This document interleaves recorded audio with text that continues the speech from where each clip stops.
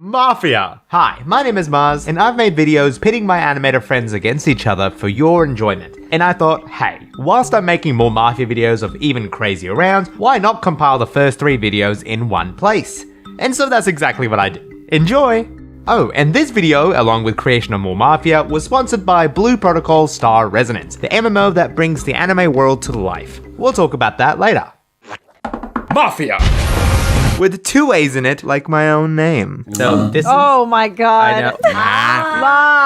You just got that now? Are you serious? There are 10 players, 3 Mafia and 7 Martians. Each of them are given special roles. The night cycle begins and everyone's asleep. The Mafia picks 1 player to kill. The Doctor picks 1 player to save. The Wizard sees 1 player's true intention. And the vengeful Martian, after being obliterated, can drag any player down with them. When people wake up during the day, the Martians can discuss or accuse whoever they think the Mafia is and then vote somebody out. This night and day cycle continues until all of the Mafia have been obliterated or until there's an equal amount of Mafia and Martians. It's like Among Us. Shut up!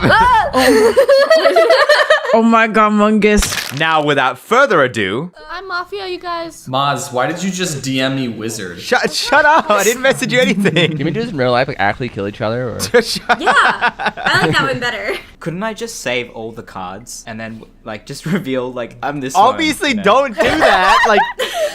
Welcome to planet Maaz, okay? All of the Martians are here, are bubbly and happy and with their lack of eyes. I hate it here. Except PJ, she's depressed. In this peaceful town, the Mafia have decided to attack these poor little Martians in order to take over. So everybody, go to sleep. How do we close our eyes if we don't have any eyes? James starts off the night asking existential questions about his own life. The night goes on, the 2 moons are not in appearance, and the Mafia decide to wake up. So Mafia, open your eyes and wave at each other so that you know who each other are. Please discuss with each other as to who you would like to obliterate for the first night. Mafia, close your eyes. Now, the Doctor, please wake up. Doctor, upon revealing themselves, who would you like to treat? Oh. Yeah? Are you sure about that? I mean, Are you sure? thank you for your contribution during this pandemic. you may return to slumber. Wizard, please wake up. Welcome. Looking through the mystical crystals. Who would you like to inspect? And I'll give you a thumbs up if they are good, thumbs down if they are not. Wizard, you may go to sleep. Everybody, please wake up. It's a long, long sleep. Ooh, I feel well rested. Hopefully I'm not dead. During the night, the Mafia walked around trying to pick their first victim, and something caught their immediate attention. And it was a little shine from a window. And they walked towards the house and they noticed that the glistening from a bald head. No! That's me! I'm bald! Right there. Rush. No! And Rushlight Invader has been murdered. No. He has been obliterated. Okay? No! Aw, poor Rush. So there are 9 of you remaining. Who do you think would have targeted Rush, and who would you like to vote now? James and PJ, calling it right now. James and PJ. Whoa. Wait a second. A person, you're very quick to point fingers, Sultan. Hear me out. When we were all sleeping, out of everyone else, the people most likely to kill Rush is PJ and James. You think I'd kill my own worker? Yes. Okay, you know what? James would. I'll buy that one. I love that there was no denial, and no one's like, Motive. He's got a point. No, you don't want to kill me, Sultan. You'll regret it. He's such a bad liar. Interesting. James, the fact that you said that tells me a lot about you. I'm gonna keep that in mind. He's the vengeful one. If he's saying like, "Oh, you're gonna regret it," if he dies, he's gonna pull you down, Sultan. You think he's playing like to character already? I'm willing to take that risk. Mafia and try to Nearly read kill between James. the lines. Really, why are you defending James? Because Sultan was pointing fingers out of nowhere. Why are you defending James? I need to get tea. I need to get just like a cup of tea. Just. Well, how do we know it was an ice cream sandwich? I'm just pointing fingers at people that were being quiet. Maybe ice cream sandwich has a thing against bonk eyes. But you guys have to nominate someone, and then we vote on it, okay?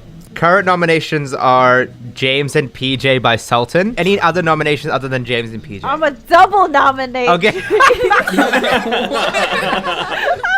I'm just saying, if you vote, then someone's getting dragged down. That's all I want to say. Oh. James is mafia. James has got 6 votes, which is the majority. So I'm sorry, but James, you have been obliterated from the. Hey James, why don't you take me down? Take me down. No.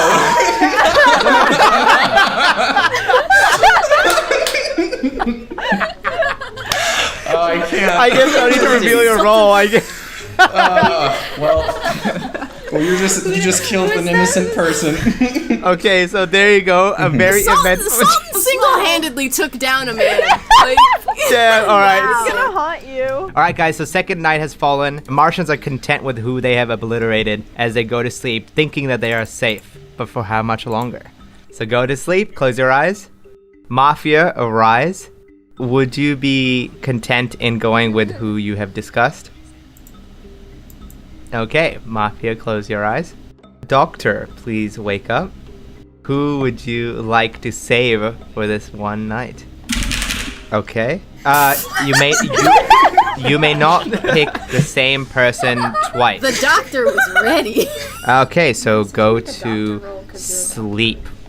Wizard, please wake up. Pick who you would like to look with your crystal eye. So everybody, please wake up.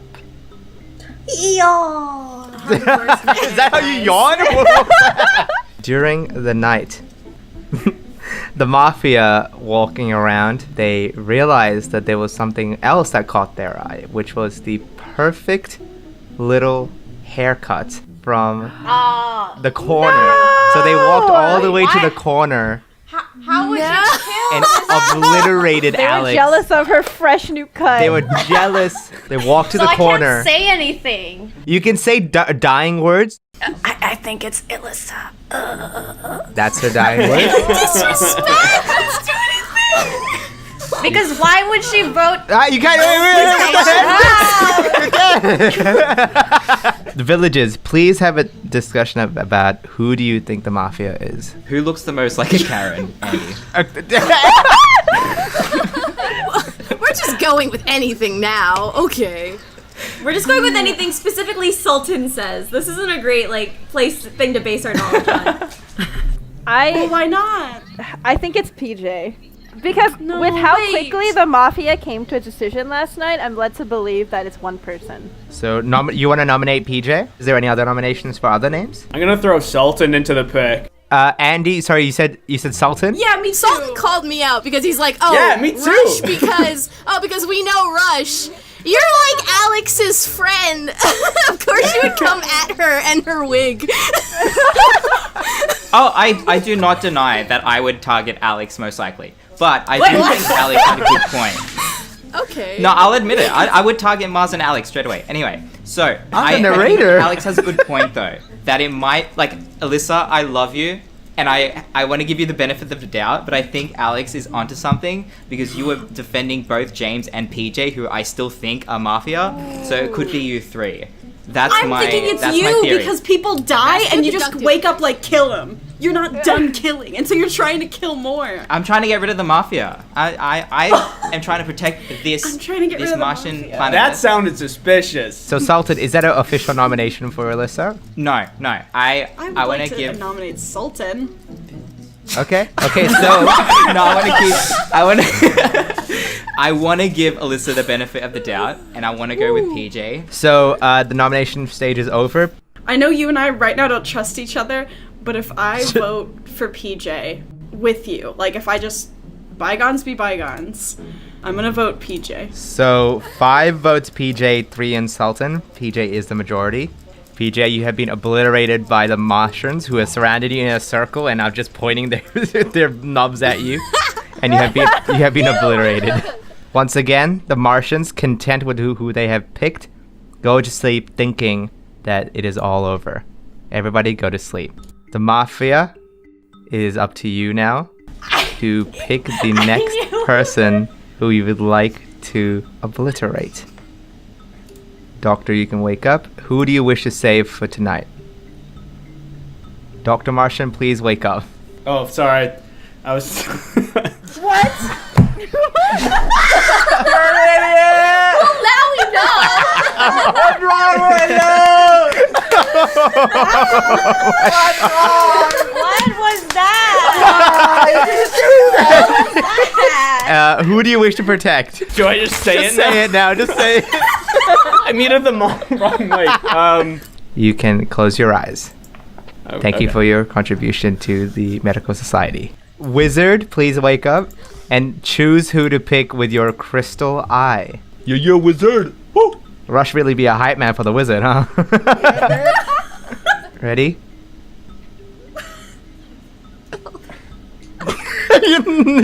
What's happening? That's such a funny reaction you just did right there. So close your eyes, wizard. Martians, please wake up. Oh man, that night was so funny. Okay, There's a lot Martians. to unpack here. So during the night, the Mafia had their knife close to a certain person's throat, one with lion hair. But then Were They they heard- saved? they heard a little noise. Were they saved? They heard a noise from the background of a certain ice cream sandwich speaking, and they rushed. They rushed to the house and silenced him instead. They took Andy? Andy has been killed. You didn't even do That seems anything. fair, honestly. Okay, so you have final words, so you can say whatever you want. Sorry. As he got obliterated, Mafia, as he's literally evaporating, he's like, Sorry. So Martians, who do you think is the Mafia? It's Alyssa. She's the last one. That's a very quick response. Alyssa has like nothing to say about it either. I've been on you Look, guys' side. I voted for PJ. I voted her off because I thought she was Mafia. No, you were doing it to save your own skin. Laddie and Ray have been very quiet, which I don't know what to think about that. I don't know what to think So, about that. wait. I always Let's hear like from them. don't vote for the quiet people, and it's usually them. But my intuition Yeah? is telling me Alyssa. Like I don't know. No, it is Alyssa. So wait, is there any nominations Okay. currently? I nominate Alyssa. Okay, wait, hold on. Emily, chill. There is like Emily. I'm like trigger Alyssa. happy. The most Mafia can be 3, but I'm sure we've killed at least 1, right? So we kind of have the Right. majority, so we can take a risk and kind of say what we have. If you paid attention to the first round and why I was attacking James, you know what card I have. And that's why I knew James was Mafia. So I I'm, see what like- you're. Alright. You like magical? No, I'm not confessing anything, but I'm I'll just confess saying if you like confess. I'll show you mine if you show me yours. Let's measure cards, Sultan. So is there anybody you want to nominate? No one? I don't Emily, know. I don't know who Emily to nominated trust. Illy earlier. Okay. My gut says Alyssa? Illy. My brain says maybe Emily.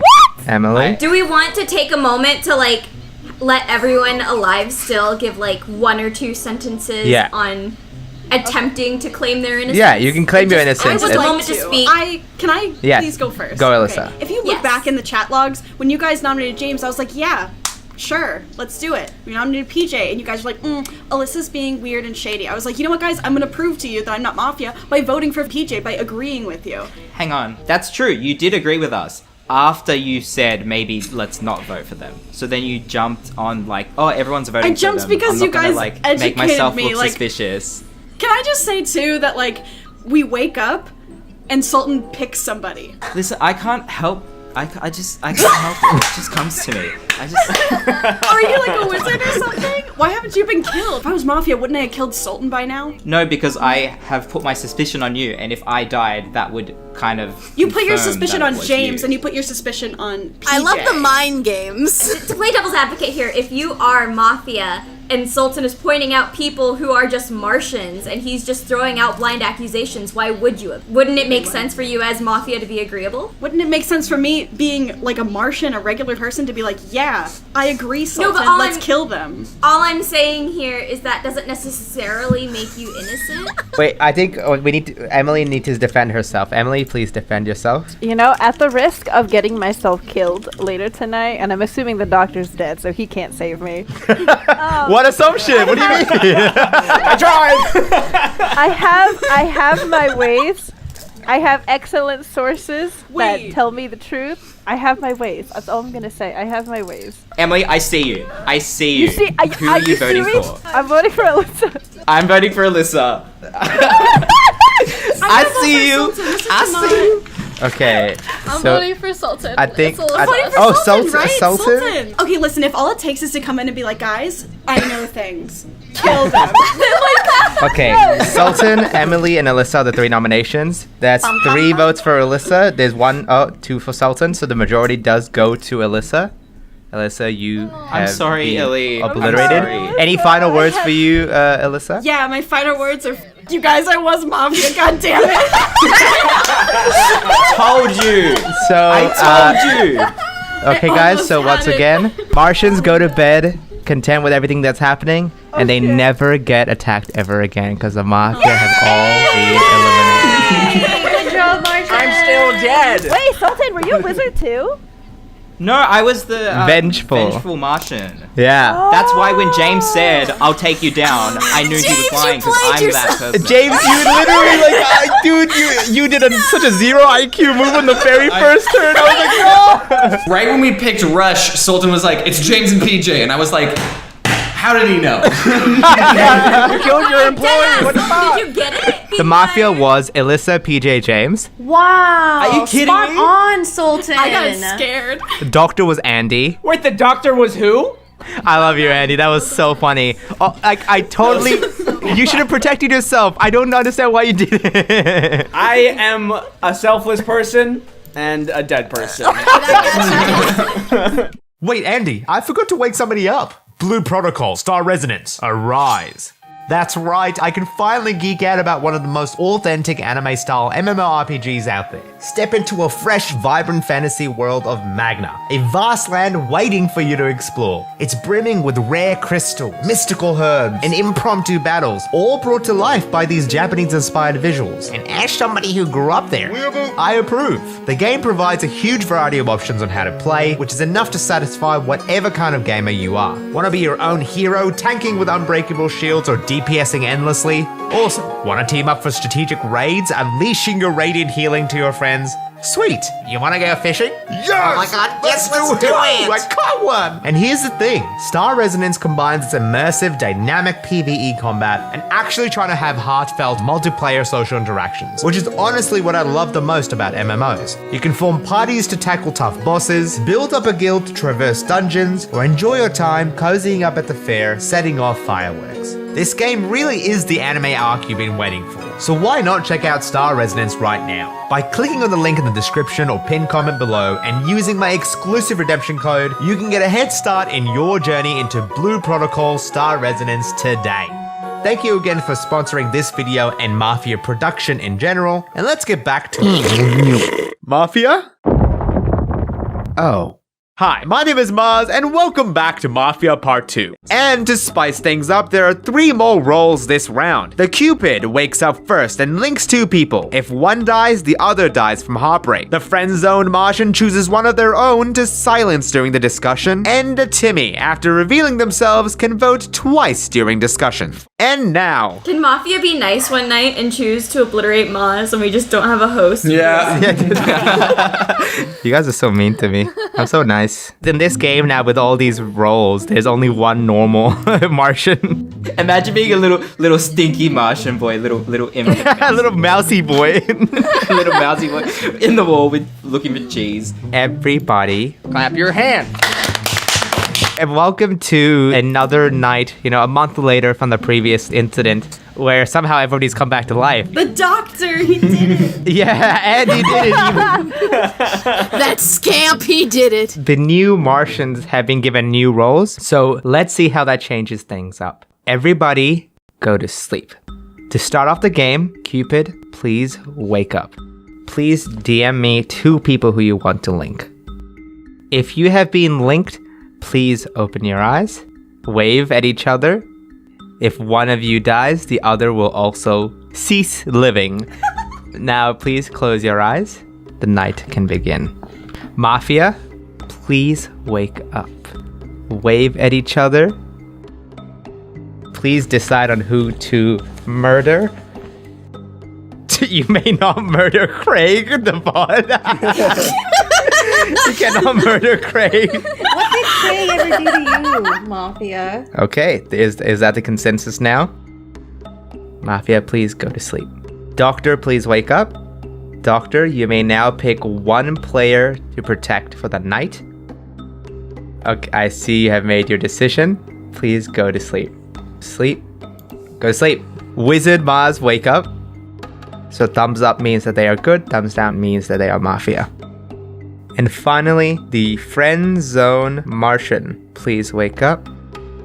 Who would you like to silence for the night? Everybody wake up and clap your hands. Thank you. During the night, man, the drama. There was so many. Spill the tea, sis. What happened? Guys, listen. Okay, so I don't want to say it, but the Mafia did decide to kill our lovable mascot, Craig. Unfortunately, when they obliterated Craig, what they didn't realize was that their beam actually went straight past Craig and into the house of Mr. Sultan Sketches himself. He has been obliterated. Loser. Sultan! Makes sense. No. I'm not even mad. I'm flattered. So, Is that your dying words? I'm flattered. my dying wish is good luck without me. Just disappears. And that's the team. Okay, so one down. Everybody may now speak. What do you think happened during that night? I think Sultan was too chatty in the last round, and Mafia Sultan knows his place. Of course, the Mafia would go after the person that was able to get the Mafia immediately. Oh, yeah. That's what makes So it now- tough, because it doesn't feel as personally driven. It's just kind of like, get him out of the way. We gotta stab him right in the face.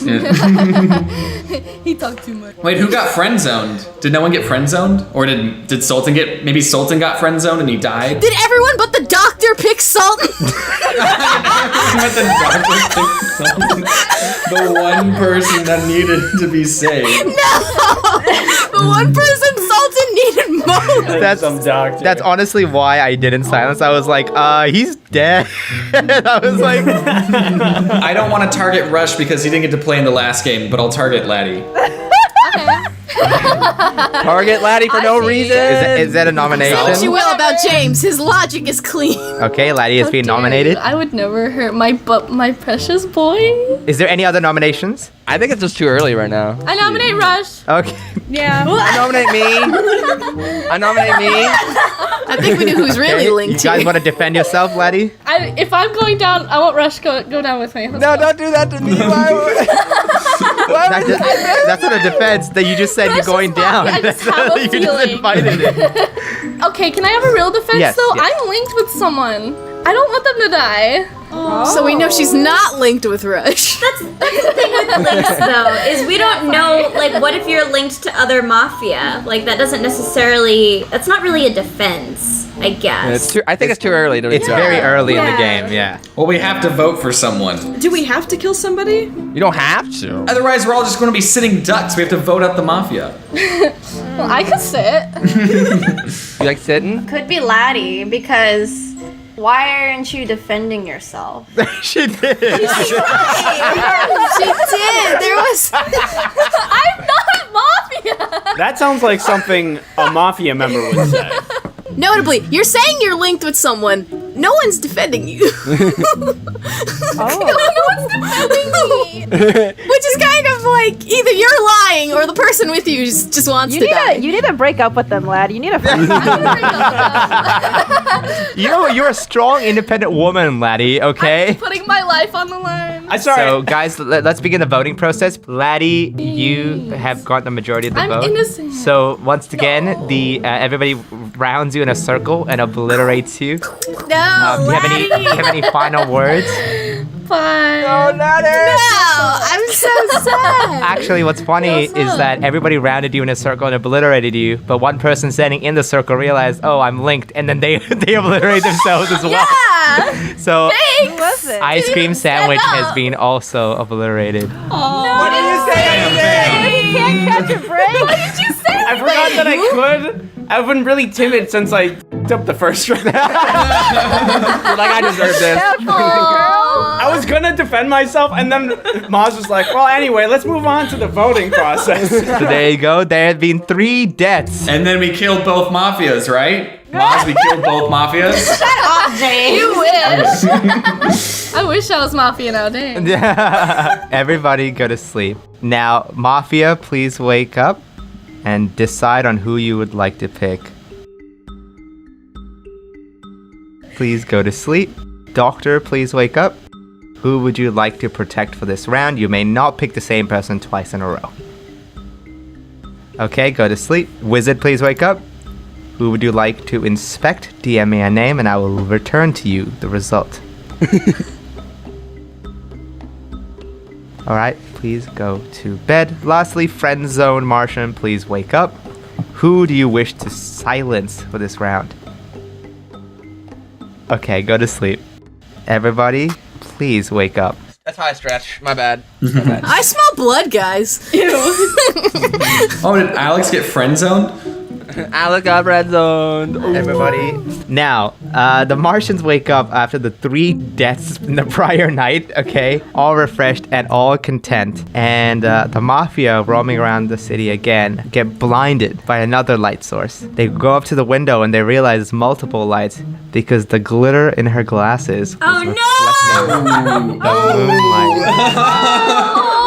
And Reagan has been obliterated in the night. Ooh. She's taken down. Reagan, do you have any words to say? I'm dead. I can't. That makes sense. That makes sense.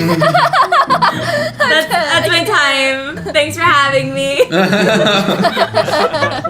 Can everyone who's alive raise your hand? Yeah. Okay, so it's just me and these chums. Chums. All right, so people who are alive, who do you think are the Mafia? I vote for me. I did it. Shut up. I killed them all. I killed them all. They're all dead. All right. Oh my gosh, I swear, if Rush has been Mafia this whole time. I'm a murderer. Laddie, you're the ghost. Please do not incite drama. All right, so who do you think is... Rush, you're who do not you think Mafia. I know in my heart. I'm suspicious of Alex. The one who can't talk in defense of herself. Yeah, Alex. Yeah, get her out of here. Get her out. Listen, she's been mad quiet. She hasn't said anything. I don't know. You're saying that about the silent person who literally can't speak. Yeah. She's being hella sus right now. She's not talking. What? Conspiracy theory time. Like, Okay. that someone silenced Alex, and then Emily is like, all right, I'll accuse her, and she literally can't defend Yeah, herself. I just got a lot of opinions. Oh. Listen, I'm fine with being like a little more like going in this round because I think I'm the only normal Martian, so it wouldn't be ideal for the Mafia to target me because I have no special skills Oh, yeah. that they have to fight against. You're not like other Martians. I'm not like the other Martians. I have no skills. I have nothing to offer. I know there's a possibility of like someone who was Mafia last round to be Mafia again this round, but I'm just like leaning towards the idea that we have new Mafia this round. That's true. So, Well, I'm- PJ, James, are we Mafia? You tell me. yeah, it's like the exact same 3. Yeah. So I'm Right. I'm sus of Alex because we know Alex isn't the friend zone Martian. I believe you. I'm voting for Alex too. Okay, so only one nomination for Alex, and obviously she cannot defend herself. Alex. So only one nomination. Is there any other nomination? It's hard. Me? It's like I feel so bad. Wait. Okay, no. This isn't fair. We shouldn't just dogpile Alex because she literally can't defend herself. That's not fair. Alright, let's go to Emily then. She just voted for Alex in the first place. No, I think Emily's good. I'm okay with dying because if the civilians kill me, whatever. They lost an ally who can't do anything for them anyway. Well, Then that means if you're a civilian, you want to not die because you want to kill Mafia. Yeah, that's the thing. That's true, but like, I've said my piece. I've said who I think is Mafia, and also it wouldn't be Mafia. Like if they decide they want to kill me, that's fine, but that means they still have one less opportunity to kill someone who could actually get in their way, like during the night. PJ, you're still alive? Yeah, Why are you not right talking, here. PJ? PJ, what are you I'm talking? observing, my friend. No, bro, you're going down. I'm voting for PJ. Rush just wants blood. Yeah. No more nominations, but any defense from PJ? Any defense for yourself? No. Okay, never mind. All right, so that's the voting process. You're safe. So it's between Alex, Emily, or PJ? Yes, so please react to them. There should be 6 votes. Oh God. Two oh more God. votes? Oh God. PJ, I'm so sorry. If you're a good person, I don't know what to do. I mean, listen, I will say, I'm just saying, I know more than what you guys think. Oh, yeah? Oh, yeah? Yeah, majority is still PJ, so PJ, you have been obliterated in a circle. Join us in hell. PJ, any dying words? And I'm not allowed to say what I am. Well, You can say whatever you want. Whatever you want. Okay, I was the wizard. So long, suckers.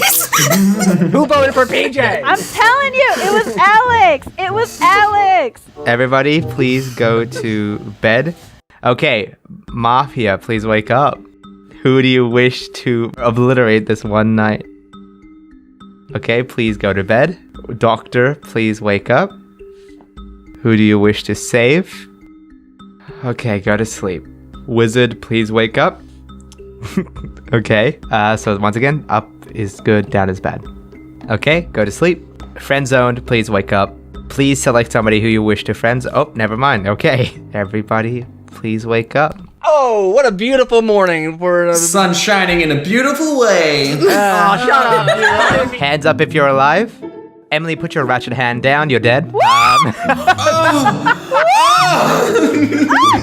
Do you have any final Dude, words? this is the epitome of quote from Man Stabbed. What are you gonna do, Stan? Stab me. Mafia not gonna kill me. Right before we went to bed, I was like she was like, guys, I told you it's Alex, and I got scared, and now Emily's dead, and now Why would I kill Emily? That would just make me really obvious as a Mafia, but I'm not. What do you think, Alex? What do you think? Tell me.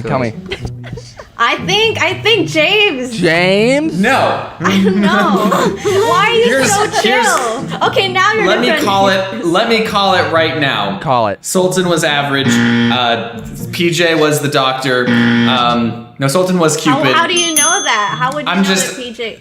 Because I've been observing. Yeah. PJ was the real person. I'm the what's it called? The aggressive Yeah, you don't one. even know yourself. I'm the minesweeper bomb is what I am. And then you three, Rush, Alyssa, and Alex are all Mafia. What? Rush, Alyssa, and Alex. I'm going up against 3 Mafia right now. Yeah, you're going down, dude. No, hear me out. I think PJ was the friend zone guy because no one's muted this round, you fool. Yeah, no one's muted. Okay, so any nominations so far? There's at least 1 Mafia amongst us. I think there are only 1 Mafia between us 4. We're all just pointing guns at each other. It's a scene from The Office. What you say? At first, I thought Alex because she was silenced, and then Emily was like, "It's Alex," and Emily got killed. So it's like, oh, Emily Okay. knows something. But now Alex is like, "No, it's not me." Would it be a safe bet to kill Rush just in case he is Mafia? Kill me. Yeah, I feel like yeah, safe bet. So Rush. any other nominee? And Alex, right? All right, so it's me and Alex, right? All right, so Okay, what do you want to do? I'm Timmy. I'm Ah! gonna vote twice for Alex. You. Oh! You're done. You're out of here. Since Rush is good, is Timmy. I'm Timmy. Then it's James. Whoa! No. Wait, no, Alex, you look really guilty right now, Alex. Alex, you look so guilty. You should just keep it in the drafts. How is that guilty? I'm speaking up. All right. I figured it out. You didn't figure it out because you. Okay, Alyssa, I'm talking to you, Alyssa. You know what you are, and you know you're good. And you know that Yeah. Rush is good. And you know that I'm good, good because I'm the Minesweeper bomb. We haven't found the Minesweeper bomb yet. There's no Minesweeper bomb character, okay? We haven't found one yet. No, it's right there. It's James. What? I think it's Alex. James, what if it's you? What if like you're just masterminding this and it's almost there? It's almost Dude, all there. James is so scared. Wait, no, what if it's Alex and Rush. James and I'm just, oh god, guys, oh god, I'm so scared. Dude, I believe in Rush. I believe in Alex. I believe in Alyssa. Thank that you. she's good. I don't know what I'm now doing. that Rush is Timmy, that like cancels that it's just me and James. Well, speaking So about really- canceled, Alex, your life has been canceled by the majority. Wait, what? Yeah. I wasn't even finished speaking. Oh, okay. They cut you off mid. I'm gonna die next round, boys. Watch this. No, we're not gonna die, Rush, because we killed off the Mafia. Any dying words, Alex? James. James Mafia. James Mafia. Wait, there's only 3 of us left. Yeah. Okay, everybody, please go to bed. Oh, this is gonna be great. Don't kill me. Mafia, please wake up. Who do you wish to murder this round? Wait, how are there still Mafia? Oh my god, you. Alyssa, you. Oh my god. Wow. I can't believe it. I'm not gonna say nothing, but one of you is so blown right now, and it is. Doctor, please wake up. Can we just wake up? I know there's no doctors or wizards or mute people anymore. Or the tooth fairy. Yeah, you know what? Everybody wake up. God damn it. Oh my god, this is like literally making me smile. You're monsters. Was it Alyssa Mafia? There was 3 of you in a triangle. One of you peeked out with a little sniper rifle and domed Rush in the head. Yes! I'm dead! Rush has been deceased. I'm Timmy. And the Mafia have Mafia won wins. this game. It was Alyssa! It was Alyssa. Good game, Alyssa. Good game. Her clownery. Let me tell you. No, you guys aren't even ready for that. You don't even know half of it. Listen, so y'all killed Laddie. Laddie was linked to Ice Cream Sandwich, and they were both Mafia. It was me. Solo mission. The whole time? Sultan, as soon as it started, linked to Mafia. I was like, are you actually serious right now? And then everybody's like talking like, yeah, let's kill Why Laddie. didn't you say anything? Wait, Alyssa solo carried this whole game by herself. I did this. I knew it wasn't James because when James is, he just gives it. Every time you guys said that you knew Alyssa was good, I was trying so hard not to just die laughing. It's so funny because anybody can say anything except about Timmy, right? So Laddie and Andy could have literally very easily said in the chat for the Mafia, hey, we're linked, you should save us. But they didn't say that. I didn't know. So when they both died, Alyssa's like, what the fuck? Wait, I linked them. Yeah, Sultan, you nailed it. Nailed it again. I took down the Mafia and I was dead. How did Sultan get? Sultan is amazing. That was amazing. Suck. You know what? I want to play with Sultan every game. I am so proud of you, Alyssa. That was crazy. Carried the whole team. She really carried. I learned. It's so good because it got to the nomination stage and Alex, Rush, and James all came up, not Alyssa. And I was like, bro, you're not even thinking about her, man. I was even like, Alyssa, you know you're good. I know I'm good. Rush is good. It has to be Alex. Oh, why do you think it's me? As soon as I gave Andy the Mafia card, he was like, I'm gonna get out immediately. And then he got out immediately. Yeah, everybody's like dogpiling Laddie, and I'm sitting there like. Like I could have defended and like done anything. I'm just sitting there like, this game's fun. Hi, my name is Maaz, and welcome to round 3. Please, he keeps bringing us back to life. Stop this man. Rush doesn't speak for all of us. Please keep bringing me back. Not fair enough. Let's get going. The Mafia pick one player to obliterate, but this time the friend zone Martian was sick of being friend zoned for so long and is now evil. This special Mafia silences another Martian during the day, preventing them from speaking that round. To counteract this, the Doctor has trained some more and can now defend against both murder and being friend zoned. Next time I'm friend zoned, I'm hitting up my local hospital. Hello, everybody. Hi, James. All right, so everybody go to sleep. I'm sleeping. Honk shoe, honk shoe. All right, everybody. In this silly little village, everyone is sleeping peacefully, and they think the Mafia have been killed twice now. But little did they know that things are about to get very messy in here. First off, Cupid, wake up. Cupid, if you could pick 2 people to link throughout this game, if one dies, the other will too from heartbreak. Pick me. Who do you want to pick? Honk shoe, honk shoe. Okay, no worries. If one of you die, the other will too. Please go to bed. Next, Mafia, please wake up. Who do you want to murder? Okay, wow, that was a unanimous and very swift decision. Friendzone Mafia, who do you wish to silence? Wow, okay. Dr. Martian, wake up. Who do you want to protect this round? Okay, go to bed. Wizard Martian, wake up. Using your mystical powers, who do you wish to observe? Okay, everybody wake up. Am I dead? Everybody's awake. Welcome. The first morning of the Martian village. Morning with a U. Morning with murder. Or is there? You look around as each of you walk out of your houses one by one. You hold each other's hands, happy to be alive again. But one of you did not come out. Whoa. Why'd you lead off like that? The Mafia kept turning down the AC, and unfortunately this person didn't have any pants to keep them warm. PJ! And they froze to death. No. I died how I lived and I have no regrets. She's able to give a final sentence. June is not sun. Good last words, buddy. PJ! You may also notice that Alyssa has unfortunately been friend-zoned. Oh no. And the friend-zone Mafia has struck again. If this happens often, I might just play some Toontown. It would be a lot easier if the Mafia just told us who they were. Let's all say our roles. Let's go ahead. Give us your role first, Emily. Go ahead. It's nothing interesting. That's what someone with an interesting role would say. No, it's not. I'm a nobody. Do you wear pants, Emily? I right now I'm not. Oh. Safe this time. How about you, Andy? I was an admin.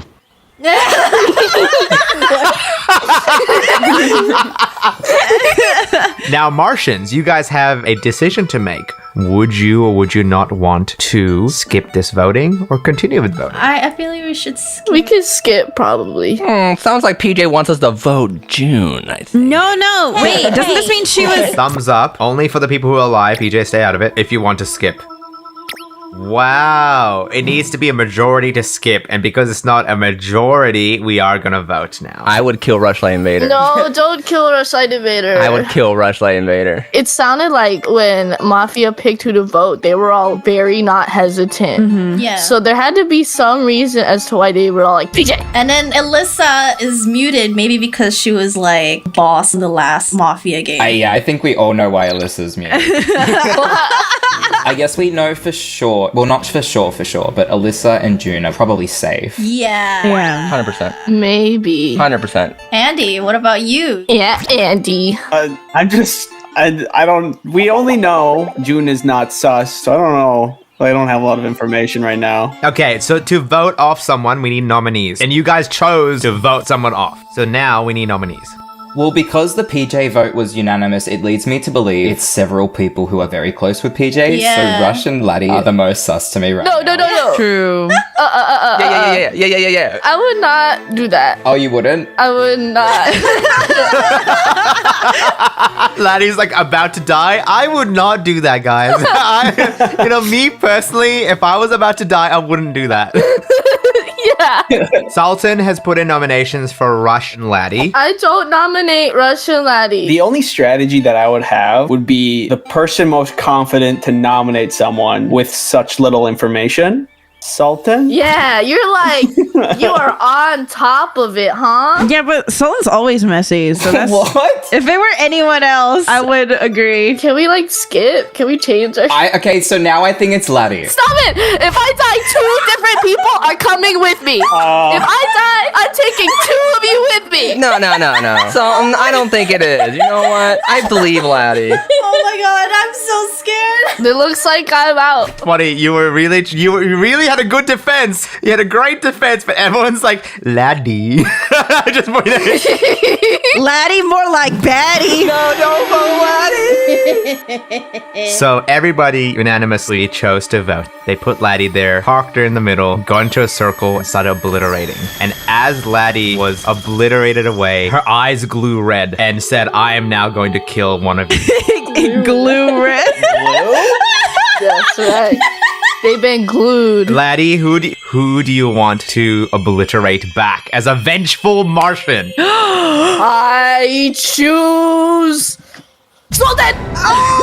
Sultan? Yeah. I feel like I deserve that. Laddie looks at Sultan with anger, opens her mouth, and obliterates Sultan as he's obliterating her. His crown drops as his body evaporates away and clinks onto the floor as he dies, along with Laddie. Rush! What would I do? What? Watching Sultan and Laddie pass away, he is heartbroken. It's true. And he doesn't evaporate, he just kind of falls over. But he's also dead. So Laddie, Rush, and Sultan have died in this round. Wait, what? How? So Laddie was the vengeful Martian. So when she got voted off, that power activates, which is she can basically kill anyone she wants. So she killed Sultan. And Laddie was also Cupid linked to Rush. And so because she died, Rush died. Oh. Man, Laddie really did not lie. They took 2 people out with her. Laddie, what's your final words?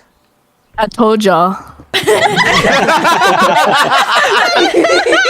Okay, everybody. With such an eventful day, with 4 out of 9 villages dying on the first go, let's go back to sleep. Everybody, go to bed. Mafia, please wake up. Please select who do you want to murder. Okay, I understand. Friend zone Martian, who do you want to friend zone? Okay, wow. Dr. Martian, please wake up. Who do you wish to protect this round? Okay. Wizard Martian, please wake up. I see. Alrighty, everybody wake up. Good morning. Hello. Oh wait, I'm dead. Oh, oh my god. Jesus Christ. Oh, no one's silenced. Yeah.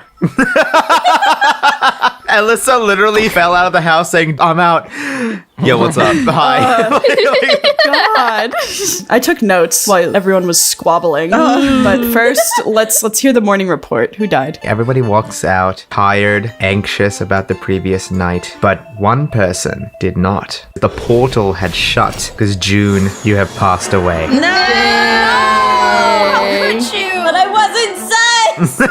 June, you have final words. What would you like to say? This doesn't play like Among Us. I'll be sure to put in the Among Us tune at your funeral. Like, I'll just play the Among Us theme song. The trap remix? Yeah, the trap remix. Okay, so June is now a ghost. There are now 4 people remaining. Jeez. Emily, Andy, Alyssa, and Alex. Wait, is there like one mafia? How would you know that, Alex? You know, it's interesting because like I took all these notes and all my calculations lead me to believe Alex is the only mafia member left. No, it's not me. Wait, share the notes. Okay, so Laddie I thought was pretty sus until Laddie was like, wait, no, don't kill me. I'm going to take 2 people with me. And it's like, okay. I was sus of Rush. It might have been Rush. Sultan, definitely mafia. I can just feel it in my little bones.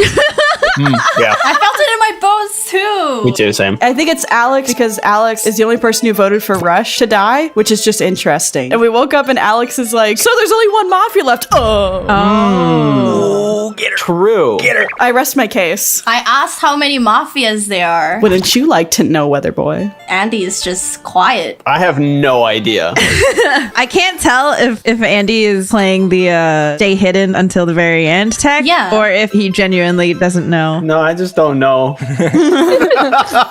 Okay, I'm torn between Alex and Andy only because the only other person. Oh, Jesus.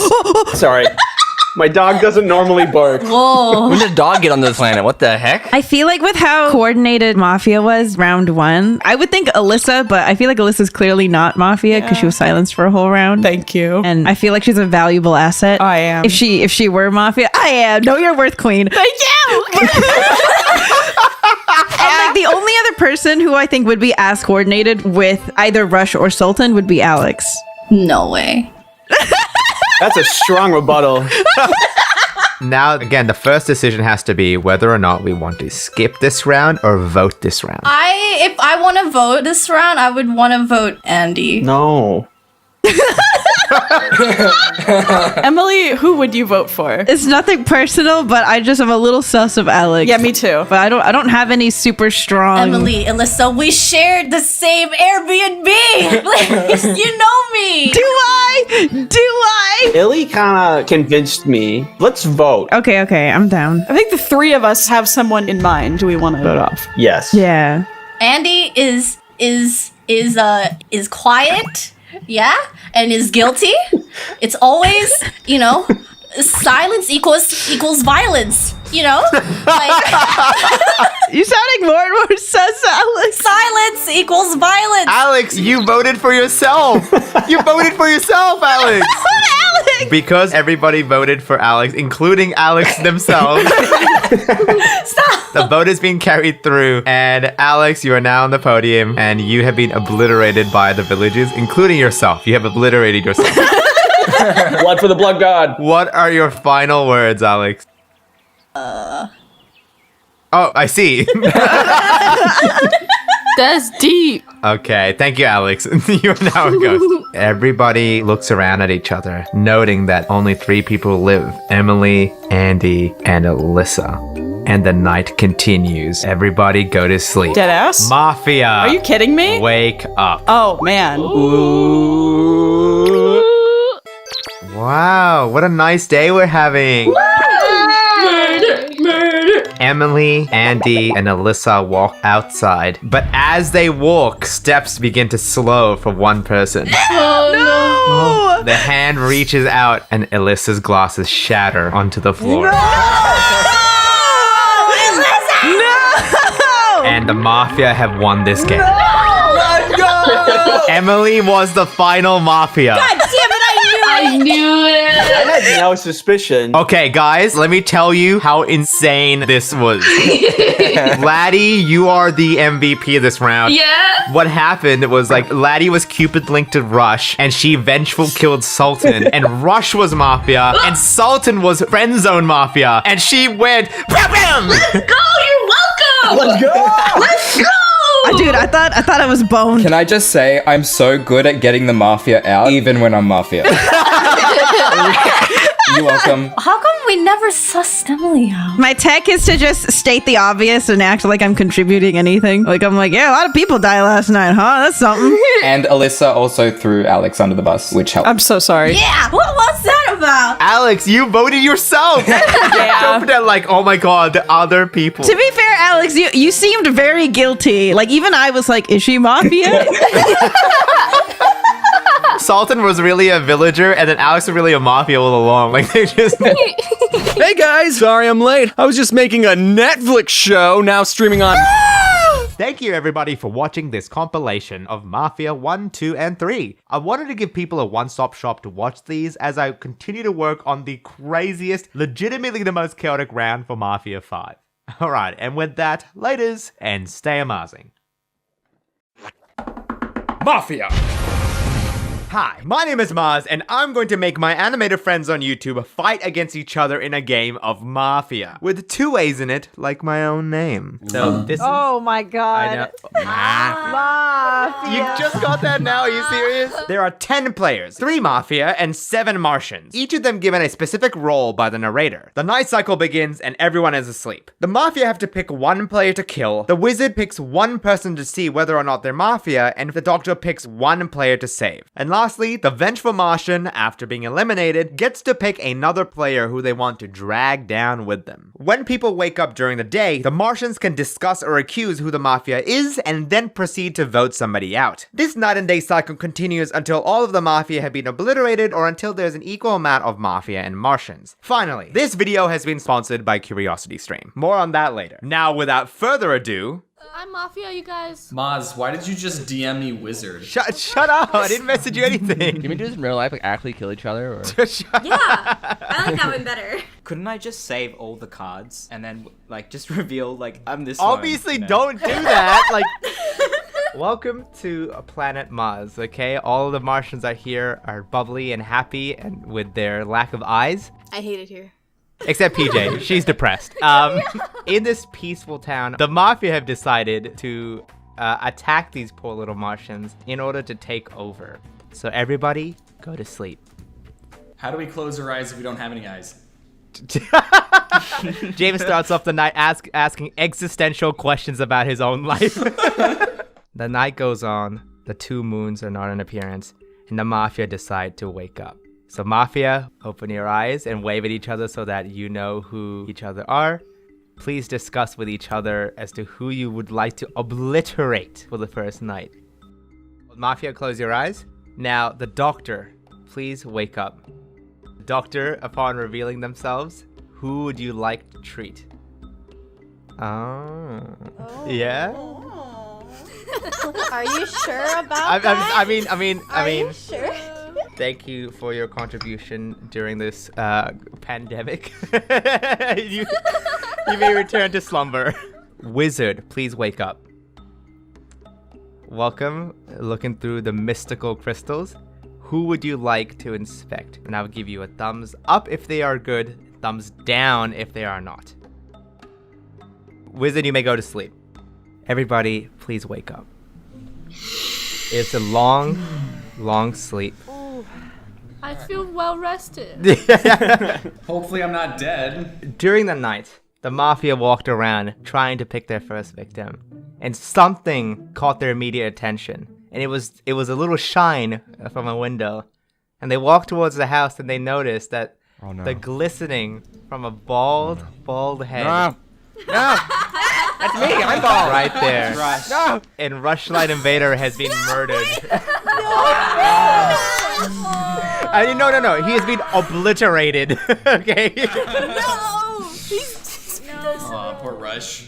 So there are 9 of you remaining. Who do you think would have targeted Rush, and who would you like to vote now? James and PJ. Calling it right now. James and PJ. Whoa. Wait a second. A person, you're very quick to point fingers, Sultan. Hear me out.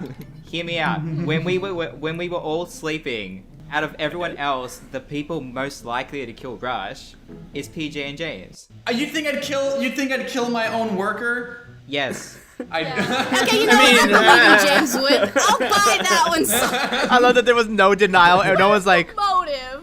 He's got a point.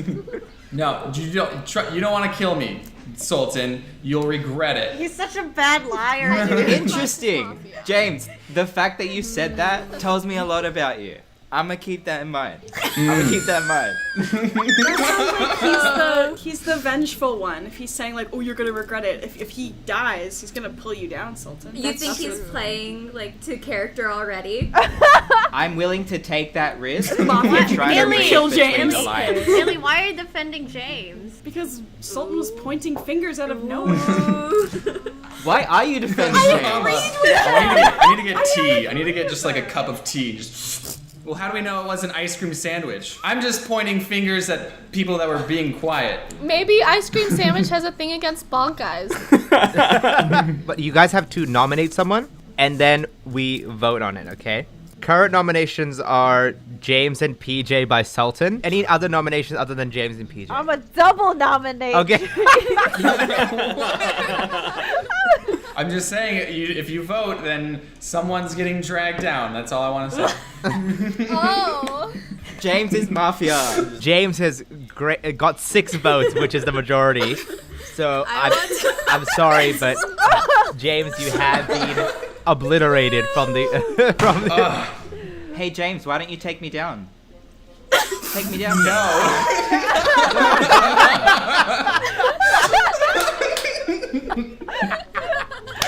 I can't. I guess I need to reveal your role. Well, you just killed an innocent person. Okay, so there you go. A very eventful. Sultan single-handedly took down a man.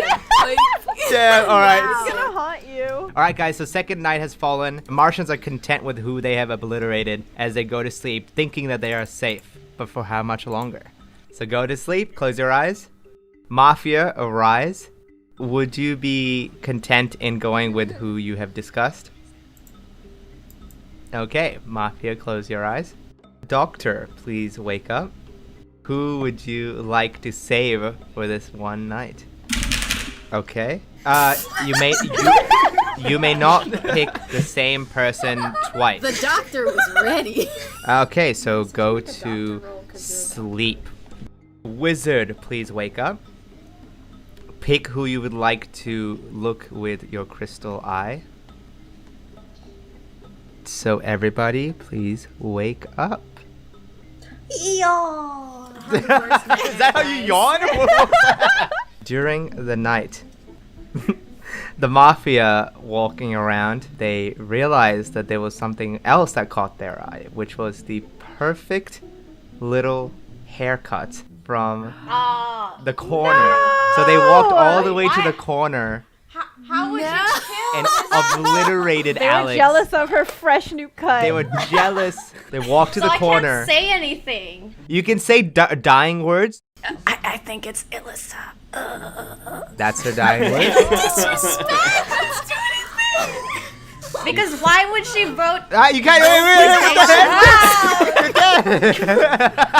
The villagers, please have a discussion about who do you think the Mafia is. Who looks the most like a Karen, Andy? We're just going with anything now. Okay. We're just going with anything specifically Sultan says. This isn't a great thing to base our knowledge on. Well, why not? I think it's PJ. Because with how quickly the Mafia came to a decision last night, I'm led to believe that it's one person. So you want to nominate PJ? Is there any other nominations for other names? I'm gonna throw Sultan into the pick. Andy, sorry, you said Sultan? Yeah, me too. Sultan called me out because he's like, oh, Yeah, me too. Rush because we know Rush. You're like Alex's friend. Of course you would come at her and her wig. Oh, I do not deny that I would target Alex most likely. But I do think Alex had a good point. Okay. No, I'll admit it. I would target Maaz and Alex straight away. Anyway, so I'm the I think narrator. Alex has a good point though. That it might, Alyssa, I love you. And I want to give you the benefit of the doubt, but I think Alex is onto something because you were defending both James and PJ, who I still think are Mafia. So it could be you three.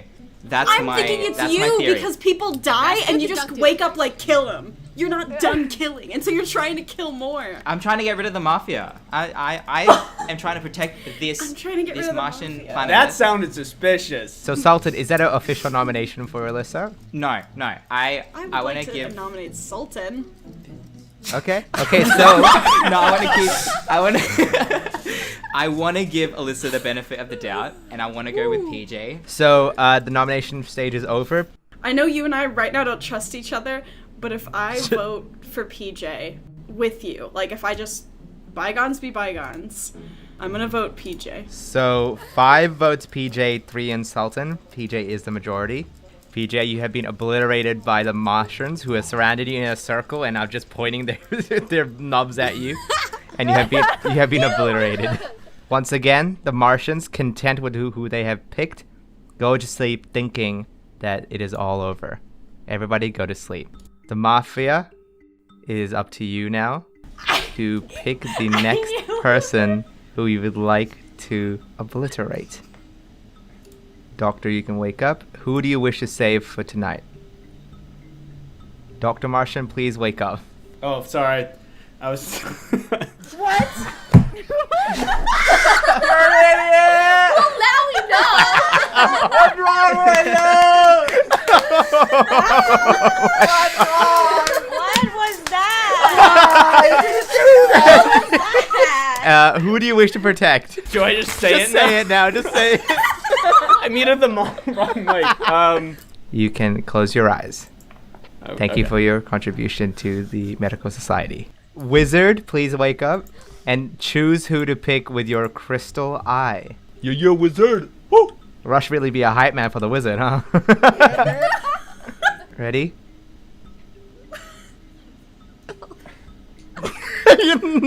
What's happening? That's such a funny reaction you just did right there. So close your eyes, wizard. Martians, please wake up. Oh man, that night was so funny. Okay, Martians. There's a lot to unpack here. So during the night, the mafia had their knife close to a certain person's throat. One with lion hair. But then Were they saved? They heard a little noise. Were they saved? They heard a noise from the background of a certain ice cream sandwich speaking, and they rushed. They rushed to the house and silenced him instead. They took Andy? Andy has been killed. That seems fair, honestly. Okay, so you have final words, so you can say whatever you want. Sorry. As he got obliterated mafia, as he's literally evaporating, he's like, sorry. So Martians, who do you think is the mafia? It's Alyssa. She's the last one. That's a very quick response. Alyssa has like nothing to say about it either. I've been on you guys' side. I voted for PJ. I voted her off because I thought she was mafia. No, you were doing it to save your own skin. Laddie and Ray have been very quiet, which I don't know what to think about that. I don't know what to think about that. I always Let's hear like from them. don't vote for the quiet people, and it's usually them. But my intuition Yeah? is telling me Alyssa. Like I don't know. No, it is Alyssa. So wait, is there any nominations currently? I nominate Alyssa. Okay, wait, hold on. Emily, chill. There is like Emily, I'm like trigger Alyssa. happy. The most mafia can be 3, but I'm sure we've killed at least 1, right? So we kind of have the Right. majority. So we can take a risk and kind of say what we have. If you paid attention to the first round and why I was attacking James, you know what card I have. And that's why I knew James was Mafia. So I see what you're. Alright. You like magical? No, I'm not confessing anything, but I'm I'll just saying. confess if you like, confess. I'll show you mine if you show me yours. Let's measure cards, Sultan. So is there anybody you want to nominate? No one? I don't Emily- know. I don't know who Emily to nominated trust. Illy earlier. Okay. My gut says Alyssa? Illy. My brain says maybe Emily.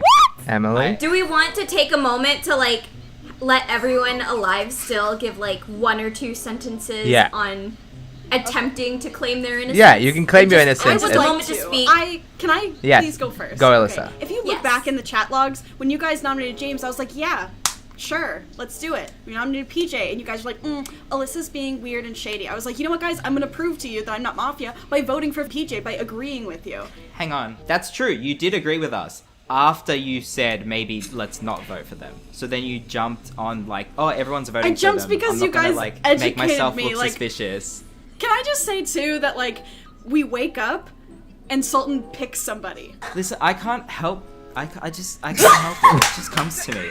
I just. Are you like a wizard or something? Why haven't you been killed? If I was mafia, wouldn't I have killed Sultan by now? No, because I have put my suspicion on you, and if I died, that would kind of. You put your confirm suspicion that on it was James, you. and you put your suspicion on PJ. I love the mind games. To play devil's advocate here, if you are mafia and Sultan is pointing out people who are just Martians and he's just throwing out blind accusations, why would you? Wouldn't it make sense for you as mafia to be agreeable? Wouldn't it make sense for me, being like a Martian, a regular person, to be like, yeah, I agree, No, but Sultan, let's kill them. All I'm saying here is that doesn't necessarily make you innocent. Wait, I think Emily needs to defend herself. Emily, please defend yourself. You know, at the risk of getting myself killed later tonight, and I'm assuming the doctor's dead, so he can't save me.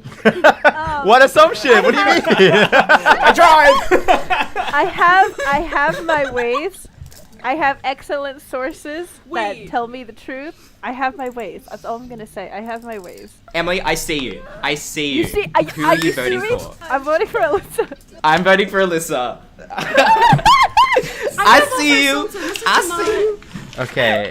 I'm so voting for Sultan. I think. It's a little Oh, Sultan, Sultan. right? Sultan? Okay, listen, if all it takes is to come in and be like, guys, I know things.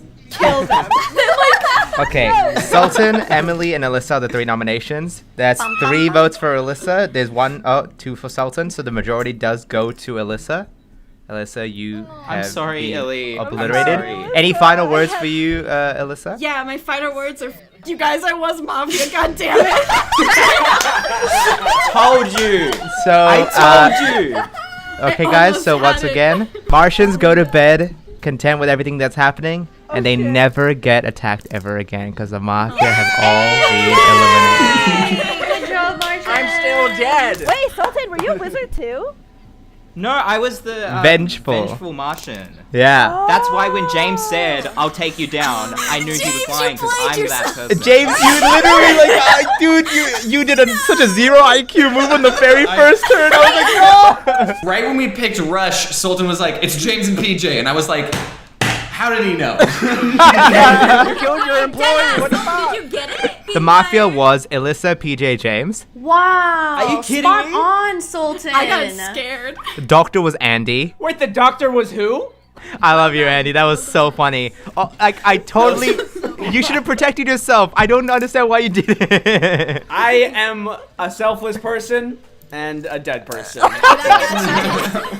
Well, you may be dead in the animation, but what about the version of you in the face cams? That's right, I've got a face cam version of this video all edited and ready to go. But instead of going up on YouTube, it's going to go up on Streamy Award nominated service called Nebula. Nebula is a platform in which a whole bunch of top-of-the-line creators like Tierzu, Haminations, and Extra Credit have teamed up to own a platform where we don't have to worry about the algorithm or demonetization. And it allows me to experiment with different kinds of content, and it's 100% ad-free. So if you like this video, check out the alternate facecam version of it over on Nebula. But hey, wait a minute, Maaz. How does this relate to your sponsor, Curiosity Stream? Well, Curiosity Stream love independent creators, and they're super keen on supporting more. So here's the deal. If you sign up with the link below, not only do you get access to thousands of shows on Curiosity Stream, but you also get Nebula for free. 2 for the price of 1. And it's not even for a trial. As long as you're a Curiosity Stream member, you'll also have access to Nebula as well. So if you're into watching amazing creators and great shows, for a limited time, Curiosity Stream is offering 26% off of their annual plan, which is less than $15 per year for both Curiosity Stream and Nebula. It's hands down the best deal in streaming at the moment. So click on the link in the description below or go to curiositystream.com/Maaz to help support my channel and animated content as a whole. Why not check out a documentary from the actual Mafia, Al Capone, the child of Prohibition? I'm super into the crime documentaries, and I'll let you know that this one is actually pretty good. So hey, give it a crack.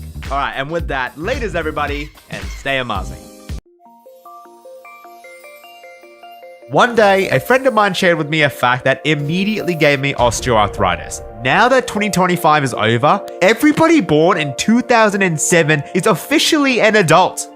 Yeah, I know. Horrified. I have vivid memories of playing RuneScape with my friends like it was yesterday. And now you're telling me that the people who were born in 2007, like my brother, are functioning adults in society? I mean, they can barely drive. But the funny thing is, once I got over my shock, I started to get a bit worried about you guys. You are about to become an adult in the most chaotic time imaginable. In a world post-pandemic with human-engineered social media designed to ruin your life, and in the most unstable economy in recent history. How are you meant to tackle it head on? You don't. No, I'm just kidding. It's actually all about... Now, I don't necessarily think it's all doom and gloom, but doesn't it feel like the system is currently not as friendly to newcomers? And I know that this is anecdotal, but it's definitely what I've seen reflected in real life, in hospital, online, and most importantly, me. Nowadays, I feel like I put in multiple hours of overtime, volunteer for extra days at work, and struggle constantly just to scrape by. To me, it's like a never-ending cycle of watching money number go up, only to have random BS make money number and my feelings go down. And that's probably why I like games like Stardew Valley, where you can just watch money number go up endlessly.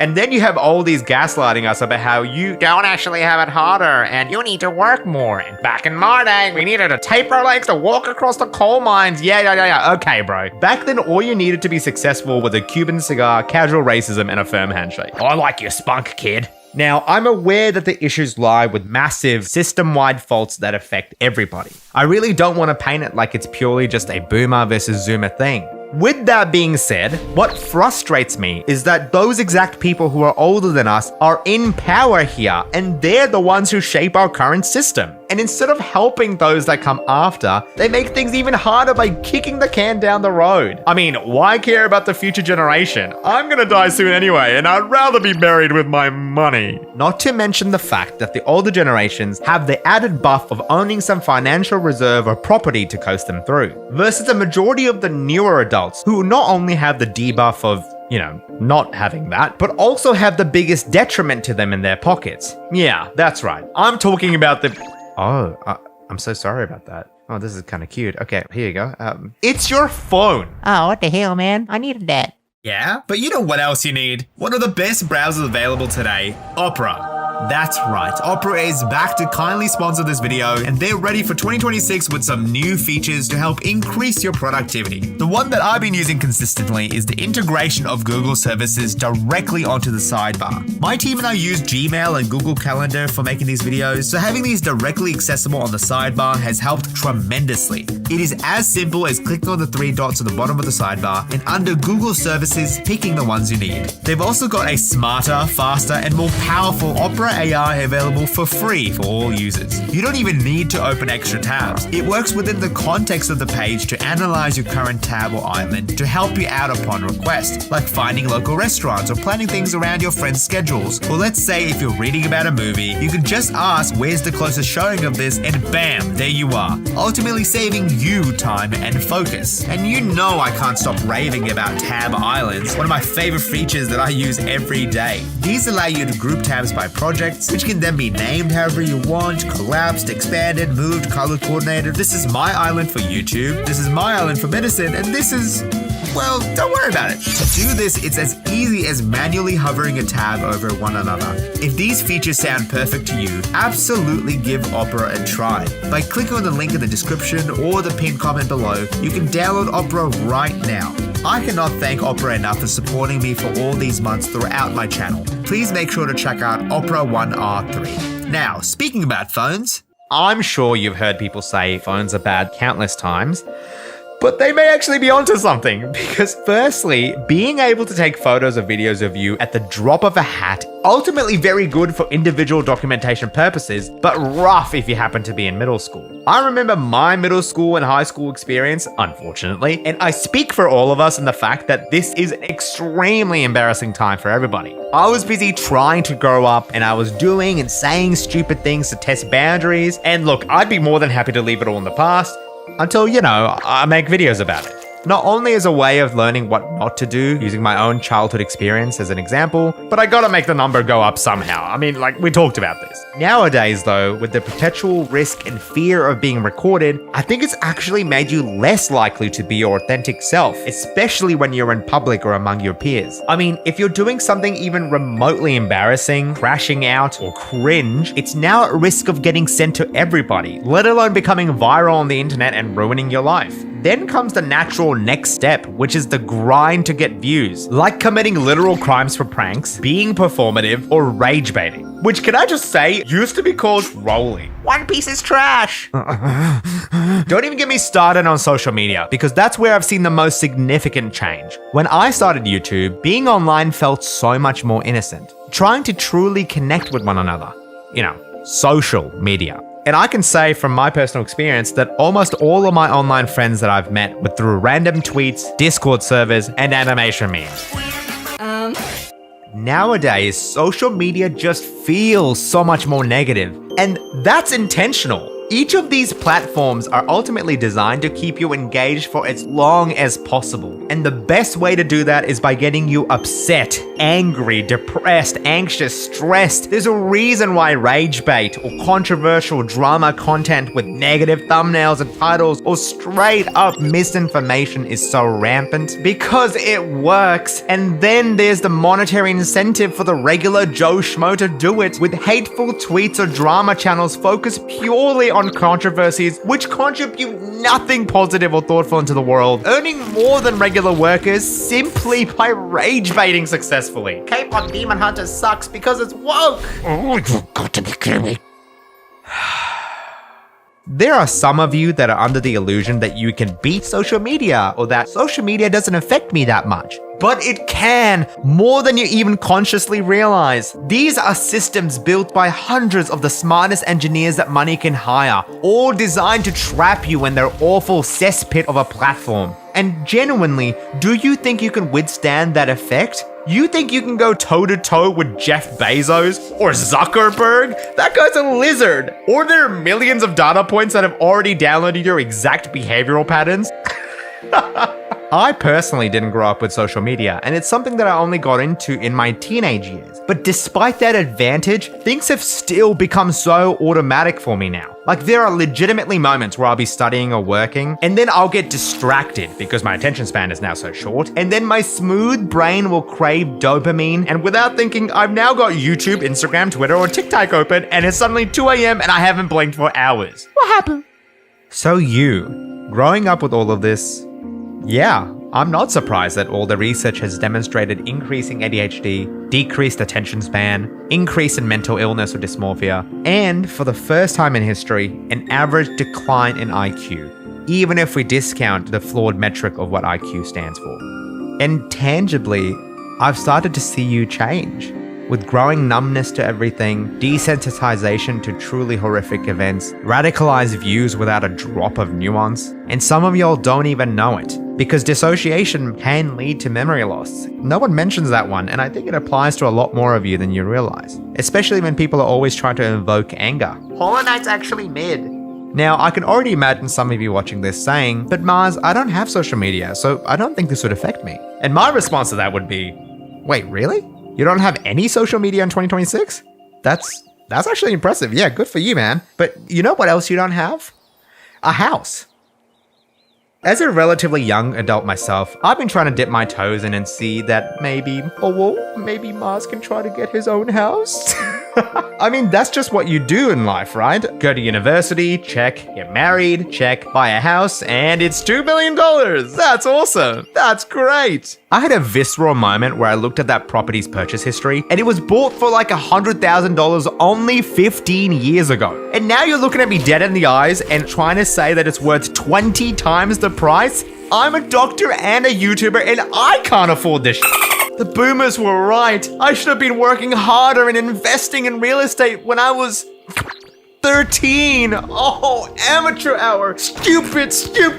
Even if you're not looking to buy and are just looking to rent somewhere, it is still terrible. I'm currently moving to a new city, and as I was looking for a place to rent, all of the places around me are a minimum $1,000 per week. What the absolute is up with that? That's $52,000 a year. Just for a point of comparison, the annual salary of a brand new doctor over here is approximately $92,000 depending on the state. So more than half of your income as a junior doctor now is going into literally having a roof over your head, not even including water, electricity, fuel, and food.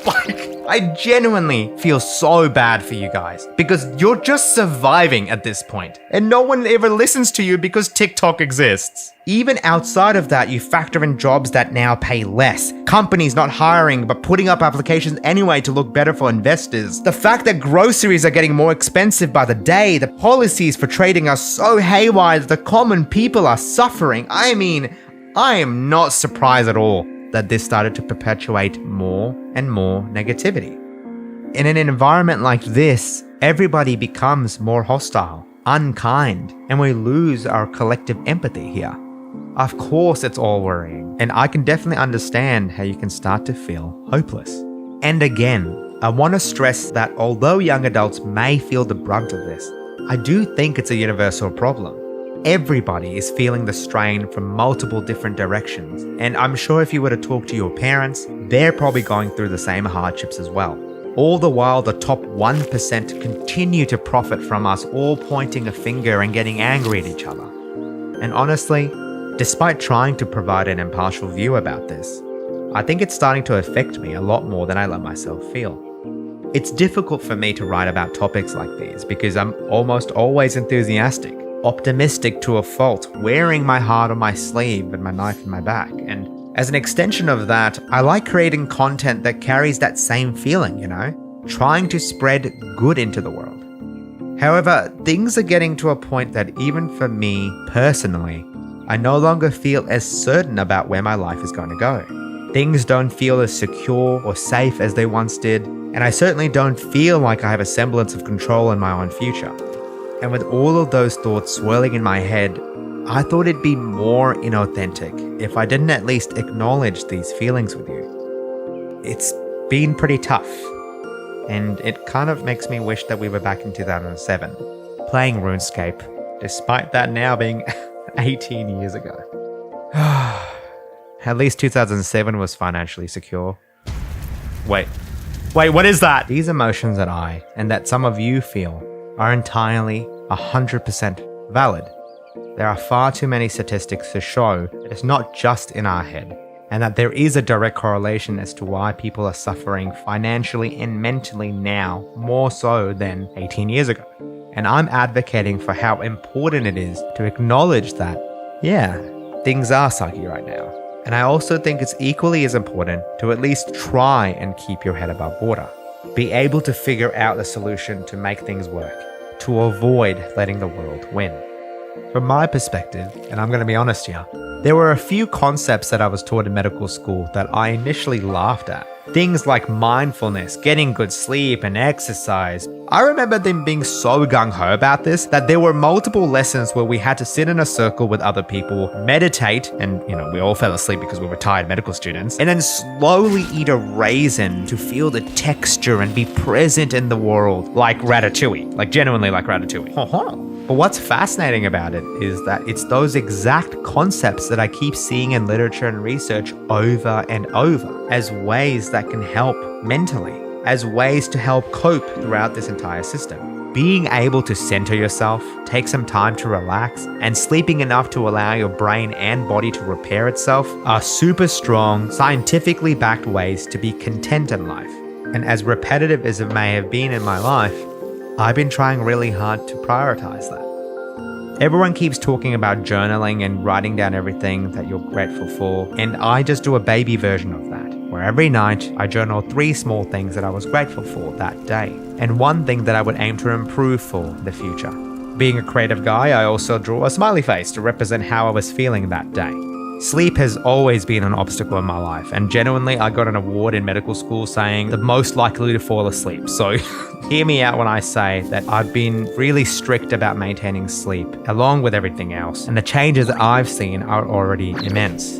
It's made my own optimism 10 times more potent, even when I'm having a really awful day. Because I've now made it a habit to find the most positive and grateful moments, I find it easier to weather the storm a bit. I find that negative news and drama don't affect me as much as they used to. It's maybe even gotten to a point where it's a bit too much. Like, I'll be rounding with my team of junior doctors, and out of nowhere, I'll just say out loud, "Aren't we all lucky that we're safe and healthy and we get to do this for our jobs?" They can't say anything because I'm their senior doctor. They love it. These are just some of the ways that I personally have been able to cope with what's going on. I am aware that things are much more complex. Things are not just going to be solved by going to therapy, sleeping more, eating better. I get that. But I do believe we just need ways of trying to break through this monotony and the current climate and try to make this world work for you. There are countless displays of millennials and Gen Z rising up and advocating so fiercely for what you believe in. And I think this is a signal showing how unhappy people are with their perceived loss of control over their own life. There is true momentum to be had when we all go out and change it. I'm sure I'm preaching to the choir here, and I hope this is not controversial to say, but It is in our best interest to be active in our local politics and vote. Large scale, small scale elections, all of it is important because that is how we instill change. Because slowly but surely, I'm sure we'll see things change for the better for all of us. Things are admittedly a bit bleak. And yes, we don't know how things will look in the coming months or years. But I don't think this changes what has to happen. Because I think ultimately, with how unstable things are, the base priority about trying to find work, retain your job, grinding to survive in the current system doesn't really change. All you can do for now is hang on and remain hopeful for the future. You might be watching this and think, he should get a reality check, or wow, this guy is super unrealistic. And yeah, maybe I am. I know I'm probably being naively optimistic. But my counter is, you have to be. I mean, you have to be. Like, the world currently makes it so easy to be cynical, judgmental, and negative, hating on your fellow peers. And I refuse to fall into that because I truly, genuinely believe that we can come out of this together. With 2026 coming around, half a decade since COVID happened, it's a fresh year, and I know that I'll be trying my best to survive. And I sincerely hope that it all works out for you as well. Happy New Year, everyone, even if it is a bit late, and good luck out there. I'll be right there with you, just making videos about how I'm actually feeling, silly concepts that I have, and videos with my friends. Thank you so much, everyone, for all of your support. This is coming up to my 10th year of YouTube. Who knows what the future holds for all of us. And with that, laters, and stay amazing.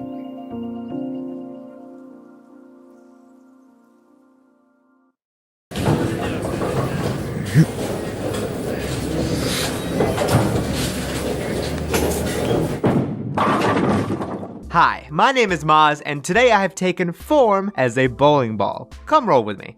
Okay, so let me catch you up to speed. My friend Rushline Invader and I have had this stupidly competitive rivalry over the game of If you guessed bowling, you would be correct. But the thing is, he must be an amateur because he didn't even know that a spare or strike is when you knock down all 10 pins and have a chance to double your points the next time you bowl.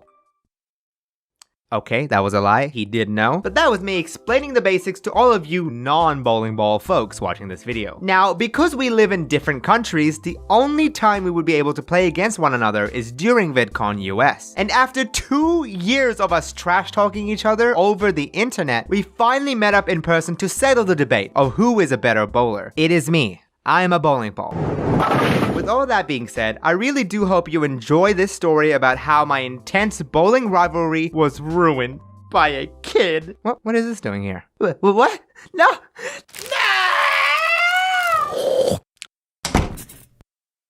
Yeah, VidCon was really fun. It was all about having a good time with friends, you know, eating, drinking, because I think you've all obviously been like around the community a lot more than me, and I'm fairly new, so it's been really nice. No, but yes, I was crap at bowling. Thank you for bringing that up. The thing is, I was so subtle about it as well. I went bowling, I did that, and I was triggered, but I was like, I'm gonna stay calm. I honestly went into that thinking I was gonna be like so cool. I'm gonna just whap it out and just like be like strikes all the way. Because the first one, what did I knock over? There was like one left or something, and I was thinking, oh, I got this. And then it was just like downhill none. What happened? None. You kept twisting your wrist at the end. You just keep your arms straight. You know why? It's because I suck. Yeah, well. It's funny, because Rush and I, we had this entire competition. This entire competition thing. Oh, yeah, you too. Going on for years now. Yeah, we were supposed to do it last year. Yeah, you know, but I was a busy boy. But this time I was like, I'm here. Let's do it. And we started bowling. We started off pretty strong. He's like a semi-pro dude. What I didn't tell Rush was that my dad was like semi-pro as well. And every time we were growing up, every time we would go bowling, he used to play with me and my brother who was 1 year younger than me and just destroy us. Oh no. Constantly. And he'd be like, you guys are bad at this. And so we would get so vindictive, like, we're gonna destroy you, Dad. One day we'll rise up. But the thing is, he's like really good. Every single time he'd easily clear 100. And like some days he'll be like talking on the phone and he'll get like 140. I'm like, Dad, stop. And then like when I was like 19, we went bowling and both me and my brother destroyed him. How do you feel about that? He was like, my boys have grown up, and I was like, yeah, suck it, Dad. You are weakling. Threw a bowling ball at him. No, so like Rush and I were playing, going well, pretty neck and neck. And then the last round. Until that kid intervenes. Rush bowled, and he's been doing pretty well. He got spares some strikes, and he bowls this one final frame and gets a 3. And I'm like, you weakling. You absolute moron. You have angered the gods today. No, so I was just like, you're going to fail. You're going to miss. You're going to miss again. You're going to lose. And then this kid in the next lane over, he gets his ball. As if the universe just appeared and to he just... bowls, but he misses so badly that the ball goes into our lane and goes straight into the gutter. But it was so slow. It took ages to So it was get just down. us, like, It was the whole just time. looking at it, we're like, no. And I looked at the kid, and the kid's like, and I look back at the ball, and it's just like, and I had half a mind to run into like in between. I was like, stop! No! And so he gets a miss. You're just laughing. You're just cackling. You're like, you idiot. The universe has given me another chance. Redemption is swift. And I'm like, no, please.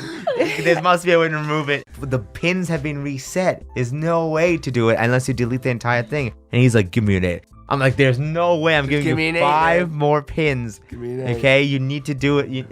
Whatever, just bowl. He bowls and gets a 9. And then the last pin, and he gets a spare. He gets all 10, and I'm like, I turn on the go. I'm like yelling. I'm like yelling as if I got stabbed. Okay, I was furious. there. I can confirm. I was like, this kid. I was so mad that like they probably heard everything I was saying, right? You were right next to them. You touched your shoulders with them. Yeah. I essentially shook the kid and went, you moron! You did that to me! You idiot! And I choked him out. No fingerprints. And my fear was that the kid would turn around and go like, is that TheAMaazing? I'm like, oh no! If he did that, I'd be like, yes, you stupid kid. I'm making a story about you. And so I'm so mad. I bowl and I get a 7. And that's it. And I lose. And I'm like, no, again. It was the second round. And there was a second round. And we were like, okay, the total of both rounds, we'll just do it, right? And Rush, I'm not sure if you were built for endurance bowling. 80? What do you mean? You got 80 in the second round. Yeah, I suck. Yeah. And so I was like, okay, whatever. We'll just tally up the scores. And then it turns out we both got 191. Yup. It was a tie. It was a tie at the end of the And night. I was like, again, it restarted my rage. I was like, this kid! We'll never know! Murder! Murder is the only way. Conclusion, how are you going to both sleep at night until next year? I won't until next year, okay? No. So sleep deprived. Yeah. I'm kind of glad the kid was there because it makes the story so much more It's just a interesting. story. It's just a good story, man. That was a good night. It was fun. Yeah, we had a fun time. We did. Yeah. Yeah, it was good. Oh, I'm sorry about that. I didn't even realize that I ate myself. Honestly, though, it happens all the time. Like when I saw myself naked in the mirror. What? You're evolving into an ad read. Now, I'm sure you've heard of Raycon, but have you heard of this? Everyday E25 earbuds. What was that? Everyday E25 earbuds. I don't know what you're saying. Oh, I'm sorry. These are just so comfortable and noise isolating that I can no longer hear poor people. Oh, and the bass. Mwah, masterpiece. Because if your skull isn't vibrating with music, then is it even worth it? But seriously, I am a big sucker for wireless earbuds. And let me tell you, these sound just as good as other premium brands, but about half the price. I mean, the everyday E25 earbuds even boast 6 hours of playtime, plenty of funky colors, and seamless Bluetooth pairing. So click on the link in the description below or go to buyraycon.com/Maaz to get 15% off your order. Once again, click on the link in the description below to get 15% off your first order. Major thanks to Raycon for sponsoring this video. Alright, so this was a little different from what I usually do, yes, but I think it came out pretty funny. I feel like with podcasts, you tell the story in the most natural way because you're actually there with friends. So I guess this is actually me just trying to get back to my roots. Oh, major thanks for the positive wave of support that came crashing onto me from my previous videos. I was very hesitant to talk about my medical life, so to see this kind of reaction is just the best. Y'all make my life so much fun. Also, props to my team that helped work on this video. Y'all are the best. And thanks for sticking by all the way until the end. And if you've made it this far, let me know in the comments by saying, I identify as a bowling ball. Alright, and with that, ladies everybody, and stay aMAAZing. So is it just me, or does anybody else find vibration really soothing? Hear me out, okay? I'm sure there have been plenty of scenarios in which you're sitting on a bus or car and you feel kind of drowsy, so you put your head against a pretty little window and somehow you found yourself falling asleep. Like, to me at least, right? It feels like a rhythmic sort of massage is happening on top of my scalp, and it kind of lulls me to sleep. It's like ASMR without the weird popcorn crinkling or the rice bubbling, popping, or Hodor ASMR. What the hell? See, I don't think that's too odd, and I'm sure it's happened to most of you, but here's where I get weirder. I fall asleep at the hairdresser. Whenever I go, I sit down in one of their chairs, and I guess like the constant feeling and sounds of the razors and scissors just makes me want to take a little nap, right? It's honestly gone up to the point where the hairdresser keeps a water bottle and just sprays it on me whenever I fall asleep. Like, wake up, loser. I'm trying to cut your hair. No, those are stupid. That was stupid. Don't use that one. I'm gonna murder your family. the worst thing is, I don't actually know how to get my usual haircut. I just kind of walk in there to the same hairdressers, and when they eventually ask me how I get my hair done, I just say the number 3. Like, just 3. Just 3 hair strands? What are you, crazy? No, shut up, Rush. Shut up. I think I googled this before, and I guess the numbers correspond with, like, the size of the razor. Psh, I don't care. As long as it gets my hair cut, it's cool. But it's problematic when I go to another hairdresser, because they have absolutely no idea what the number 3 means to them, and neither do I. So they just start cutting, and then eventually I fall asleep.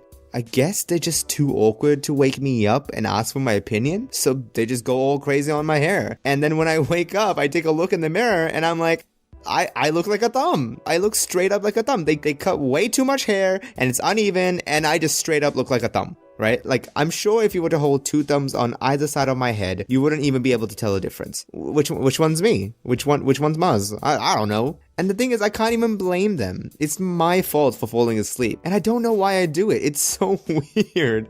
I'm curious to know how many of you actually fall asleep at the hairdressers too, because, like, oh man, it gets way worse. I fall asleep at the dentist. Whoa, Maaz, what do you mean you fell asleep at the dentist? They drill into your teeth and inject you and torture your gums and what the Shut up, my fellow teen, because I am fully aware as to how bizarre this is. Like, I have no idea why the drilling and my head vibrating along with the equipment makes me sleep, but it does. Because, I mean, what else am I meant to do? They just gotta lay you there with nothing to do, and the room is dim, and I get bored, so I just fall asleep, you know? Good night. It happens often enough now that whenever they do a dental checkup on me, they put these clamps on the other side of my mouth. This way, even if I sleep, my lips are kind of pulled apart and I don't close my mouth on their fingers. It does feel odd though, like they're gonna stick an apple in me and then roast me or something, but hey, look, as long as it lets me sleep, I don't care what they do. I should actually try to learn how to use this phenomenon to my advantage, because just like other content creators, I barely sleep. It's pretty bad, like to the point where I've got permanent eye bags in real life. Yes, I've got eyes in real life. Shut up. Actually, now that I think about it, me staying up is probably the reason why I sleep so easily at all those weird places. I even use that fancy bedtime function on my iPhone, but I just end up turning it off whenever I need to stay up, and then I get tired the next day, and then I end up looking like a thumb. Brilliant. So I guess the moral of the story is, stay up when you're getting your hair cut so that you don't look like a thumb. Alright, please don't click out yet. I want to update you guys on a few things, so hear me out. Alright, so in this video, I used the fancy cards function, so a poll should have popped up whenever I talk about where I've slept. I want to see whether I'm normal or weird, so I'd love it if you answered. Also, major thanks to Rushline Invader for lending his voice. Go check him out, he is hilarious. I don't know you, Rushline Invade. Finally, since I stream every 2 weeks, I've decided to add a date in the video directly for when I'm streaming next. Follow my Twitter for any updates about that. Alright, so that's about it. Laters. Oh, hey Becky. We got a lot of maths homework today, so do you want to maybe work on it together when we get home? I'd love to, babe, but I've got a committee meeting, so I'll do it with you later. Okay, babe, I'll see you tonight. Oh man, I forgot my calculator. So you take the X and shift it to the other side. Oh, that makes sense. James? Becky? No! So before I begin, I should probably say, disclaimer, cheating is bad and you should not do it. And so with that out of the way, I can get on with some sneaky little tips that other people did. Wink wink, because would I cheat? Oh, fuck. Yes, okay, so I'm not sure if this was just the case for my school, but when we were sitting exams, the teacher would come around and usher us and ask us all to put our phones in our bags. They were kind of strict about it, and they even would check the linings of our pockets to see if they had any kind of phones inside, right? It was kind of strict, and it didn't even make sense back then, because keep in mind, this was back when it was grade 9 or 10, so let's be honest, the exams didn't really count for much. And so what I used to do was that I used to slip my phone in my shoe. I'd then answer as many questions as I could and keep track of those that I couldn't answer or were unsure of. When I was all ready and had those questions in mind, I would ask to use the restroom. And once I was in, I opened my notes, used Google, and just spent ages searching up the answers. I would then stroll back into my seat, all casual, and just destroy my exam. Just destroy it, okay? And needless to say, I got 100% like the freaking genius that I am. Or so they thought. Because the other kids, seeing that I was a brown kid with braces and glasses, immediately labeled me as the nerd. But what they didn't realize was the hidden potential of my glasses. Because the best thing about having glasses, guys, is that nobody would suspect cheating with glasses cleaners. Okay, you know what I'm talking about? Those little cloth things that people use to wipe glasses with? No one would think to check that for any kind of writing. So what I used to do, especially with maths because I had trouble remembering the mathematical formulas, was I used to write down the formulas I couldn't memorize at the time. Like, does anyone remember the quadratic formula? When they first taught it to us, it sounded like we were casting a demonic spell to summon Satan's calculator, right? It was like plus minus the 2a square root of over c or something. I don't know. I forget, right? No one uses the quadratic formula later in life. So I hated memorizing the formulas back then, and I just wrote them all down the cleaner and look, brought them with me on the exam. And I took my cloth and pretended to clean my glasses. What I actually did though, was transfer over the formulas on spare pieces of paper or on the exam paper itself. I did that because I didn't want to take out my glasses cleaners repeatedly, and you know, it was a bit too risky if the teachers or something saw me, so I used to write down the actual exam itself. So when the teachers walked around and they saw my piece of paper with the quadratic formula written down, they were probably like, oh damn, this kid is smart. He has all the formulas written down. What an impressive memory. Yes, I was that slick. And if that didn't convince you, I even had a spare glasses cleaner in the same pocket, so that if someone saw me pull out the one with writing, I could hand it one without writing to prove that I was an angel completely incapable of cheating. Oh man, what the hell? I was crazy back then. Maaz, it's my turn. I want to tell a story now. James, that's not how collabs work. You usually give a few lines and you just kind of... Do you know who I am? I'm the odd one's freaking out, okay? I'm taking over. So, in Spanish class, I would do the exact same thing you did and answer as many questions as I could. The questions I didn't know the answer to, I would intentionally leave blank. And I would also forget to put my name on the test. So I would turn in a test with missing answers, and then afterwards, I would look up the Spanish words that I didn't know, and then I would tell my teacher, I forgot to put my name on the test, and then she would just let me go through the pile of tests. I would find mine, write my name on it, and then while I was there, also fill out some other questions I had. James, that's actually pretty smart. I know, aren't I great? Well, that being said, I do want to seriously warn you guys about cheating. Like, I did these tactics all the way back in middle school and a little bit in year 9 and 10, but back then they didn't really count for much. My philosophy was that if it doesn't really matter for my future, then why not, yeah? But it's a completely different ballgame when it comes to the final few years of high school, and especially university or college. Because you think getting caught in high school is bad? I mean, the worst they could do is, heavens forbid, give you a detention. But university, they outright remove you from the course or kick you out completely from the university. And I got a harsh reminder of this because one time in a biology exam, I'm not sure if you guys have seen this, but I used to have this gimmicky sort of scroll pen. Like, do you know what I'm talking about? Like, it's those kind of pens where it looks normal, but then you press on these metal tabs things and it pulls out a piece of paper with information on it. So for me, because they were handing out these pens at my university's orientation day, and look, I didn't really care about the gimmick, I just wanted free pens, so I took a handful. And this one biology exam, right? I guess there were more invigilators than normal. Oh, so invigilators are examiners that walk around to see if any of us were, cheating. So one of the invigilators stopped by my desk and was observing me for some reason. And I knew I wasn't cheating, so I kept working on the exam, trying to focus and getting the answers correct. But then she bent down, grabbed one of my spare pens, and scrolled it open. And that was enough for me to cause some internal panic because I was yelling at myself thinking, I had not considered this possibility and now I may be in trouble. Because I know for a fact that the pen had a periodic table, physics formulas, and just general science facts, and which in my mind was pretty similar to biology, so she could have absolutely thought I was trying to cheat. Ha! That's what you get, Maaz. Karma. Shut up, James, because I tried to look like I was deep in concentration with the exam as she inspected the scroll. She then raised her head, taps on the table, looks at me and says, I don't think you're allowed this. I think I was a bit too eager when I responded, oh, okay, that is fine. This is fine. Thank you. I will put this away. And I shoved the pen in my bag underneath my table. Honestly, that incident kind of scared me to the point where I never, ever considered cheating again. Oh, good day, mate. Put some shrimp on the barbie. Well, that's it for my video. I hope you liked it, guys. It's me, Maaz, not his friend James. Make sure to check out his other social media in the description and keep an eye out for his live streams. Get it? Cause I don't have eyes? Hilarious.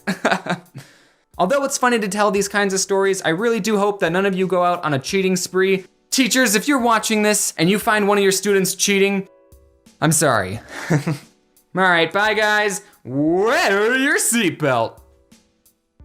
Listen, I'm ready. I've been ready for two years. You have a list. I do. I feel like we had to start off pretty mild. Right, Is that so we're okay? starting mild. Never have I ever dressed as a woman.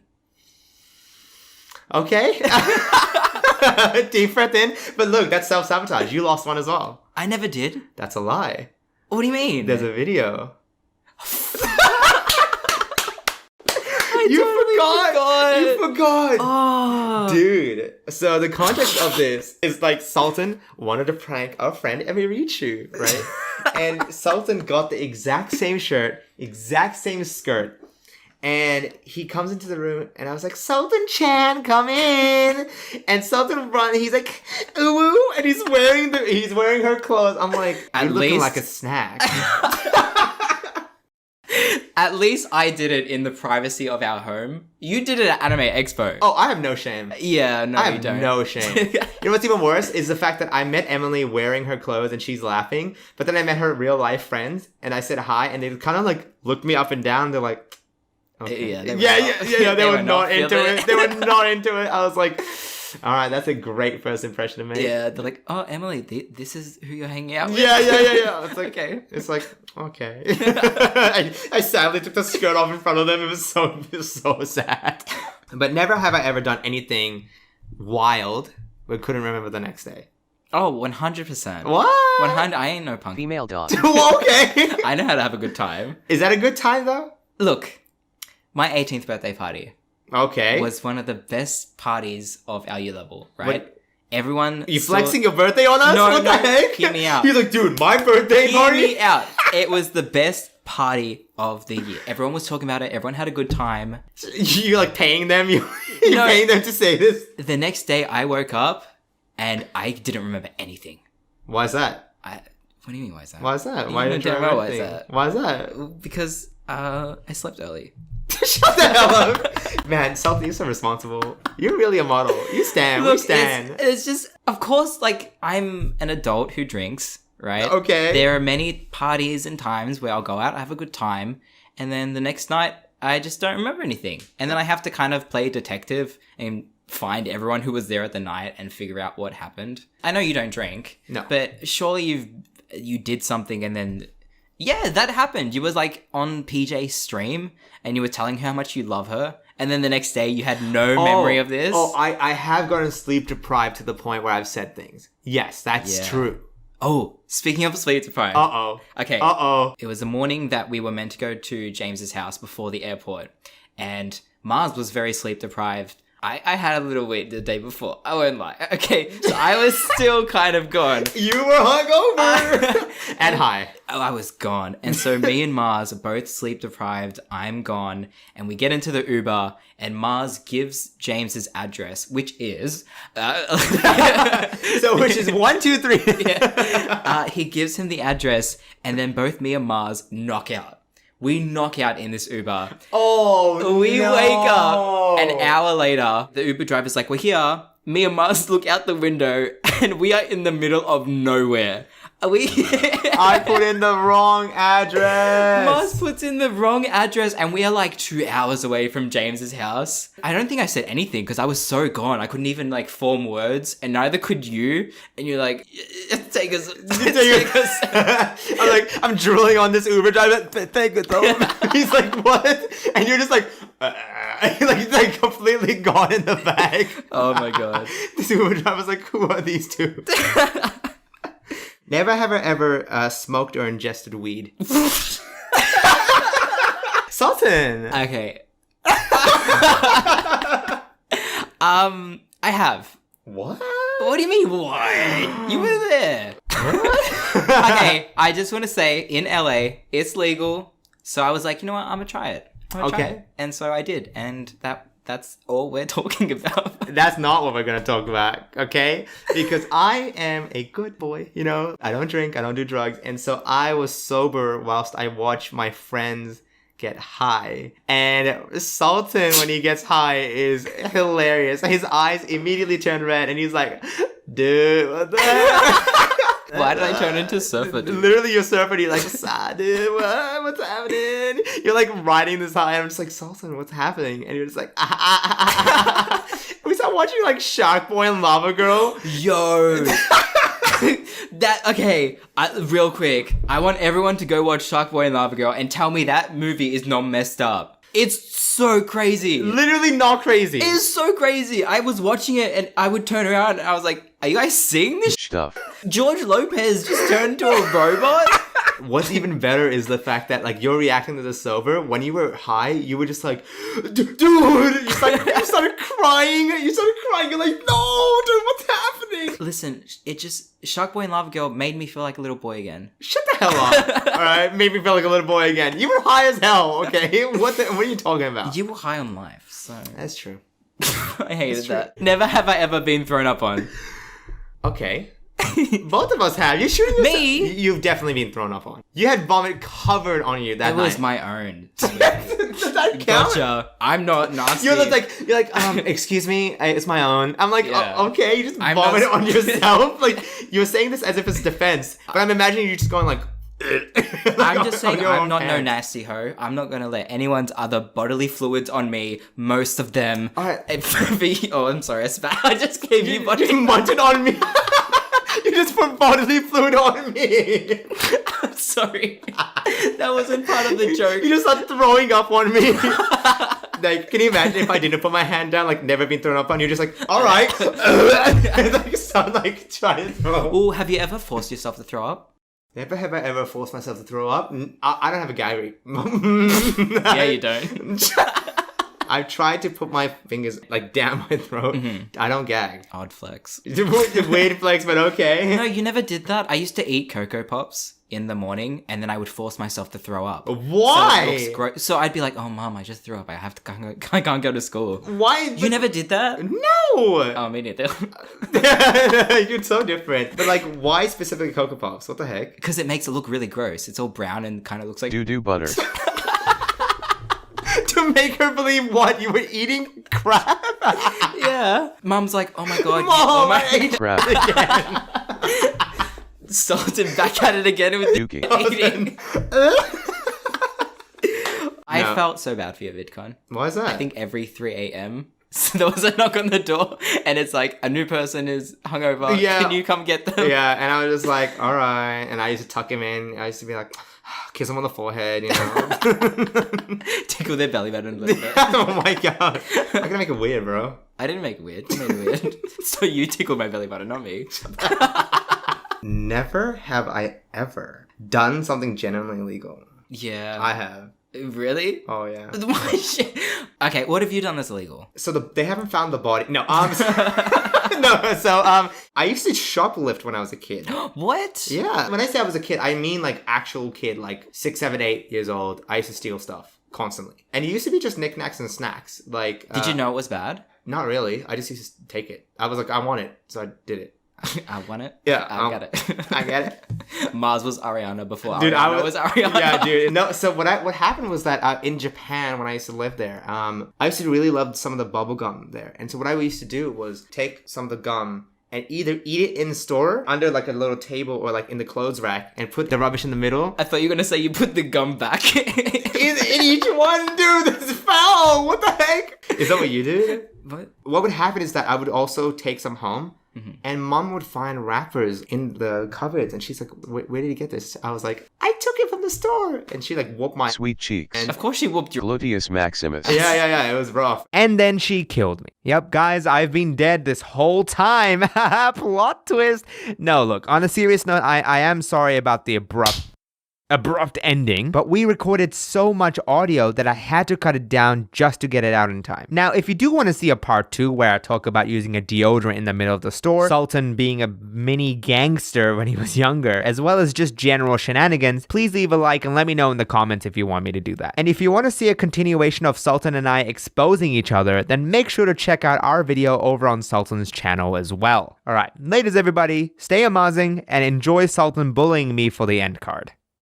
Thanks for coming along and playing this stupid game of Never Have I Ever with me. Of course, I'm always down to make fun of you. Me too. just be roasting myself. If you like this, go ahead and over to Sultan's channel for our tidbit over there as well, where we just essentially just expose each other some more. Yeah, so essentially it was really great to essentially be in your room to essentially make this video. I had a really good time, and essentially I can't wait for the I want to next die! Essentially, me too.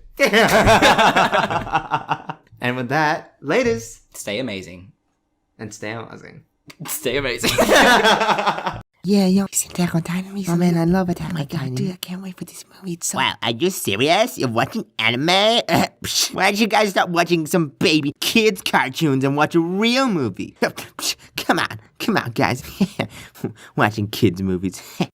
Freaking losers. But wait, today's video was sponsored by Crunchyroll. That's right, baby! If you sign up at crunchyroll.com/Maaz or click on the link in the description below, you'll get a limited time 2-week free trial of Crunchyroll. Whoa, Maaz, whoa. Calm down. Why are you so hyped? It's only Crunchyroll. It's just Crunchyroll? Turtle, you dumb amphibian. Okay, sit down, Turtle, and let me tell you a little story about my journey with anime. It all began aeons ago, in the sacred year of 14. The year that I was living at high school as a senior, aka the absolute kings of children. Okay, so one day I rock up to school completely gonked out. Like, I showed up disheveled, clothes not ironed properly, hair's a mess, sunken eyes, and I was probably drooling. And I heard the chatter of the other students, of the normies. Maybe he was studying all night. Is Maaz homeless? Wait, maybe this could be a new challenge we haven't heard about. #Hobo Challenge. Little did they know that I had binged anime the entire night. I walked up to a fellow big-eyed cartoon enthusiast, and discussed with him the findings of my extensive research. Oh my god, dude, did you see that last set? Dude, when they managed to work together, like, oh my god.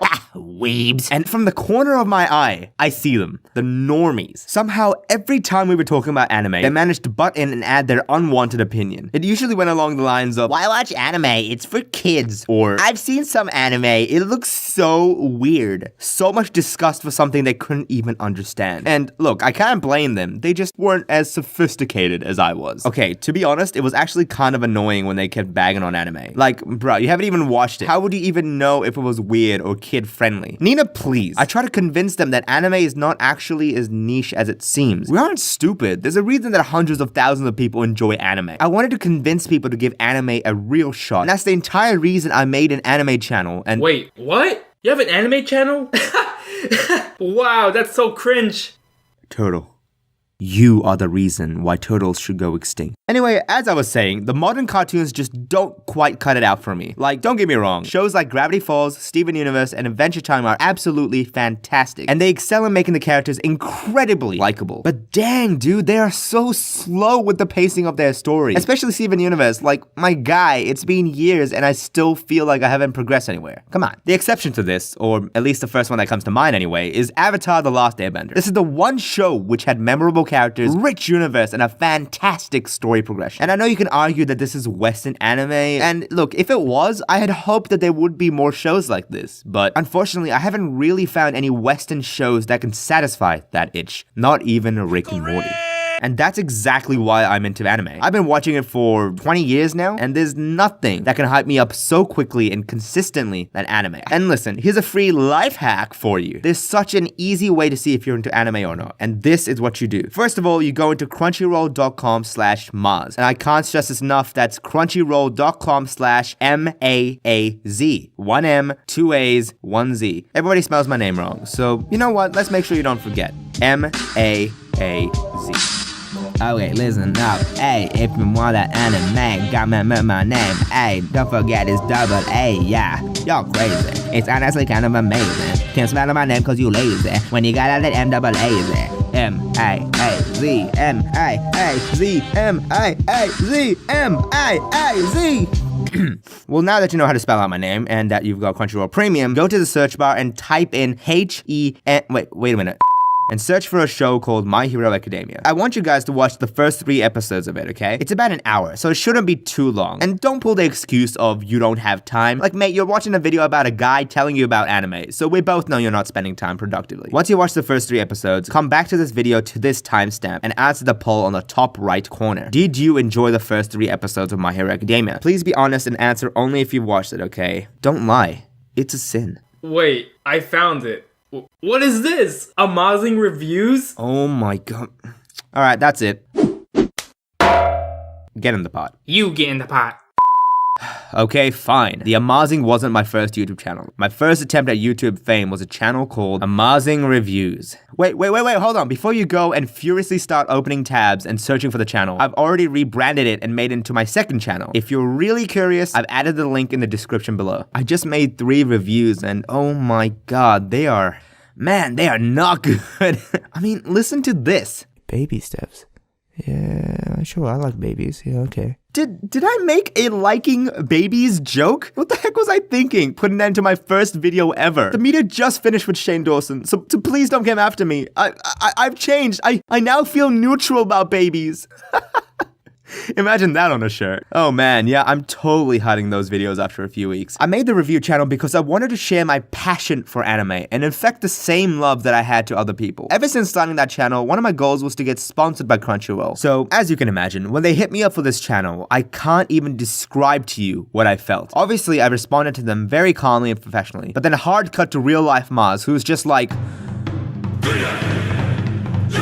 Crunchyroll-san. Jatta! Mom, get the camera! So once again, I'd like to thank Crunchyroll so much for sponsoring this video. Seriously guys, if you go over to crunchyroll.com/Maaz, M-A-A-Z, or click on the link in the description below, you'll get a limited time 2-week free trial of Crunchyroll Premium. Not only that, but you'll also have unlimited access to anime, manga, and drama titles with all the anime episodes ad-free and in 1080p. Let me tell ya, it's absolutely worth it. You'll also be supporting the anime industry as well, so it's a win-win, okay? Speaking of which, I've been kind of out of touch with the recent anime that's been pumped out. So let me know in the comments below which titles I should be looking out for or which shows I should be catching up on. And depending on how many suggestions I get or how many people agree, I'll give some of them a try. Oh, and Adam, James, You're wrong. Tokyo Ghoul is a good anime, you freaking losers. I honestly love anime so much, and I really want to see more people get introduced to it. I can't wait to weeb out with you guys. Big shout out to Huion too for the awesome Canvas GT221 Pro. With another animation pumped out by this beast, I still think this tablet is fantastic. Thank you so much, and look, guys, give anime a real shot, okay? Alright, and with that, stay aMAAZing, everybody. Excuse me, sir. It seems that we've overbooked this flight. Would it be okay if you were to hop off and take the next plane? Oh, I'm sorry, but I really need to catch this flight. I need to stream this weekend. Yeah, you really need to get off, sir. Nah, I think I'm good. Rejection. Throughout our lives, I'm sure we've all experienced this in one way or another. Whether it be in the form of romantic rejection, academic rejection, or physical rejection. See, I was recently thinking about all the rejections I've experienced in the last 20 years, and I realized most of the time the other person was being completely rude about it. They'd just be a total butt and just give me like a cold, abrupt denial. But the coldest rejection that I've ever dealt with was when I got shut down during freeze tag. Get it? Coldest rejection? Freeze tag? Boo! You're not funny. You're lame. Boo! You're not funny. Stop it. Stop. Just stop, man. No. Now, this event happened all the way back in primary school during lunchtime. We were all running around like the little brats we were, playing some stupid games that I don't remember, until this one guy wanted to play freeze tag. Almost everybody agreed, and I flippin' love tag, so I was keen to play as well.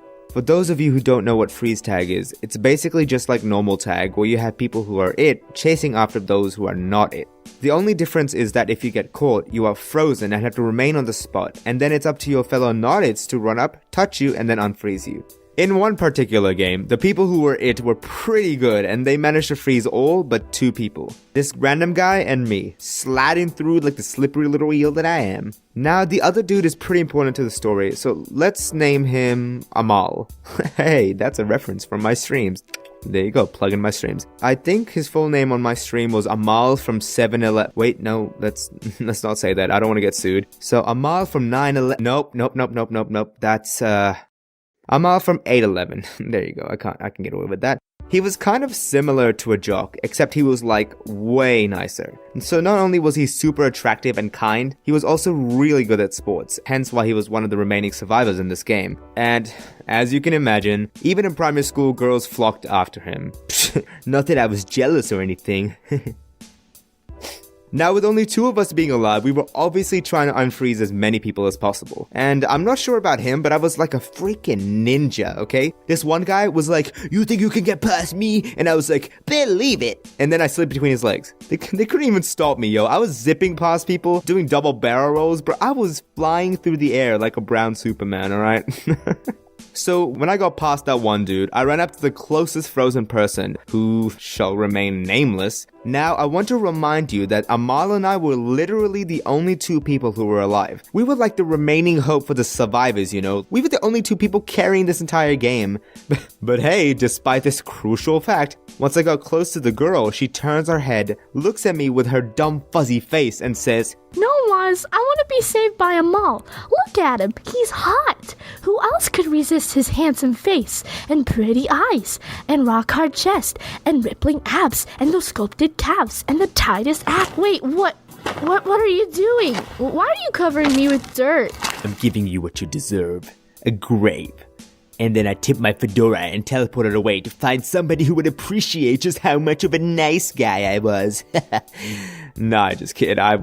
What I actually did was I pushed her down onto the ground in a salty rage. So not only was I able to exact my bitter revenge, the act of me touching her also unfroze her, thus making her a target for those players who were it. And surprise, surprise, they all rushed and surrounded her, so Amal wasn't going to be saving her anytime soon. And speaking of Amal, I guess he saw the girl getting shoved to the ground and eating dirt, so she also embarrassed herself in front of Amal senpai, so psh, get wrecked, kiddo. That's what you get for being rude to me. And thus started my long chain of rejections, which I'll probably make into a future video. Not gonna lie, I was kind of annoyed at her for the rest of the year, and I may or may not have tried to trip her up anytime we were in close proximity. And what's even better is that Amal moved to a different school a few months after. So, who's hot now? Not me.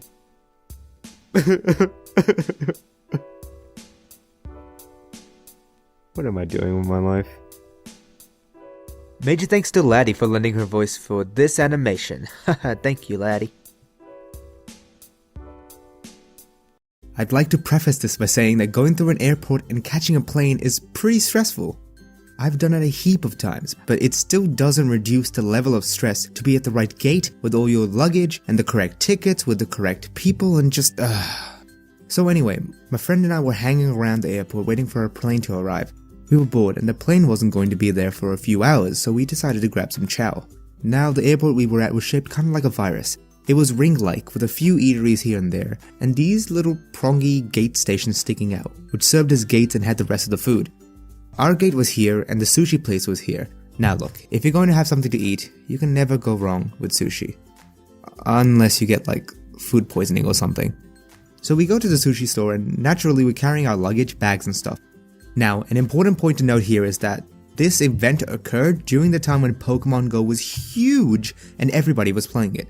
A Pokestop had a lure on it, so obviously I had the game open and was trying to catch as many Pokemon as possible. Anyways, I managed to somehow pay for the sushi whilst also trying to catch another Pidgey. I know, it was kind of rude, but look, hey, you've got to catch them all. So, with food in hand, we got back to the gate we were supposed to be at with 10 minutes remaining until boarding began. The lure had ended, so I put my phone away and I tried to see if we'd missed anything and... wait, no, this... My bag. Where's my bag? I began to panic a little and I realized that I've left my stupid bag near the counter of the sushi place. 20 minutes or so had passed since I was there and they were about to board soon, so I ran as fast as I could to the sushi place. Which was basically me sprinting until I reached the halfway point to rest up a little bit and then resuming the sprint. Once I got to the sushi place, I was relieved to see that my bag was still there, along with the police. A few were huddled away from the bag and 2 officers had it on the table, talking amongst each other with steely expressions. There was a family on the far table who were cowering behind each other. Okay, I made that part up. They were actually eating sushi. But they were eating it with concern. Before I could think up an appropriate course of action, I just raised my hand and said out loud, puffed out and all, "Sorry, that's mine." Now, to give a little context, although I'm Australian, I'm actually from the Middle East. And as you can probably see on this figure of myself, I've also got a slight beard. So what we have here is the classic scenario of the bearded Middle Eastern man claiming that this bag left completely unattended at a semi-populated airport was his. Man, I should have just worn the classic garb and waved the ISIS flag with how much disgust they were looking at me with. I walked towards them and the police officers surrounded me. Some of them were even talking on their walkie-talkies. The panic increased as I realized what I'd gotten myself into. I then made the decision to put on the most Aussie accent that I could think of to convey to them that, I don't know, that I'm one of them, I guess.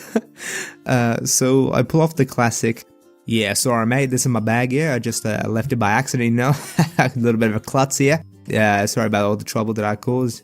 And to my surprise, they actually did relax after that, but they still needed to make sure that this was my bag. So one of them, kind of an old but serious guy, stepped up and asked me a simple question. "If it's yours, then what's inside the bag?" And look, this question should have been simple. However, I, and hopefully a majority of others, am just so lazy with packing. I'll wait a few hours before the flight, throw whatever I need in my bags, and then be on my merry way through the skies. So this question, this seemingly easy question, was like a mental gymnastics course. I felt like a criminal being interrogated by the police and I only had one chance to tell the truth. If I got it right, I walk away. If I get it wrong, I get detained for this suspicious circumstance and miss my flight. My friend will probably be laughing on the flight as well. I was rewinding through how I packed my stuff and I tried to retrace what went through my head as I packed. I was sweating bullets on the inside, but on the outside I was as calm as I could be. I gave a safe answer of clothes, which I thought would suffice, but they weren't satisfied by that at all. The police officer slammed his hand down on the table, shoved the table away, smacked me a couple of times, punched the officer behind me for good measure and yelled, "What else was in the bag, you dirty gun?"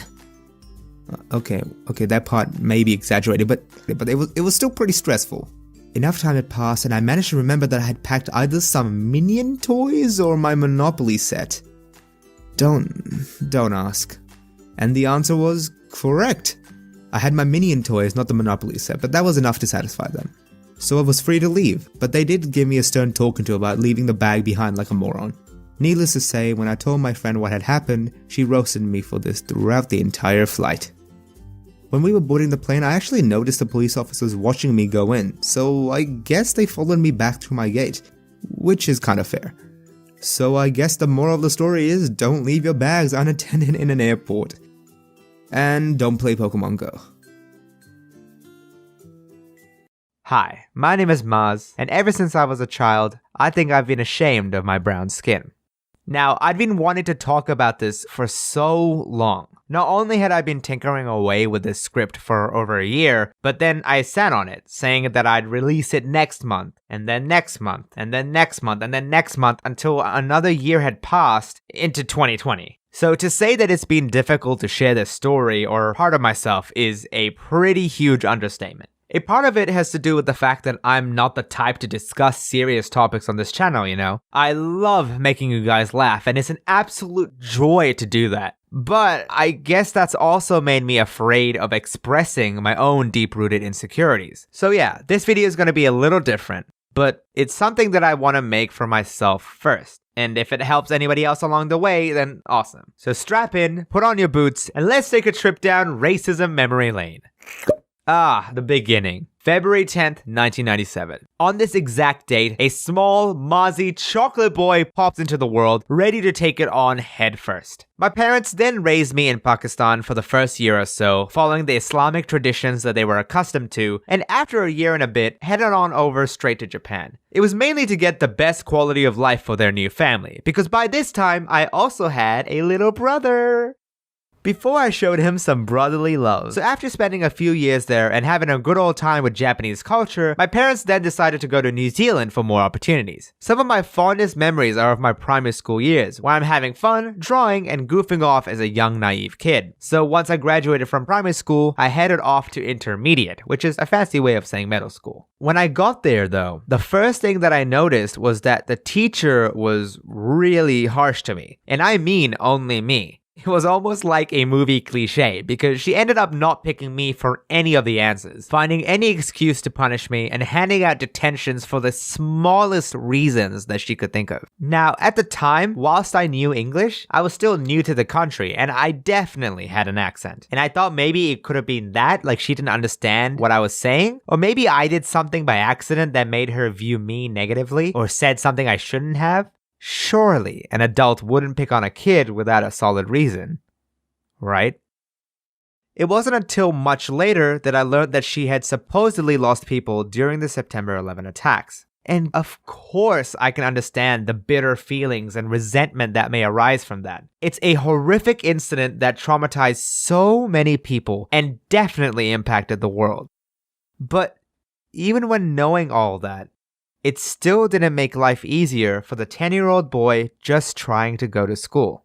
I was just sitting there trying to be the best student that I could be. I did my homework, I paid attention in class, I got excellent grades, so why was she being so mean to me?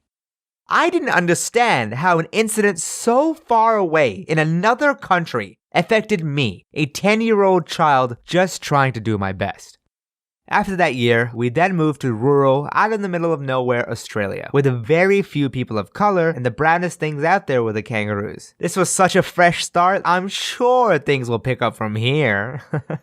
Well, I definitely crossed my fingers and hoped so, but with my faith and color of my skin, I couldn't help but stand out from the crowd. I was the butt of all the jokes, and I could tell from day one that I did not belong here. But I wasn't gonna take it all lying down. I know I'm a Pakistani Muslim, and I refuse to be an outcast because of it. So I started to poke fun of myself as well. Whoa, hey, watch out guys, don't make me call my uncle. Wait, are you eating pig, bro? Guys, if you piss me off, I'll blow you up. Yikes. And it actually got so bad that a friend of mine within my squad at the time asked, "Hey dude, why are you constantly making fun of yourself? You're doing it more than us at this point." And I answered without any irony or emotional attachment, because if I do it first, nobody else can hurt me.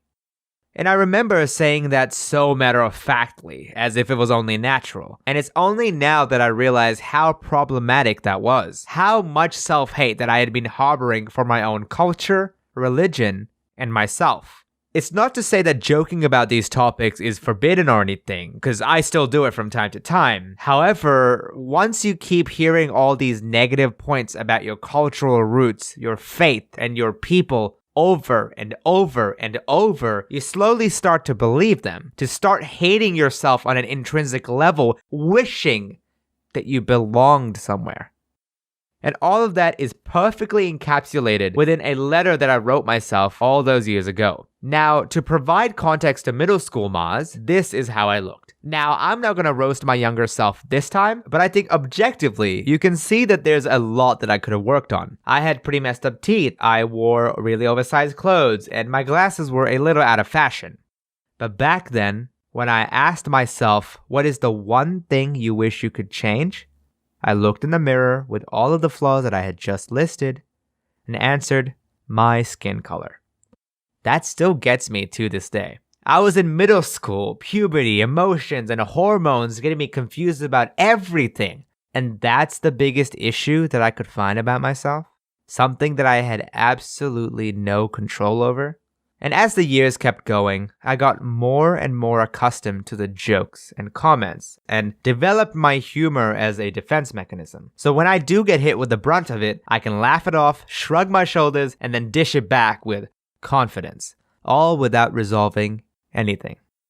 At least this charade was helping me in drama class, where it was all about putting on an act. And honestly, with how much media and drama I was doing, watching all these content creators, seeing how it all worked behind the scenes, it was so mesmerizing to me. And in that excitement, I walked up to my drama teacher, relayed it all to him, to which he replied, remember that people won't like you because you're brown.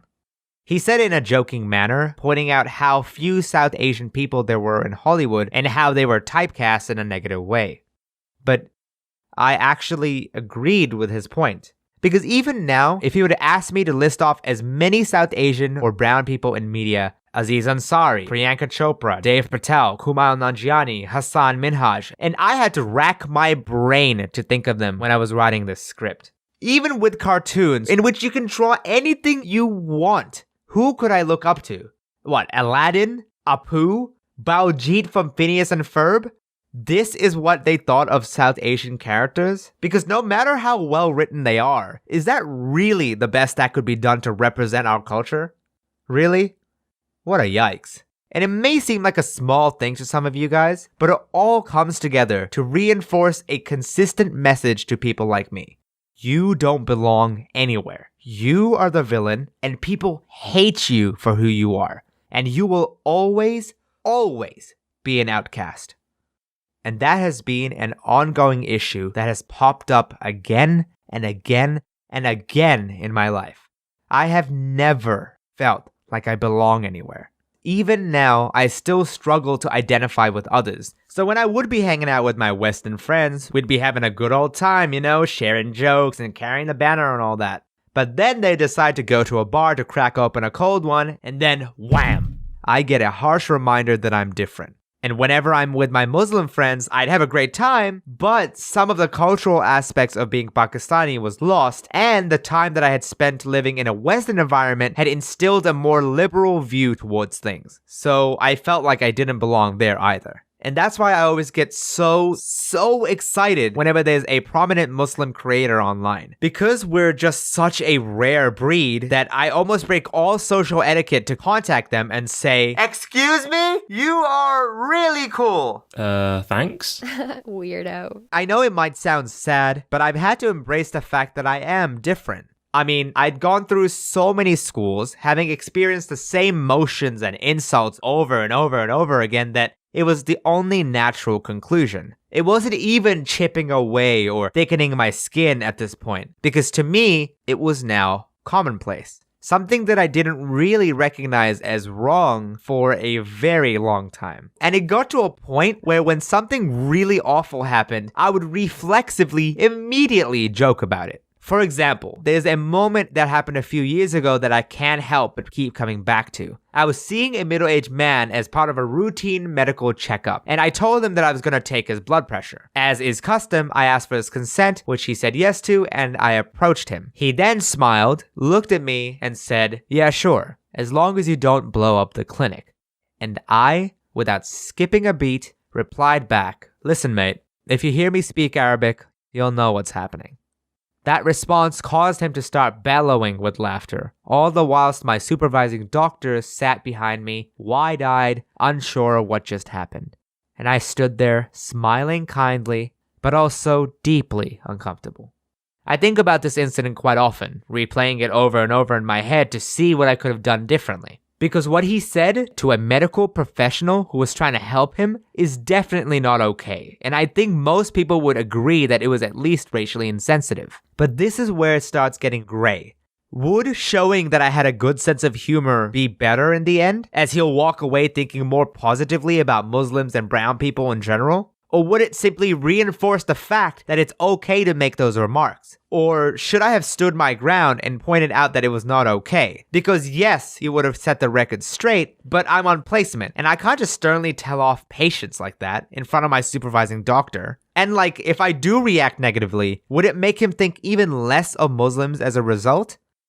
I don't know. I just don't know. I've been dealt whatever cards in life, and I try my very best to make the right move. But sometimes it's so gray and muddled that I don't even know if I'm making the right decisions or sometimes even playing the right game. And this incident was recent, showing that the mindset has not changed that much from how it was in the past. Some of you guys have asked why I don't color in my character's skin, despite the fact that I color in almost everything else. Some people assume that it's to follow trends, or carry on the white-skinned animated character legacy. However, the actual reason is that I was genuinely afraid about how you guys would react to a brown creator. I mean, there's not very many of us, and in the times that we're living in at least, brown people have had very negative preconceptions attached to them. People look at us and judge in a certain way, you know? And I just didn't want to deal with that. But I also didn't want to lie to you guys, or grow the self-hate any bigger than it already was. So for my very first video, I made the decision not to color in anything, and chose a story that was specifically centered around the fact that I'm a brown Muslim. That way, I was revealing my race to you guys in a more subtle way. Because I genuinely am trying to be prouder of who I am as a person. I publicly try to take pride in the fact that I'm brown, I speak my native language as often as possible, and keep in touch with my spirituality the best I can. And look, most of the time, my stories are about what I've done or experienced in the past, which gives me insight into what I've learned, which I can then share with you guys as a moral. However, with this, it's something that I'm still working on, you know? An area where I'm always trying to improve. So at least this time, I can't be a role model or impart any high and mighty wisdom to solve your issues. But I do hope that one day, I can get there. I can't promise you that I'm gonna recolor my character or become an advocate at every waking moment, because I'm still working through this. And I'll learn from my experiences to hopefully eventually love who I am 100%. So with all that in mind, allow me to reintroduce myself. Hi, my name is Maaz, and I'm proud to be a Pakistani Australian Muslim. Alright, so that was a very nerve-wracking video to make. Thanks for making it this far, I appreciate it, and I hope that at least one of you guys found it useful in some way. If you've made it this far, then make sure to comment a brown heart, because that way I'll know that you've watched the entire video. Alright, laters, and stay amazing. Hi, my name is Maaz, and I'm desperate to become a Hogwarts wizard. And with me, joining me in my crusade, I have Joe Cat. Welcome, Joe Cat. Thank you for coming on. Hi, hello. Hi, nice to meet you. I also would like to join Hogwarts because I am desperate for situations that put me in social interaction so that I can talk with people and have friends again. As you're saying this, I'm just holding up a gun behind you like, yes, say the wizard thing, yes. Is it like specifically Hogwarts that made you want to know magic and stuff? Look, I'm gonna be honest. I actually did not care much for Harry Potter for the longest time. At all, actually. So I've always been obsessed with the concept of making things from out of nowhere and manipulating matter that already exists, okay? And so when I grew up, my main source of like magical output or like my entire obsession was video games and board games, but also the books I was reading. But weirdly enough, the books I read were kind of about magic, but not really. And as I grew up, like my friends would hate me because I would sit there and be like, oh, there's no books that's truly about magic in schools. And they would grab me by the face and be like, read Harry Potter, please. And I would refuse until I was like 19 and in college. And one of them just spent $50 on the entire series, gave it to me as a gift. And they're like, read it. Read it. I have bought you the books. Now read it. The entire series, the movies must have been out by then, yeah? Yes. But I had watched the movies, but look, I'm not gonna lie, the movies are not too great. You know, I wasn't the biggest fan of them. Didn't enjoy them. The first few were fine, but then the later few, the last like 4 or 5, it was very obvious that things were cut from those movies. So I was like, I can't follow the story and I don't have this investment, so I want to read the book and figure it out. And I'm not gonna lie, I have never, ever cried after reading a book series except for Harry Potter. I was bawling after reading the last book, man. And I think like the writing itself in the books is not too great. I'm not gonna lie, the writing style is not great, but no one could deny the world building. The world building was so good, man. It was really, really, really good. And I think that just reaffirmed that I desperately want to become a wizard. Just desperately. Was it just the quality of these stories that drew you in that made you want to go to Hogwarts, or was it actual magic itself? Honestly speaking, the characters are great. I really like the characters. I did imagine, even as a 19-year-old, I was just like, man, it would have been really fun to go to school and just coexist with them, right? Like being in their crew would have been very fun. But I'm not gonna lie, some of the best moments that I really liked was this idea of actually learning spells and being knowledgeable and getting better at that craft, you know? Especially in the movies. The movies are a great job of showcasing that, you know? Accio, whatever, and like getting the boomstick. Actually, Accio, subscribe to the viewer. Accio, your mouse over to the subscribe button. Did you take the Pottermore quiz? I did. I'm gonna guess you're a Ravenclaw guy. Okay, and I am going to guess that you're a Ravenclaw guy. Yeah, what'd you get? A Ravenclaw, you nailed it. Oh, nice. What about you?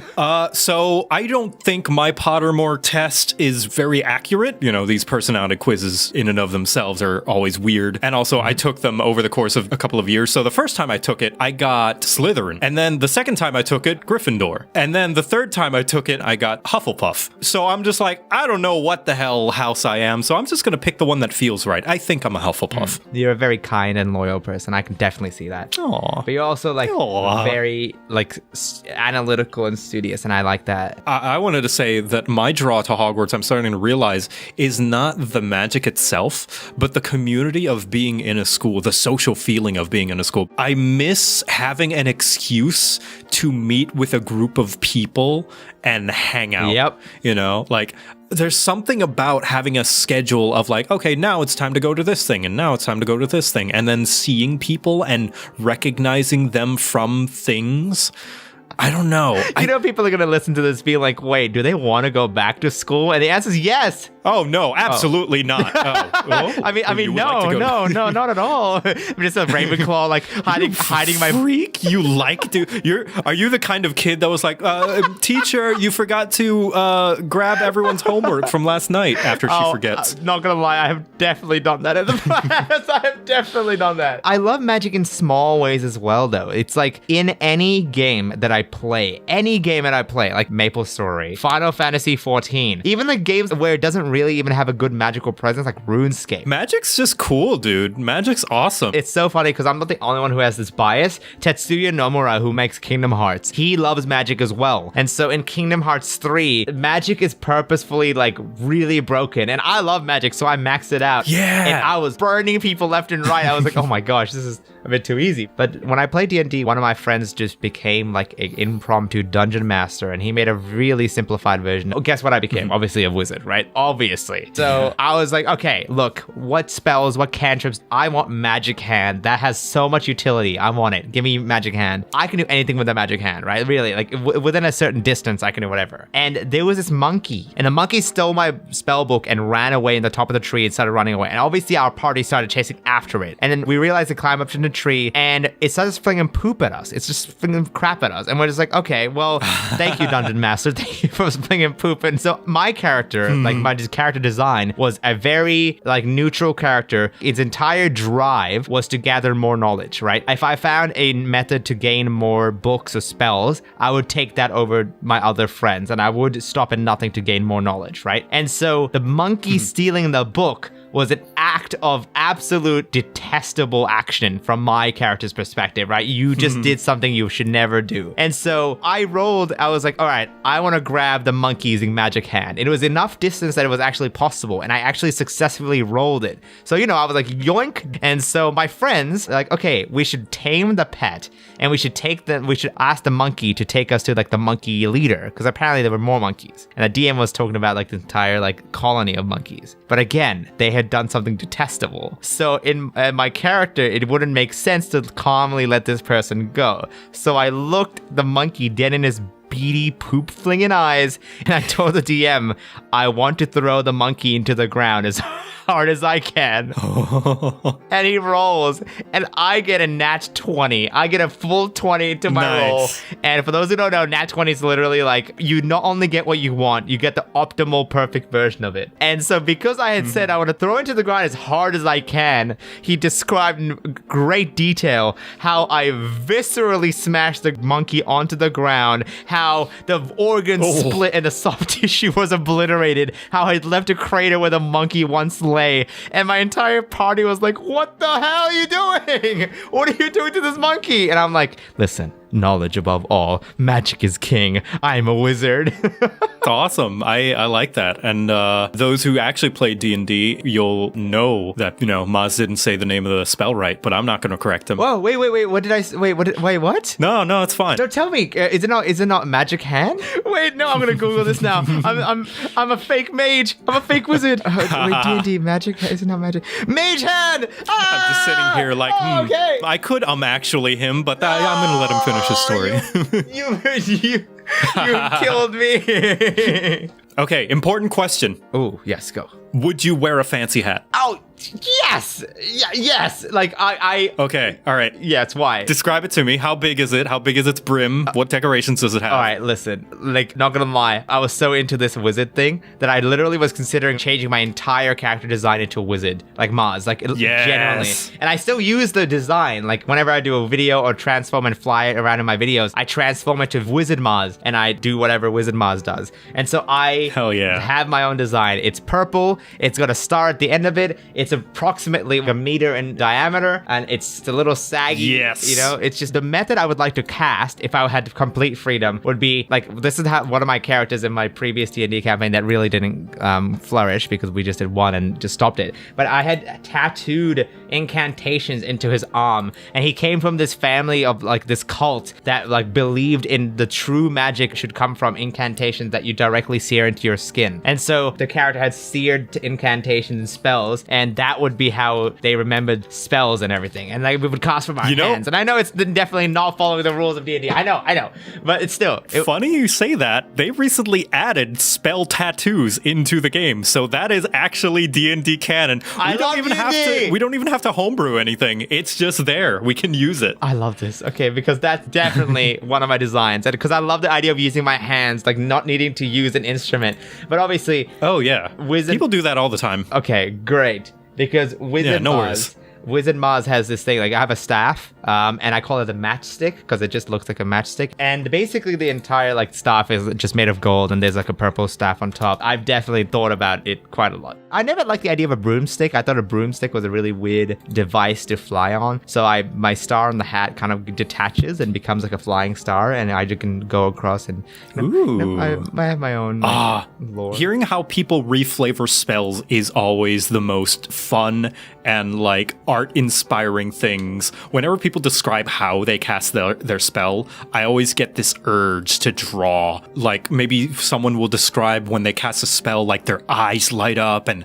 their veins start to glow, or somebody else might say, you know, I pull out a hairspray bottle and a lighter and I cast burning hands by spraying the spray bottle into the lighter. God, I love that. I'm just like, I need to draw this. I definitely have written a lot about this outside of my videos. You know, because I think like people just forget. They're like, oh, why do you have a wizard, Maaz? That's just your other design. I'm like, no, it's because I like being a wizard. I love magic. And you know what I like more than that, Joe?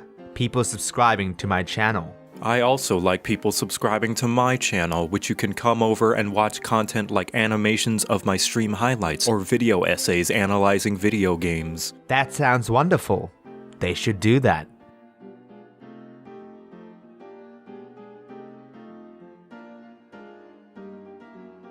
You want to play D&D? Yeah, sure. And I play Pot of Greed, which allows me to draw 2 additional cards to win the game. I play the gun. Not again, Bryson. Now, as you can see, Bryson and I have had our fair share of gamerade. To our friends, family, and each other. Nobody's safe. So I've got Bryson here to expose him. Maybe he'll expose me as well. We'll see. I think that we should start off with the board game experience that me and you had. We were at a party at James's house. You pulled out a game we can call Secret Bad Guy. So I was the main bad guy. If you're the bad guys, you're trying to convince everyone that you're one of the good guys. If the main bad guy is elected as chancellor, you win. In this moment, I'm playing with Maaz. I know how smart he is. Like, he's got like 1 billion degrees. He's super smart. And I'm having flashbacks to when we used to play Among Us. I don't know what you're talking about. He would catch me every single time. I never got past him. We were playing on one of the new maps, and I was the imposter. And Ma was like, okay, so what was everyone doing? I was like, oh, I was doing like the task in the bottom right. Okay, what task was that? It was the, all right, guys, vote him out. We got him. I was like, okay, I just have to lie more confidently. And so next time you're like, okay, Bryson, what were you doing? And I was like, I was doing the asteroid shooter. And you're like, really? Because I was looking at the door logs and you never went through that door. All right, vote him out. Like, I could never get anything past you. And so in this moment, if I was gonna win, I had to have you on my side. There was no way I could do it without you. So I was the president and we revealed another bad guy policy, which gave the president a power to look at someone's card and confirm if they're a good guy or a bad guy. Oh. So I take Maaz's and I see that he's a good guy and I tell everyone. I knew that if I told everyone that he was a bad guy and lied, he'd be able to turn everyone against me. I got marinated. He got marinated. I was like, he's a good guy, guys. And you're like, oh, all right. It finally gets to the point where if the main bad guy is elected as chancellor, then the bad guys win. But Laddie was the main bad guy. And it was on me and Maaz trusted me. And I was like, it's between like these 3 over here. And you're like, yeah, those are some pretty good candidates. I guess I'll give it to the fellow blonde, you know? I think that's fine. That's the thing that got me. You marinated me layer by layer of different flavors. And then when you said, I want to pick Laddie because they're blonde, it was on brand. It was silly. It was goofy. I was like, yeah, okay, he's a good guy. And so everyone asks, Laddie, are you the bad guy? And she's like, yes! And I stand up and I start cackling evilly. I was like, I got you! Yeah. So I was finally able to beat Maaz in a secret role game. I still put that on my resumes today when I apply for jobs. Oh, it hurts my soul. I never get played like that. So yes, you better put it on your resume. But hey, for payback, let's talk about the time I absolutely got you, dude. You did prank me on this trip. So it was during VidCon 2023. I hadn't seen you for about 4 years. Literally one day before we were going to meet up, I dropped my phone and it landed directly on the corner of my phone, shattering the screen and causing one side to completely glitch out. But I did not know that. And so the very next day when I meet Bryson, we start chatting, we start yapping. I was telling like a story and I like moved my hands around and I bumped your phone out of your hand. It falls on the ground. I grab it and see that it's cracked. I'm like, as soon as you went down to pick up my phone, I was like, oh, this is content. The only thing that played in your mind was prank him, John. Yeah. I immediately started playing into it. My chaotic, intrusive thoughts taking over. Bryson, why did you do that? And then you were so nice about it. You were like, oh my gosh, I'll pay you back, please. Oh my gosh, I'm so sorry. And then one of our friends who was there was like, no, it was cracked before. He's lying to you. I was like, what? And you're like, don't tell him that. You had me. If they hadn't stepped in, like, I would have paid you. oh, no. I never would have accepted that. Like, that, I just wanted to kind of, get your blood pressure pumping, basically. That's like my brother. Chaos incarnate, if you will. I know I may or may not have traumatized you, but let's just all chill out and play this new game that I found. Wait. Bryson, why is your clothes off? I guess I'm just special like that. My body is a temple. Zenless Zone Zero, the game that's taken the internet by storm, is back with their biggest update yet, the Anniversary version 2.0 launch celebration. With this update comes a new region to explore, the Wi-Fi Peninsula. It's an area far from the center of New Eridu, but bursting with markets, tea houses, and dessert shops, just like a real-life Chinatown. The visuals for this place are stunning. It genuinely gives me inspiration for my own videos. There are also brand new characters, with the center of attention being Yixuan, the brand new Rupture Speciality S-Rank agent. She's the 13th generation master of the Yunhui Summit, who were once extremely influential in New Eridu. Alongside her, we have Zhu Fufu, who's a rascal in her own right, and Pan Yinhu, who I am definitely getting. I need it. There are also new events like managing a Taoist temple, taking part in the brand new Bangbu activities, and enjoying cinema screenings whilst you play Zenless Zone Zero. Bro, this is peak! To celebrate such a massive update, there are huge rewards for everybody logging in and participating in version 2.0 after June 6th. There's an S-Rank agent and W engine of your choice from the stable channel, 1,600 polychrome, and all the goodies listed here. Additionally, new players who pre-register and participate in launch events also get 180 free pulls, level up materials to instantly upgrade an agent to level 40, and 320 polychrome. So if you were ever on the fence about trying or were thinking about getting back to Zenless Zone Zero, give it a shot now. Pre-register by clicking on the link in the description below and ready up to explore Wi-Fi Peninsula with the new characters on June the 6th. Thank you Zenless Zone Zero for sponsoring this video, and back to our extremely normal families when we play board games. My family pulls the emotional manipulation card. I'll be like, hey, I need 2 brick, here's 2 wheat. And like my brother's like, come on, pick me. And my mom's like, remember, I brought you into this world. Let's just keep that in mind. It's crazy. Like, what is she gonna do? Take you out of it? Gamer rage. Listen, I'm not gonna sit here and pretend like I don't have any either. When I play social deduction games, I become a no good psychopath, dude. You've already talked about me with Among Us and Secret Bad Guy, but there's another game that absolutely turns me into a villain, and it's called Coup, where you have to lie about what cards you have to trick the other player. And there was this one person that I had never met before in my life, and everybody else gets eliminated from the round except me and this absolute stranger. So she goes, hey, I'm going to assassinate you. So the 3 options that I have is 1, I can block it using another power called Contessa, 2, I accept the assassination attempt and die, or 3, gaslight. So I look at them dead in their eyes and verbatim, Bryson, I say, you are going to retract your assassination attempt because you are a little bitch. I said that. Seriously, I said that to her. To someone I have never met before in my life. Oh my gosh. And now I apologize every single time I meet them in my life. Yeah, you walk up, you're like, yo, what's up? You weren't gonna talk to me? You're too scared, huh? You coward? Yeah? You like push them. Like double, triple down? Yes. You just gotta keep them on their toes. You know what? I'll take that advice. I'll keep bullying them. It was for the bit. It was a joke. Bryson, wait, no. Continue bullying. No, 2025. No. But like with board games now, I have fun even when I lose, honestly. Except... Let me guess. Except when people say that winning isn't fun or some BS like that. Well, yeah, it's just not a very nice way to play. I'm like, this is war. It's nothing about nice. I'm trying to win. You just look at your mum and you're like, yeah, maybe you shouldn't have brought me into this world. My sister-in-law would be like, I just feel like you're prioritizing winning over having fun. I'm like, you can do both. Bryson, my family says the exact same thing, but I still look at them dead in their eyes and I'm like, yeah, you know what? I have a ton of fun when I win. We're both so misunderstood. That's all it is. That was too real. I felt that in my core. The demons took hold for a second. I'm back, guys. Sorry. Wait, Bryson, you're a fan of Lego, hey? Yeah? You want to become Lego? Yes. When I was living in college in the dormitories, we had this game called Assassin. Everybody was given a plastic knife underneath their door with a name and a floor number. Whoever was written on your plastic knife was your target. So it would be like, Bryson, floor 8. You just doxed me. The IP address is 1, 2.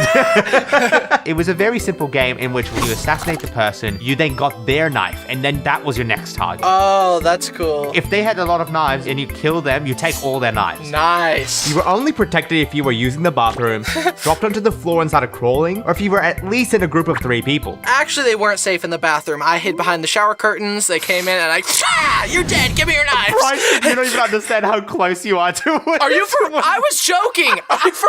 I was basically doxing them. I would go on Facebook, figure out where they are, who they are, what they look like. Me and my other floor mates, I would be like, okay, my target is Bryson. Oh no. And then they would like track the person down. At this time, they go out for this course, they do this at this time, and we would go and kill them. No way. I would hide in bushes, in a cupboard. I hid in a fire escape. I was dedicated. Oh my gosh. What do you do when like the bystanders who aren't even playing are like, what is that guy doing in a tree right now, man?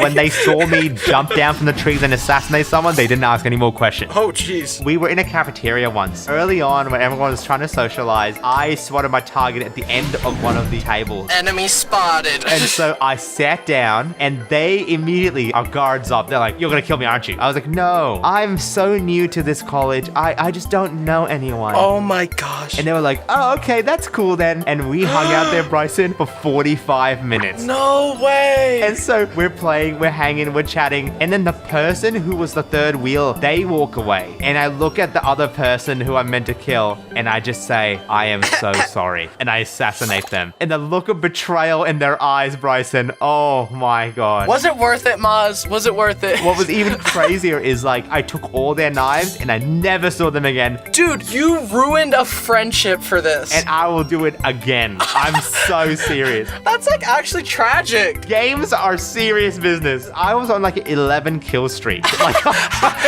godlike. And then, Bryson, tragically, I got caught slacking. I was so good at protecting everything, and then I got killed by someone else, and all my knives got taken away. Haha, and that, kids, is called karma. That was the end of my assassin journey. That is insane. I can't believe that. Okay, let's be honest here. You would have taken it seriously as well. I don't know. Like, I could never lull someone into a false sense of security only to murder them, you monster.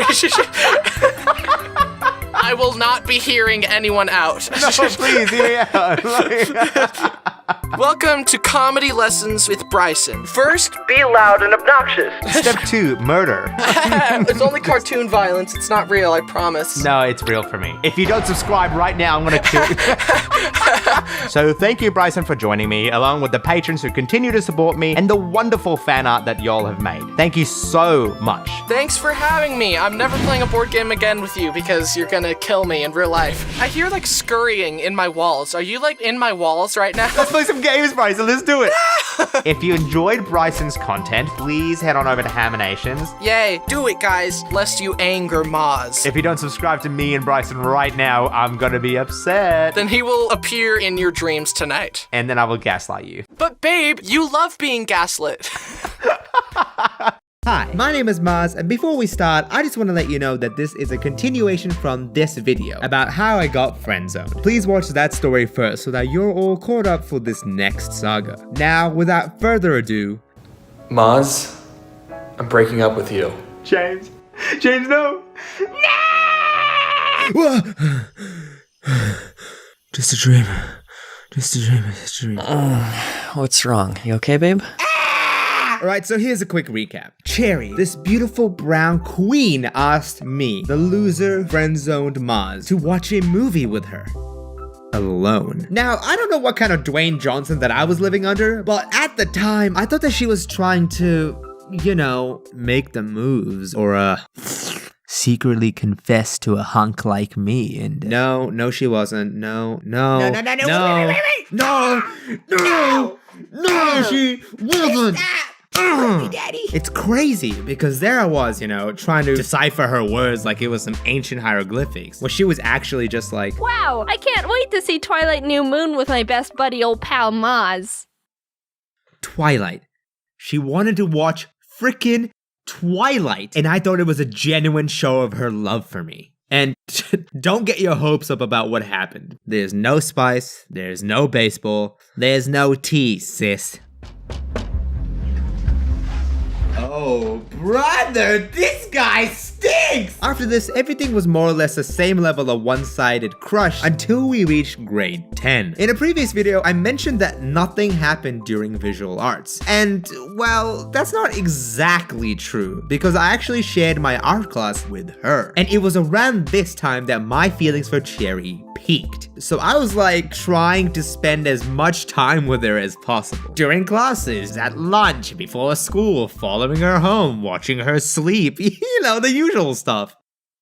Shh, come on, dude! And finally, ladies and gentlemen, we got him. After 3 years of middle school, Cherry was finally ready to get in a relationship. And in my head, since she'd been with the other boys, who else was left other than the brown prince? I mean, what could go wrong?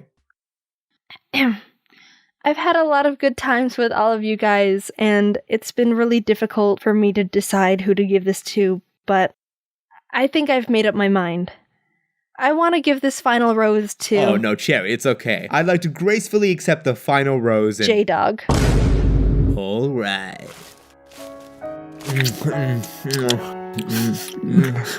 I thought it was my turn. I mean, look, she did go from one good-looking white dude to another muscular good-looking white dude, sure. But like, why mess with vanilla when you've got chocolate right here? Isn't that right? Kill yourself. Okay, now the biggest difference between this relationship with J-Dog and the others was that she was falling hard. So much so that she began to alienate all of her other friends in order to spend as much time with him.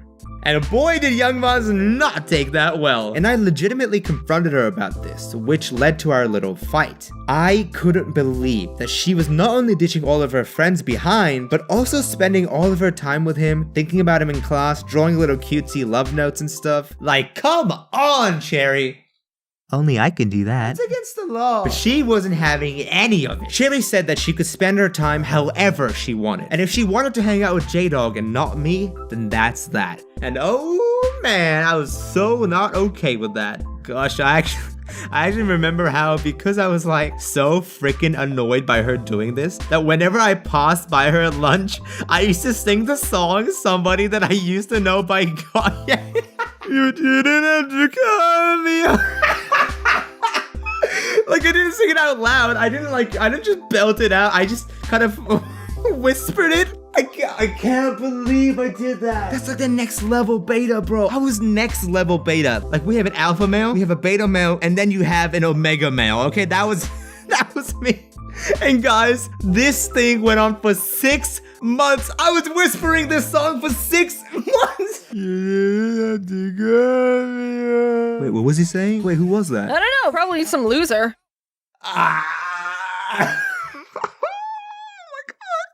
Why?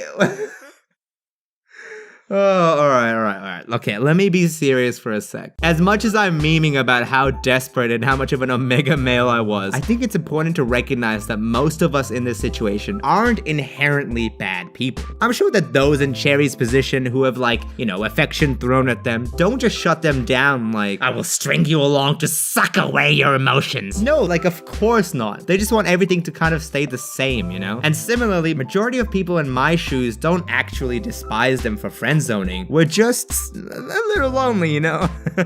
So at the end of the day, I always had Cherry's back, even if we weren't on the best of terms at that specific moment. So when Cherry and J-Dog broke up in a horrible way, I knew that she was genuinely heartbroken. And when I saw that, all of my middle school anger, the stupid logic, and the petty feelings disappeared. I had to help my friend. I tried to cheer her up as much as possible, and eventually, as time tends to do, she got better. We started talking more, and sure enough, we built up our friendship again. And you know what I noticed? That I was completely and utterly okay with being friends. The friend zone that I had created for myself was finally over, because, well, this may actually sound real sad, but I'd finally accepted that a relationship between us just wasn't going to happen. Wow, that really was kind of sad to say. I'm really not helping out my omega male image, am I? But I'd also be lying if I said that I wasn't at least a little bit curious about what happened. I mean, like, look at me. How could she not fall for this? And with me finally being at peace, I had this weird level of confidence, so I kind of just like low-key asked her about why she dated the guys in our squad specifically. Oh, that's easy. It's because I'm really into white dudes. Oh. But I'm literally as white as you can be. It all made sense now. I was being duped all along. I had somehow deluded myself into thinking that she was like going in turns within the squad, dating the boys, when it was actually just her dating good-looking white men.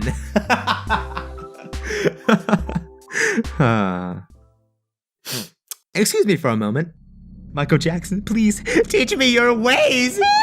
You know what? I'm actually sort of glad that I'm feeling like this. Like, okay, sure, I was devastated when Cherry said that she was into white boys, but I think I'd already moved on by then. She didn't owe me anything, and I definitely should have been a good friend to her without the ulterior motive to date her. It's actually crazy because I called her up after like 5 years to ask for permission to make the story. But during the call, I said something along the lines of, hey, you know how I really liked you during middle school? Wait, you were into me in middle school? What? So apparently, I somehow hid my feelings for Cherry so well that she didn't even know that I was into her. What? Please. Please kill me. Alright, but seriously, I am so freaking glad that nothing happened back then, because whilst my hormones were chanting, "Ah, slay her," my logical side was like, "Be gone, thought." I also had no follow-up plan after my confession. Like, okay, if during the movie night she would have turned, wrapped her arms around me, looked me dead in the eyes and said, "Oh my gosh, I can't take it anymore. I love you." I would have been like, wait, what? Oh wow, what is that? Silence, mortal! The enormous eggplant energy courses through me. I have now leveled up to beta male. No, of course not. That's not how it would have happened. I would have been like, okay. You want to play Minecraft? I would have been a terrible boyfriend. Cherry, you totally dodged a bullet there. And to think that I actually cared so much about this. Nowadays, it's just a good memory, and we were both able to have a good laugh about it over the phone. I wish I could go back in time just to meet middle school Maaz and be like, hey, stop being such a terrible human being and just confess, you freaking idiot. And oh, respect women! Please do not assault children. Frick! Seriously though, if you are in a similar situation to me in school, first and foremost, try to think of it from the other person's point of view. And secondly, I think confession is just so much easier to deal with. If you confess and they accept your feelings, then great. And if they don't, then you can just move on, focus on other things, and save a bunch of time. Unlike me, who spent like 3 years moping around trying to bleach my skin. Make the most of everything, Martians. Life is way too short to be hung up on whether your crush will like you back or not. I hope that you guys can glean something from my own experiences and develop the courage to confess. It'll be hard, yeah, but it should be worth it. Good luck. Cherry is genuinely one of the sweetest people I'd ever met, and even after everything that happened, I still remember her incredibly fondly. And I'm gonna send this video to her, so hey Cherry, love you! Platonically. Remember to like, subscribe, hit the notification bell, and comment this for a shout out in the community tab. Thanks to all of my channel members and patrons for supporting me. I appreciate ya, and I want to remind you guys that I've got merch over at Crowdmade. Alright, laters everybody, and stay aMAAZing.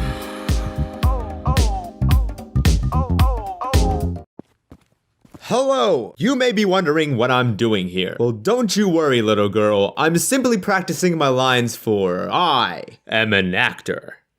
You look like a creepy old man. Yeah, that was the only part I could get. Okay, I may not be an actor, but I did go through a lot of art classes. You may be thinking that others have already touched on this subject, but you know what? I'm different from these bozos, cause I don't have eyes. No, what?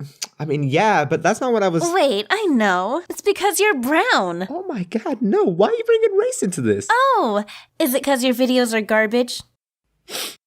They're not garbage. But for real, it's actually because I went to this art-centric middle school. They really wanted the students to experience all of what creative arts had to offer. So they implemented a system where in 8th grade, you would rotate between the 4 major art disciplines each term. They consisted of visual art, you know, the art class everybody knows about, music, media/digital tech, I'm in, and drama. What is up, dramas alert nation? I'm your host, Killer Maaz. And whilst I'm grateful for the experience, looking back at it, these art classes were the biggest meme. Because it was such basic, rudimentary level art, we all honestly did jack all that year. Take my music class, for example. I mean, after watching the Rage Rap diss track, the Tim Tom rap battle, and the famous Maaz rap, I think it's clear to see that I'm pretty musically gifted. Denial is the first step of grief in the 5-step process. For that term of music, we had a choice between learning the piano or learning the guitar. And I'm gonna be honest, I kinda only picked the guitar because I thought it'd make me more attractive to girls. I'm such a loser, holy. Okay, side tangent. That's actually a recurring reason for a lot of my childhood decisions. See, I would watch these high school movies, which had all these pretty white boys, and they all like, you know, had these one-sided smirk things going, and the girls obviously love that. Oh my god, take my heart! So for years, I tried my hardest to get my own smirk, which may have worked on one side, but on the other, I looked like I had a minor stroke. And so with my lopsided smile, I spent an entire term practicing my guitar skills to pick up the ladies. Man, looking back at it, I wasn't even learning a romantic song. I'm pretty sure I was learning like Ode to Joy.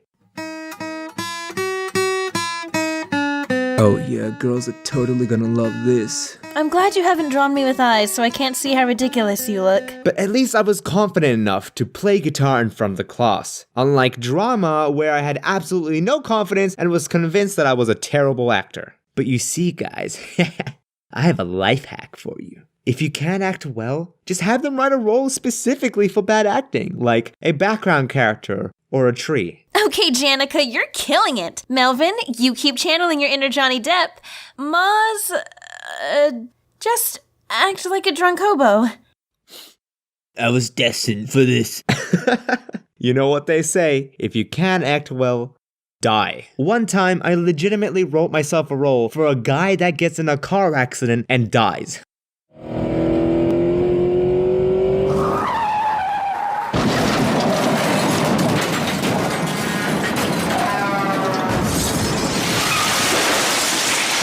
Dude, acting is so easy. It's funny because the drama teacher actually pulled me aside and told me that I wasn't that bad of an actor, and I just needed more confidence in myself. That was honestly so sweet of him to say, and it instilled a passion of drama and acting in me for years to come. I even did theater during university. Like, I was on stage and everything. If you prick us, do we not bleed? If you tickle us, do we not laugh? If you poison us, do we not die? And if you wrong us, shall we not Okay, that's cute, honey, but I'm an actor! The next year, I was moved to script writing and had no time on stage. So maybe my teacher was a lying son of a visual art. Alright, so I'm just gonna gloss over this one because not a lot happened during this class. Like, I know it's the medium that I spent the most time doing now, but art had a lot more writing and analysis than I thought it would. Actually, I'm pretty sure I was justifying more than I was actually doing art. However, that was nothing compared to digital/media tech. Now, the name of the class is awful, but it basically covered film, television, gaming, and digital art. I remember this one assignment we had, which was to basically analyze a TV show and provide reasoning as to why people either loved or hated it. This project was the best because it allowed me and my brother the perfect excuse to run down to Blockbuster, rent out 5 seasons of How I Met Your Mother, and binge it all in a few days. Hey guys, it's getting pretty late. Maybe you should go to bed and rest up for— Shut the door, Mom! Gosh, do you even care about my grades? Yeah, Mom! And that's why How I Met Your Mother is one of my favorite TV shows to this day. And why my mom goes to therapy. So here's what I actually learned in my art classes. Improvement in skill is not linear and shouldn't be compared as such. This is relevant for people like me who compare themselves to other people and get really distressed when they're not on an equal playing field. But let me tell you something. Now, the odd one's out. Does he have the best visuals in our community? Yes. What about the most interesting stories? Yes! And is he more animated than the others? Yes! No, he isn't. What? You see what I'm getting at? Even though he's not the best when it comes to all of these factors, he's still number one in our community. Dang right I am! And it's all because he's got his own unique blend of skills that really showcases what he can do. His art style. When you judge yourself to another person's art style or sense of humor, you're comparing something unique that you alone have on their field. So of course you're going to be upset and feel like you're inferior to them. That's just not a valid comparison. And I know it's way easier said than done, but I can assure you, if you knuckle down and really focus on what you're doing and try to establish your own style, I think that will lead you to more happiness and creative fulfillment in the long term. It is hard, but you'll eventually get there. I used to be the saddest boy for life. But now, not only am I able to fulfill my creative urges again, but I'm also fortunate enough to have this fantastic channel and to be the mastermind with all of you guys. My Martians, our fan base and strongest alien army known to man. And I know we're all waiting to take over the world and defeat the laddies, but in the meantime, why not promote some of you to become Super Martians? So I want to give a major shout out to Gentry Lewis, Aldo Gameplay, and Undertale Grillby. You guys are now all Super Martians, the brave soldiers who will lead us to battle. If you want to have a chance for a shout out, make sure to subscribe, hit the notification bell, like the video, and comment, I have turned on the bell and am a Super Martian. Now, I know it may be daunting to focus on self-improvement and to learn some new skills, but why not make it easier by utilizing the sponsor of this video, Skillshare. Skillshare is an online learning community with thousands of classes in design, business, technology, and more. If you're interested in making your own channel, why not check out Simple Character Animation? Personally, I'm designing new merch, so I found, hey, cool shirt. Designing effective t-shirt graphics, really helpful. Premium membership gives you unlimited access to quality classes taught by experts, so you can improve your skills, unlock new opportunities, and do the work you love. Skillshare is also way more affordable than most learning platforms out there, with a yearly subscription being less than $10 a month. But hey, look, that's enough of me talking, why not just give it a shot? The first 500 people to sign up with this URL, which is also in the description, will get their first 2 months completely free. So be sure to be one of those lucky 500. So thank you once again to Skillshare for sponsoring this video, and thank you audience for watching. Okay, so I know this wasn't a super crazy topic, but I had a lot of fun making it, and I hope you liked it too. Major thanks to my best buddy Emily, whom I have no beef with, for voicing some of the characters in this video. You're an absolute legend. Alright, if you like the story, make sure to click on the video on the left side of the screen and you'll get some more of that Maazy goodness. And finally, I'd like to give a major shout out to my patron and original T-poser, Jesus Christ. Yes, that's his name. Alright, laters everybody, and stay aMAAZing. There's a cabinet above the kitchen stove that was expressly forbidden for me to open. I'm allowed to glance at it, sure, but try to reach out to open it? A fool's errand. What lay inside, you ask? Dishes that were reserved only for guests. What? But Dad, there aren't any other dishes left. No, beta. We have to keep them for guests. Just in case. Just in case? Dad, we haven't used them in years. If we're gonna save them up for guests, we need to invite them? Please, I just want one cup, please. Just a single cup.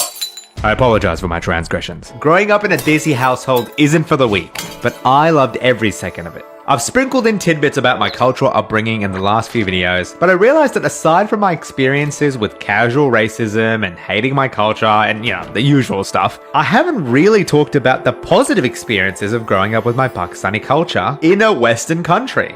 So I have a pretty small immediate family. I had my parents and my 2 younger brothers, one who's 1 year younger and another who's 10 years younger. That's right, my family has exponential age differences between our siblings. Wait until you hear about the 100-year younger brother.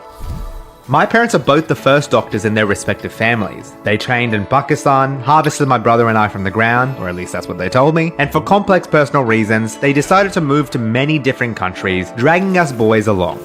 With how busy my parents were with their early jobs and traveling, I don't remember spending too much time with them in my very early childhood. A lot of my memories are either with Okasa, who was this older Japanese nanny who lived next door who absolutely adored me, or it was with my very extended family who took turns taking care of me. The Maaz Pakistani extended family is absolutely huge, and yes, you should take that as a threat. 10% of my subscribers are blood relatives. My mum is one of 7 siblings, and my dad is one of 13. And each of the uncles and aunties have like 5 children each, so the actual number of family members ballooned out super fast. Man, the desi urge to harvest children goes crazy. I distinctly remember how much fun it was growing up with so many cousins. Specifically, wedding events and parties were absolutely insane. There's this tradition that we have of everybody staying in one house, like Shadi Ka Ghar, in the days leading up to the wedding. Despite there being like 100 plus cousins, we weren't no quitters, and so we clown card ourselves into the house as much as possible, playing games, sharing stories, and it was just exactly as chaotic as you're imagining. Are, bring out the guest dishes, just in case. Oh no, not you too. I just want 1 cup.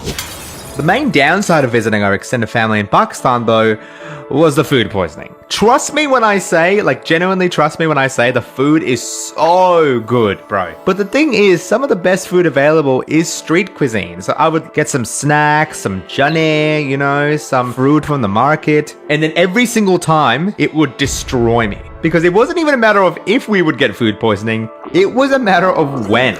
All of my immediate family got it every single time. And having just gone back there recently, I can confirm this is still true. The only other thing that's scary to me, especially being a doctor that's the son of 2 other doctors, was that unfortunately, almost all of my aunts and uncles have some sort of diabetes or heart problems, which means that I'm at high risk of those just for being born with my genetics. I guess when you're this gifted, you gotta get brought down somehow.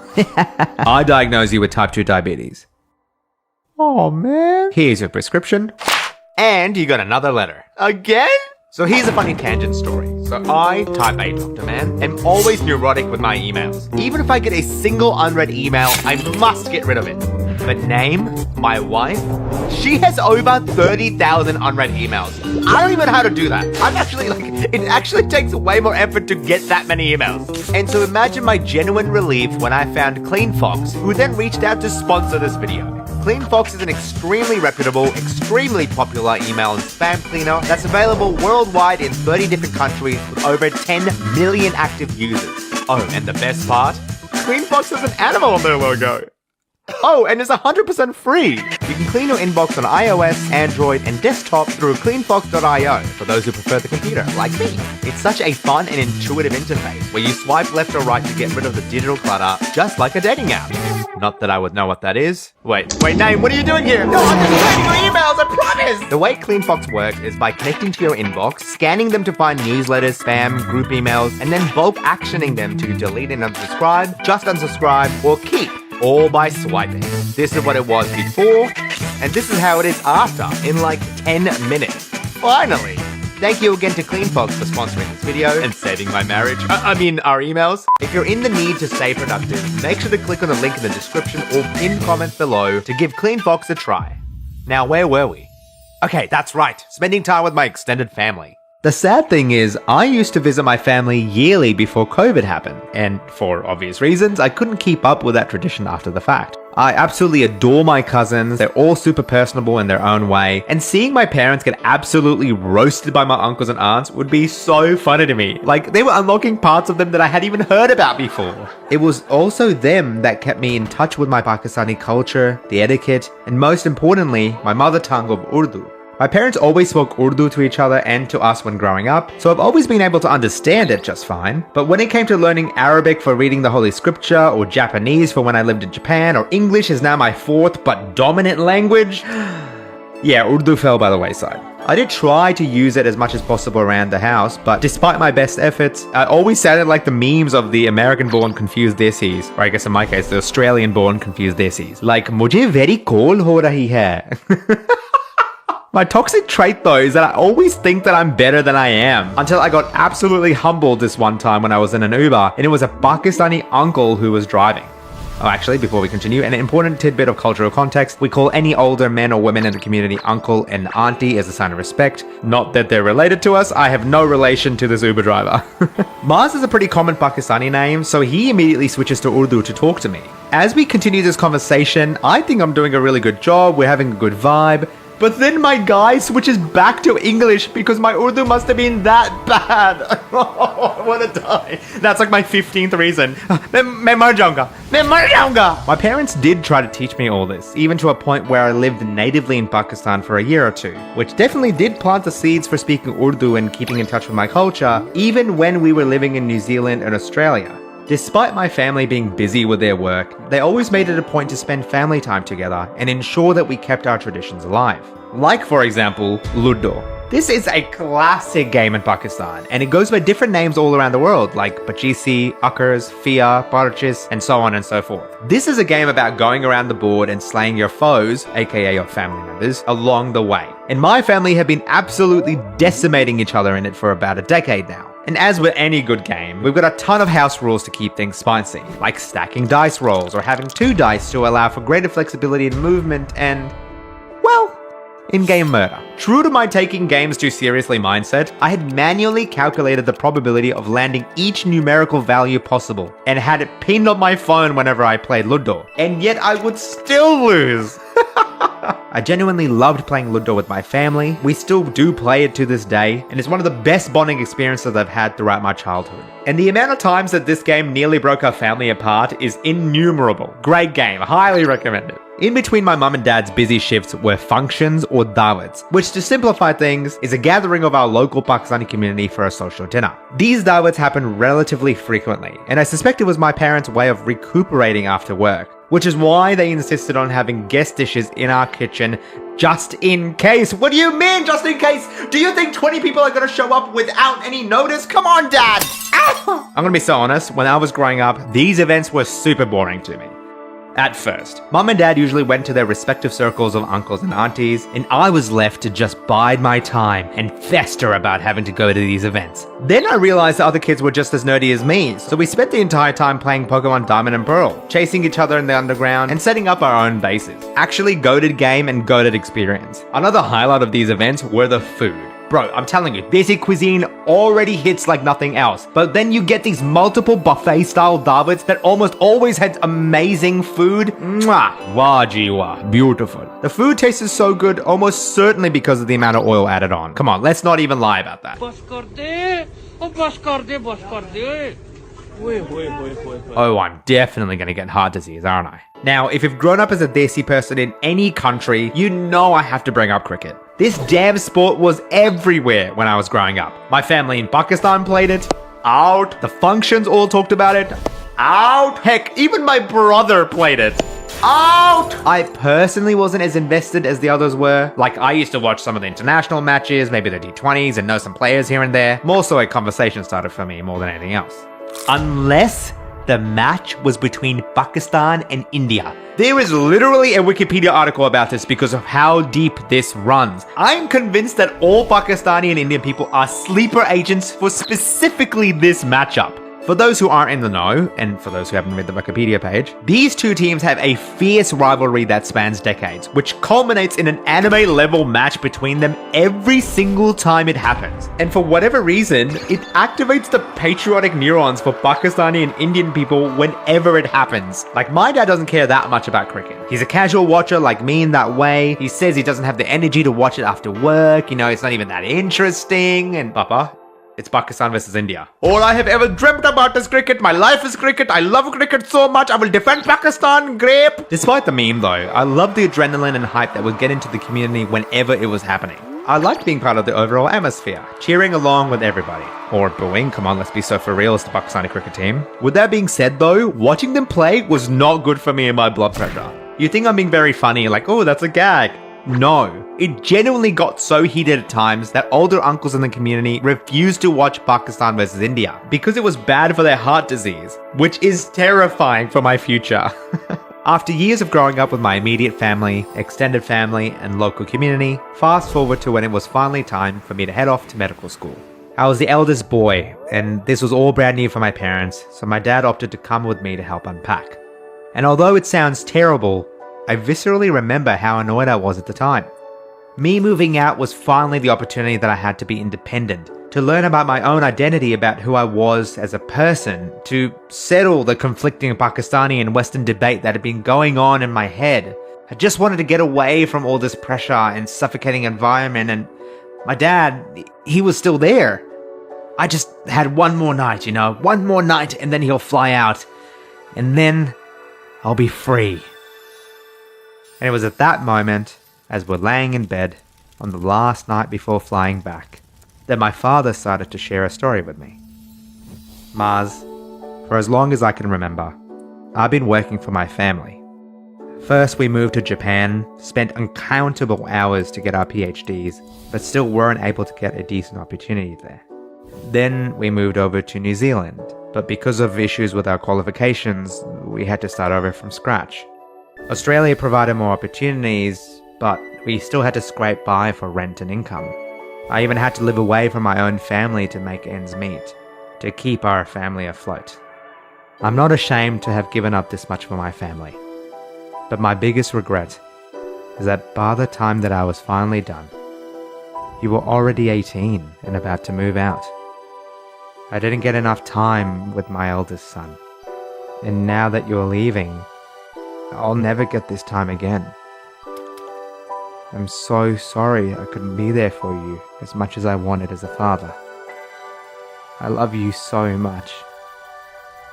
And that's when I saw my dad cry for one of the very few times in my entire life. I just started bawling my eyes out, just awash with guilt. And oddly, I think closure? He was speaking about something I had noticed in the back of my head, which I hadn't managed to unpack and address. But despite that, here was my dad taking that first step, allowing us to share a father-son moment right before he left. My dad flew the very next day, but that moment completely recontextualized everything for me. I grew up with my own perspective, but when I look back and reflect on it, I don't think I could ever do what my parents did. Starting over in a brand new country where you don't even know the language and trying to find work that's enough to sustain your young family? Are you kidding me? And it's not just about establishing a monetary foundation for the family, is it? They had to leave their own parents, brothers, sisters, and their village behind to work tirelessly, all to provide their children with the opportunity that they so desperately wished they and their family had. And I think my parents made that sacrifice knowing that yes, it would take time away from their own children, but with the faith that it would be worth it in the long run. I cherish the childhood that I've had, and I'm grateful for the struggles that my mum and dad went through to be able to afford us these opportunities in a brand new country. I love you so much, Mum and Dad. And eventually, when I get my own place to decorate and to start my own family, I'll be sure to have a set of guest dishes and plates ready for whenever they come around, just in case.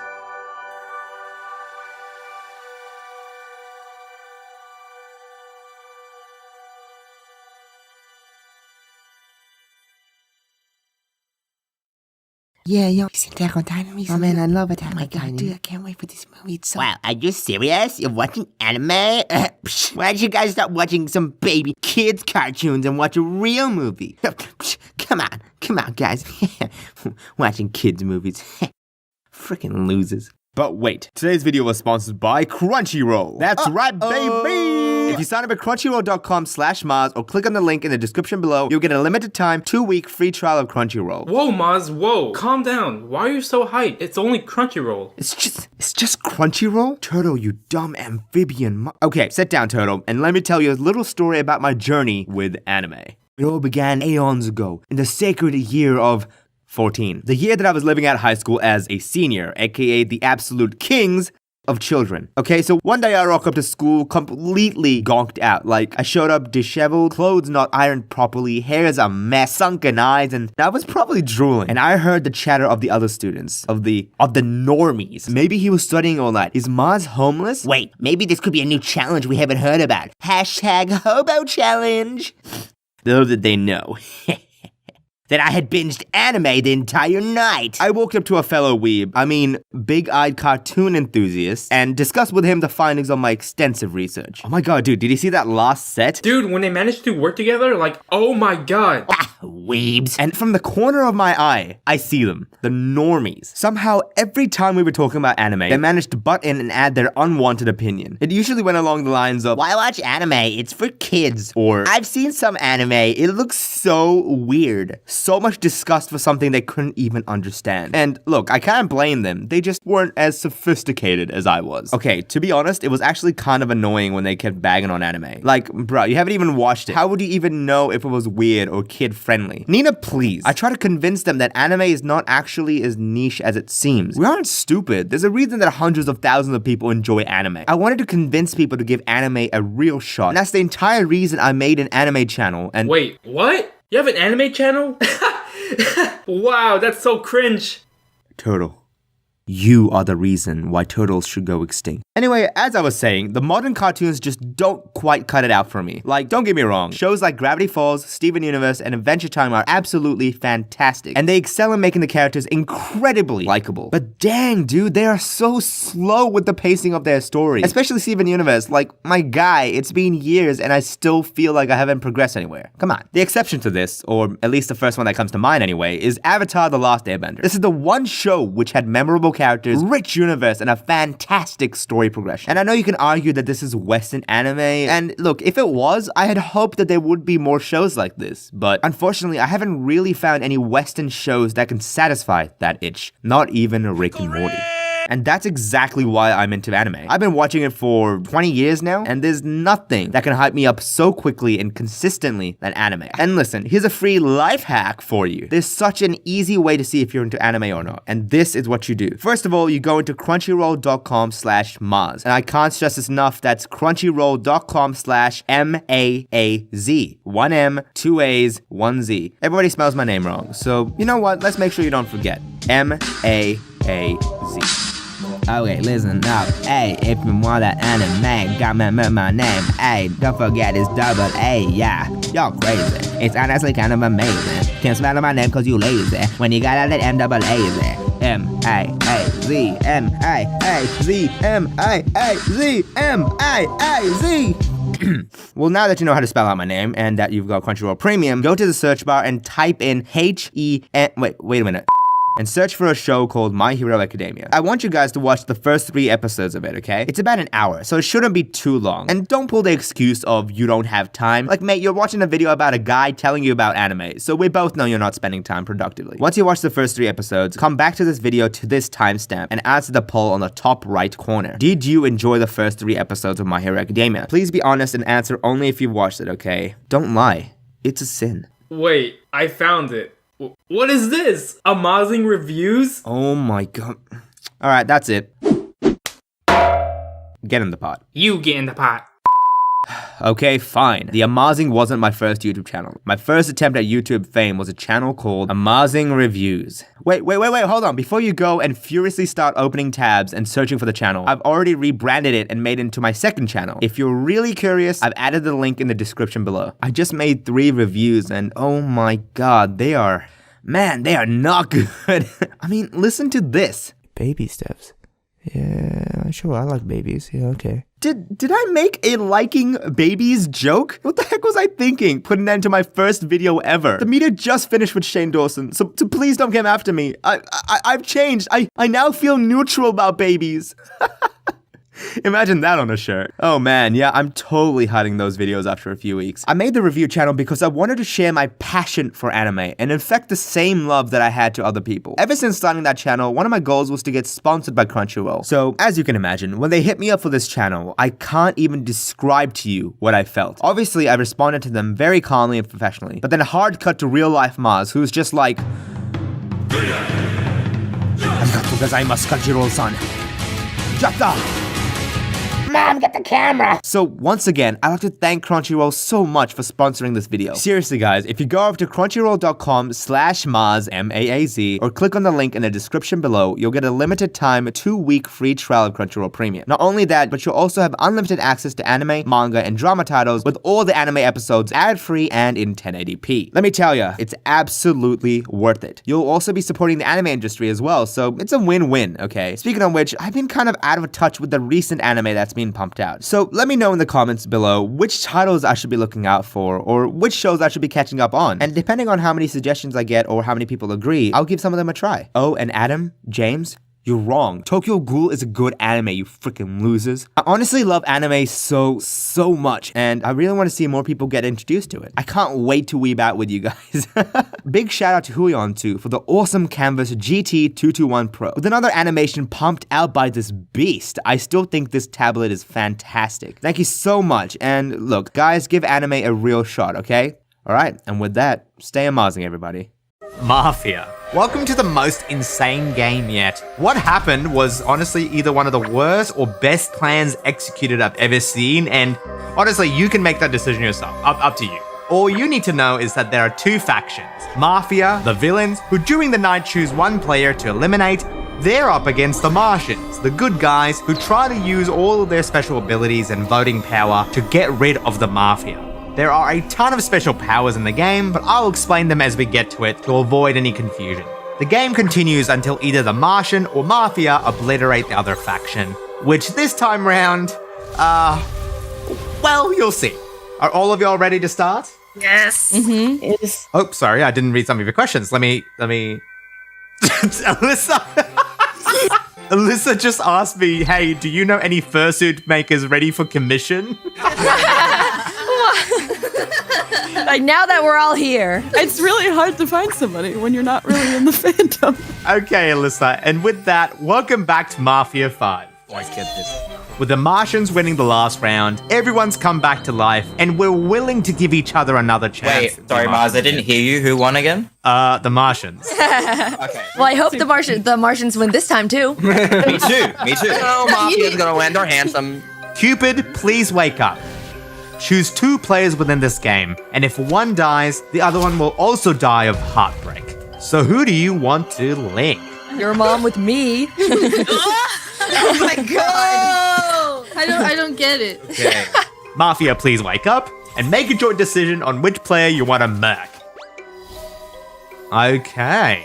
Friend Zone Mafia. Now, you have an extra power. Every night, you can decide on which player you want to silence, who will then be unable to talk for the next day. Who in this group would you want to just shut up? Alrighty, go to sleep. Dr. Martian, wake up. You can pick one player in the entire group to protect from murder and friend zoning. 2 equally important things. Who do you wish to protect? Alrighty, good night. Wizard Martian, wake up. You can inspect any player in this game to see whether they're good, aka Martians, or bad, aka Mafia. Who do you want to check? Okay, go back to bed.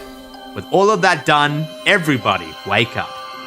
There was nobody silenced. We don't have to I'm guessing live through that again. Or Oh my god! He spoke too soon. I am so sorry. I thought it'd be really funny to silence Sultan mid-sentence. That is mean. That's funny. And with Sultan silenced, as everyone looks around desperately to see who's missing, they notice a bunch of seals holding an obituary in front of Rush's house because he has died. What the fuck? The Mafia don't want to deal with any coin flips. They don't want to deal with I'm holding Rush in my arms and I'm just like, Rush, what are your last words, man?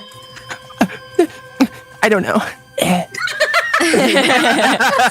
IDK. But really, I be knowing.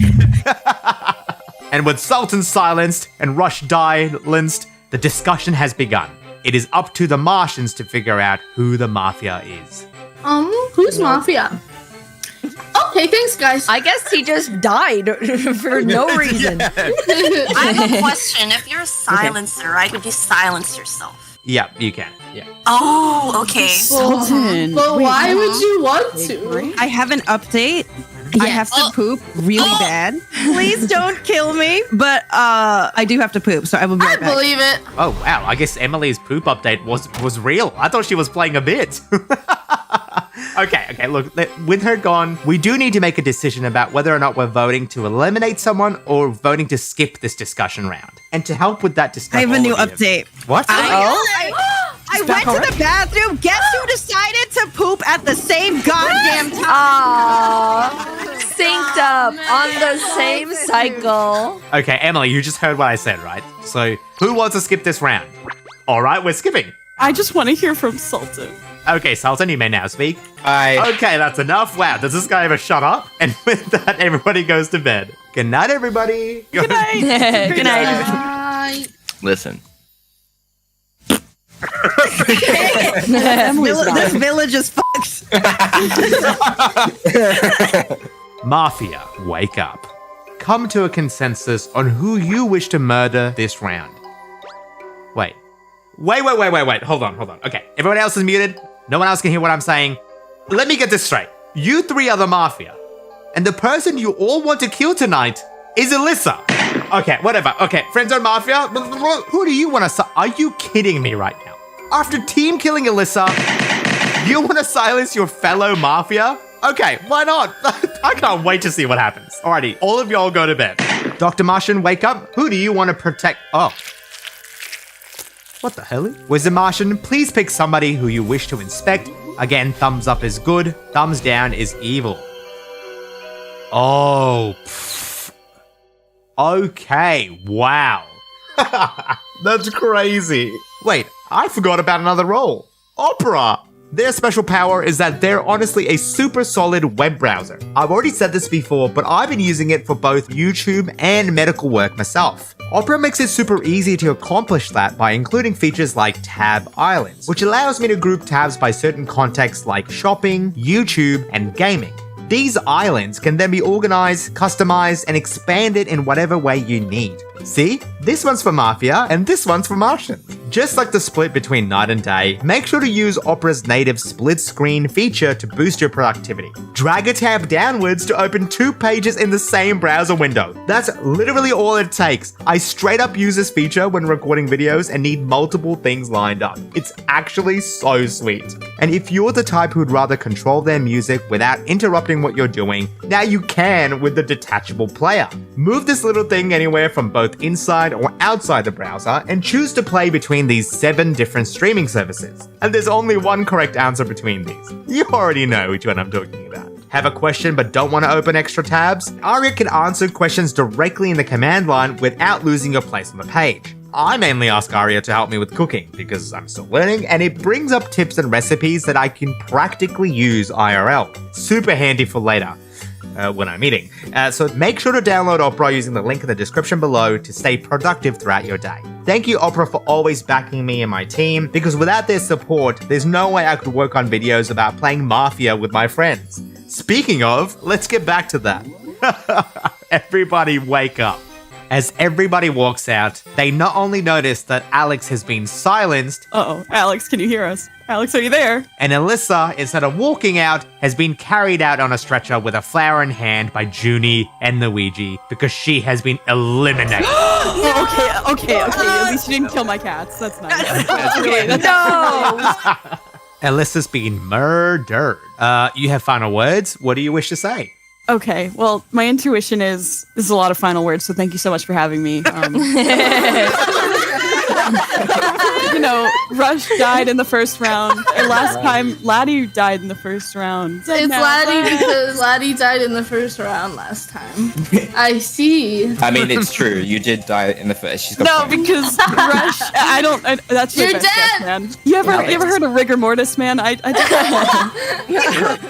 okay. I don't know if I want to reveal my role just yet. your role as Mafia?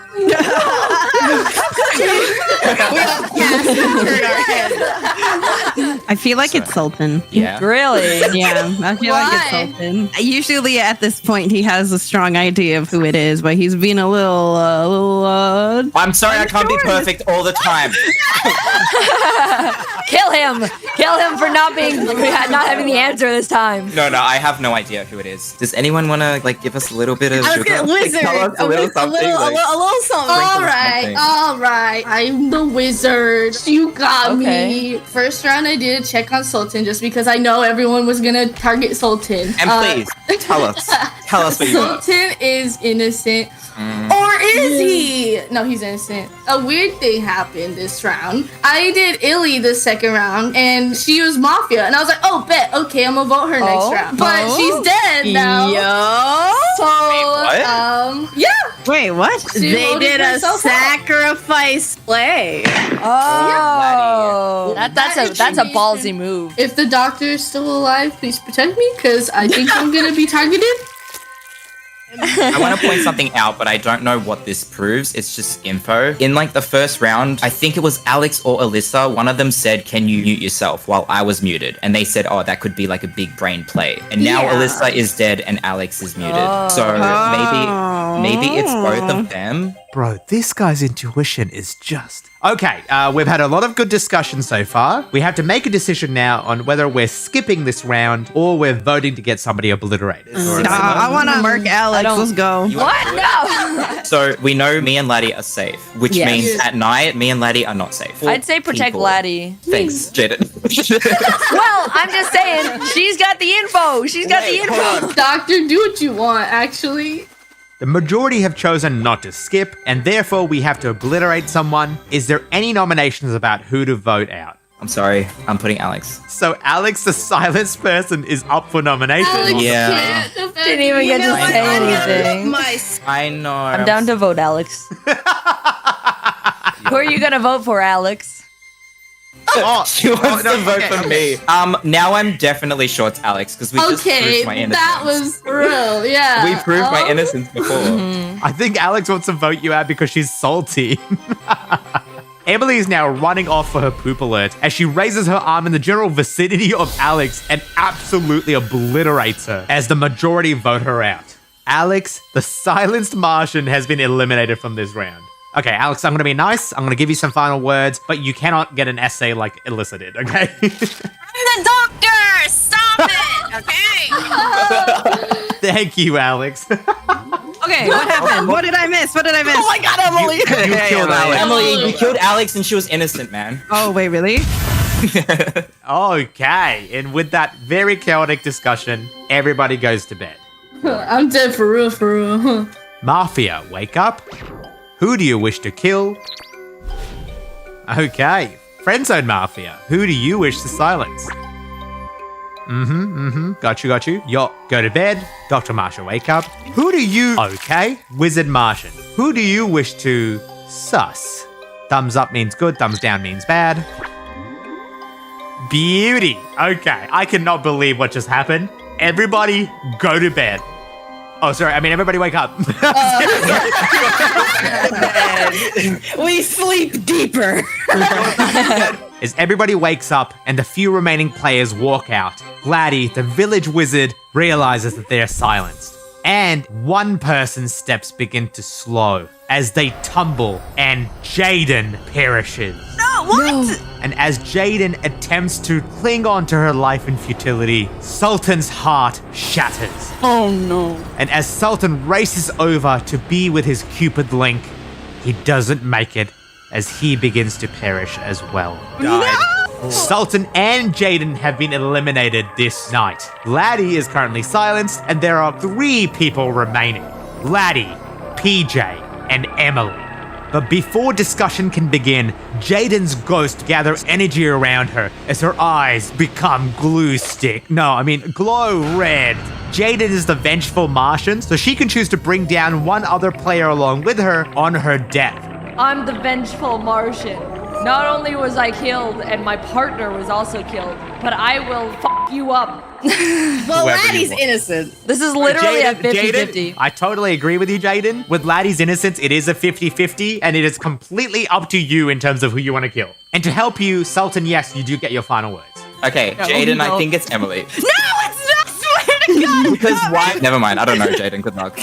Oh no. Okay. Hold on. If it's just Laddie, PJ, and me, then Wait. Look, this is not a discussion round. We just finished the final words, and so now Jaden must activate her vengeance power before we get to discussion. Oh, okay. Oh my God. All right, never mind. It's literally a 50-50. It's between Laddie, Emily, and PJ. Who do you wish to obliterate? I think I'm gonna kill Emily. And with that decree, Jaden turns towards Emily, lifts up her arms, and releases a concentrated red beam towards Emily. Emily tries to run away, but is ultimately helpless as she meets her maker. Emily has been obliterated by Jaden, and now, with PJ and Laddie remaining, the Mafia have won.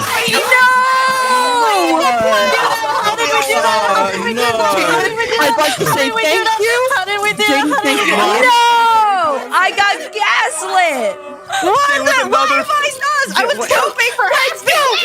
I don't know. I Sultan got in my head. Jaden, that was another coin flip moment that you had. You really are terrible at them. I know. I just lost 2 coin flips in front of 1,000 people. The Mafia did honestly some brain dead moves. I don't know how It worked. It worked. Because first there was 3 Mafia. Alyssa, Alex, and PJ. Alyssa chooses to kill herself to blame Laddie.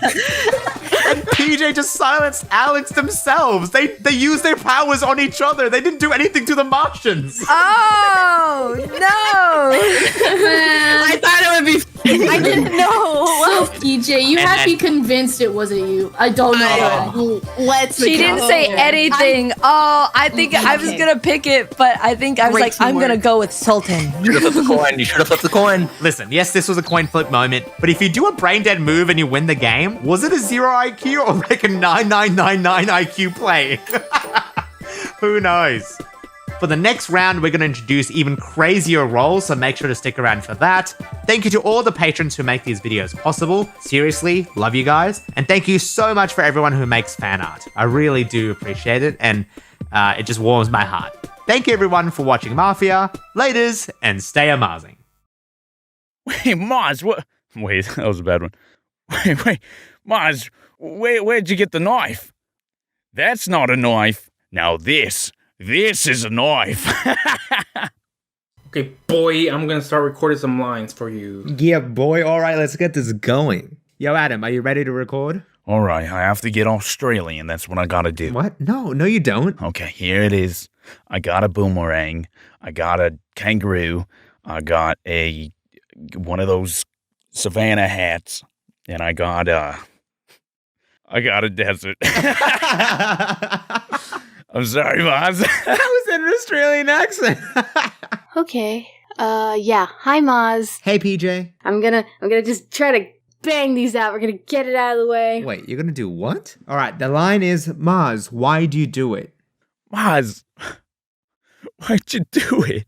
No, wait, that was bad. Oh, God. What the fuck? What was that? Dude, when they managed to work together, like, oh my God. All right, Toto, could you just keep that NOD contained, please? Thank you. Maaz, why'd you do this? Great, we got it. No, wait. I want to try those again. Oh, okay. Hold up, one more time. Yeah, sure, mate. Go for it. Maaz, why'd you do this? Oh, wait, no, using the accent again. Why'd you do this? I want to die. We're gonna do this, me and you. Okay. We're gonna get through this. Okay. Let's go. Yeah. Let's get hyped. Let's get hyped. Okay. Wait, what? Let's go. Wait, no, that's not what I signed up for. Wait, can somebody unsubscribe me from this mailing list? Maz's assignments were due last week. Do you have any idea when he'll be able to hand it to me? What is hand? Hand. That was more like less stereotypical. Hold up. No, that wasn't anything, Adam. What is hand? Do you have any idea when he'll be able to hand it to me? Hand it to me. Hand. Do you have any idea when he'll be able to hand it to me? All right, PJ, could you make a vomiting sound for me? Oh my God. Okay, so how do I emulate that? I'm just gonna be doing a bunch of bleh. into the microphone. Yeah, that's exactly what I want. Let me get in there, nice and steady for you, Maaz. Just like listen to that sweet. Wait, no, that's not what I want at all. Wait, hold on, no. ASMR throw up sounds. Oh. Part 1. This is the first video. Oh no. Just. Oh, why are you doing this? Oh, why are you doing this to me? Oh.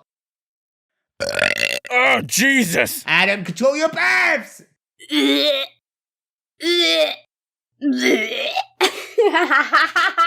so weird. This is weirder for me. I have to edit this. Yeah, Maaz, this was can't wait for this video to come out, you know.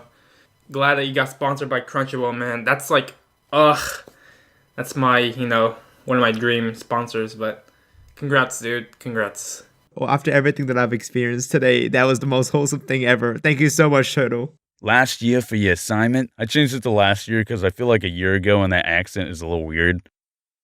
Okay. I mean, not that your accent is weird or anything, but you don't sound like a stereotypical, so it's different for you.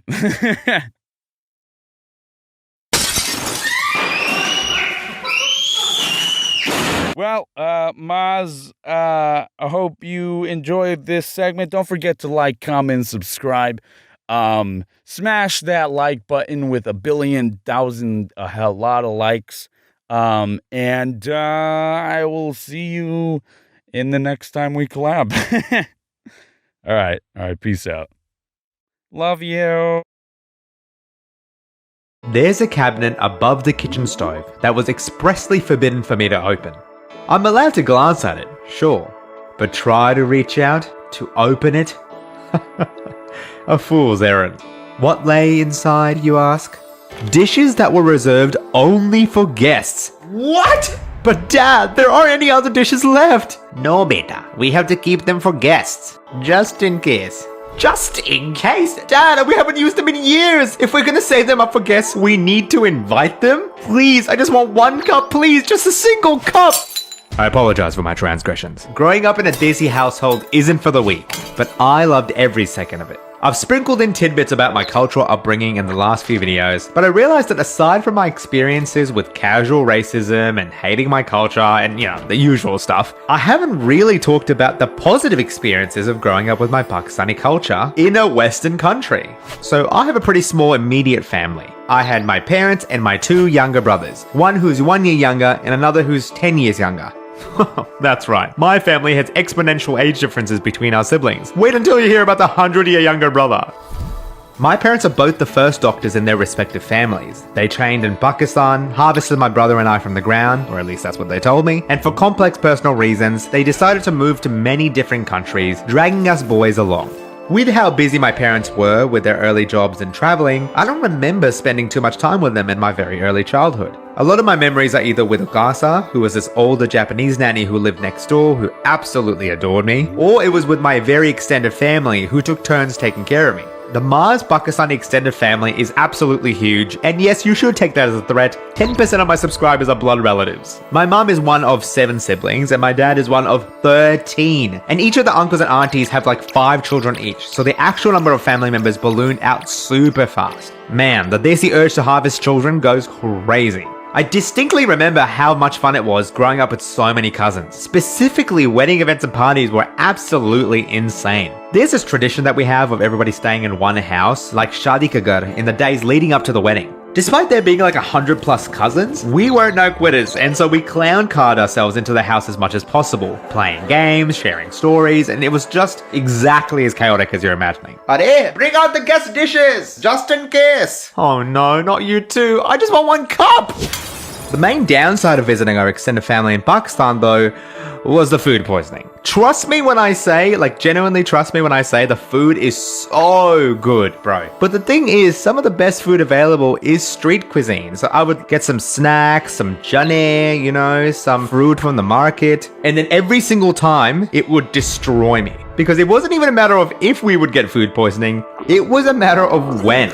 All of my immediate family got it every single time. And having just gone back there recently, I can confirm this is still true. The only other thing that's scary to me, especially being a doctor that's the son of 2 other doctors, was that unfortunately, almost all of my aunts and uncles have some sort of diabetes or heart problems, which means that I'm at high risk of those just for being born with my genetics. I guess when you're this gifted, you gotta get brought down somehow. I diagnose you with type 2 diabetes. Oh man. Here's your prescription. And you got another letter. Again? So here's a funny tangent story. So I, type A doctor man, am always neurotic with my emails. Even if I get a single unread email, I must get rid of it. But name, my wife, she has over 30,000 unread emails. I don't even know how to do that. It actually takes way more effort to get that many emails. And so imagine my genuine relief when I found CleanFox, who then reached out to sponsor this video. CleanFox is an extremely reputable, extremely popular email and spam cleaner that's available worldwide in 30 different countries with over 10 million active users. Oh, and the best part? CleanFox has an animal on their logo. Oh, and it's 100% free. You can clean your inbox on iOS, Android, and desktop through cleanfox.io for those who prefer the computer, like me. It's such a fun and intuitive interface where you swipe left or right to get rid of the digital clutter, just like a dating app. Not that I would know what that is. Wait, Name, what are you doing here? No, I'm just reading your emails, I promise! The way CleanFox works is by connecting to your inbox, scanning them to find newsletters, spam, group emails, and then bulk actioning them to delete and unsubscribe, just unsubscribe, or keep. All by swiping. This is what it was before, and this is how it is after, in like 10 minutes. Finally! Thank you again to CleanFox for sponsoring this video and saving my marriage. Our emails. If you're in the need to stay productive, make sure to click on the link in the description or pinned comment below to give CleanFox a try. Now, where were we? Okay, that's right. Spending time with my extended family. The sad thing is, I used to visit my family yearly before COVID happened, and for obvious reasons, I couldn't keep up with that tradition after the fact. I absolutely adore my cousins, they're all super personable in their own way, and seeing my parents get absolutely roasted by my uncles and aunts would be so funny to me. Like, they were unlocking parts of them that I hadn't even heard about before. It was also them that kept me in touch with my Pakistani culture, the etiquette, and most importantly, my mother tongue of Urdu. My parents always spoke Urdu to each other and to us when growing up, so I've always been able to understand it just fine. But when it came to learning Arabic for reading the Holy Scripture, or Japanese for when I lived in Japan, or English is now my 4th but dominant language, yeah, Urdu fell by the wayside. I did try to use it as much as possible around the house, but despite my best efforts, I always sounded like the memes of the American-born confused desis, or I guess in my case, the Australian-born confused desis. Like, mujhe very cold ho rahi hai. My toxic trait though is that I always think that I'm better than I am, until I got absolutely humbled this one time when I was in an Uber and it was a Pakistani uncle who was driving. Oh, actually, before we continue, an important tidbit of cultural context. We call any older men or women in the community uncle and auntie as a sign of respect. Not that they're related to us, I have no relation to this Uber driver. Maaz is a pretty common Pakistani name, so he immediately switches to Urdu to talk to me. As we continue this conversation, I think I'm doing a really good job, we're having a good vibe. But then my guy switches back to English because my Urdu must have been that bad. I want to die. That's like my 15th reason. My parents did try to teach me all this, even to a point where I lived natively in Pakistan for a year or two, which definitely did plant the seeds for speaking Urdu and keeping in touch with my culture, even when we were living in New Zealand and Australia. Despite my family being busy with their work, they always made it a point to spend family time together and ensure that we kept our traditions alive.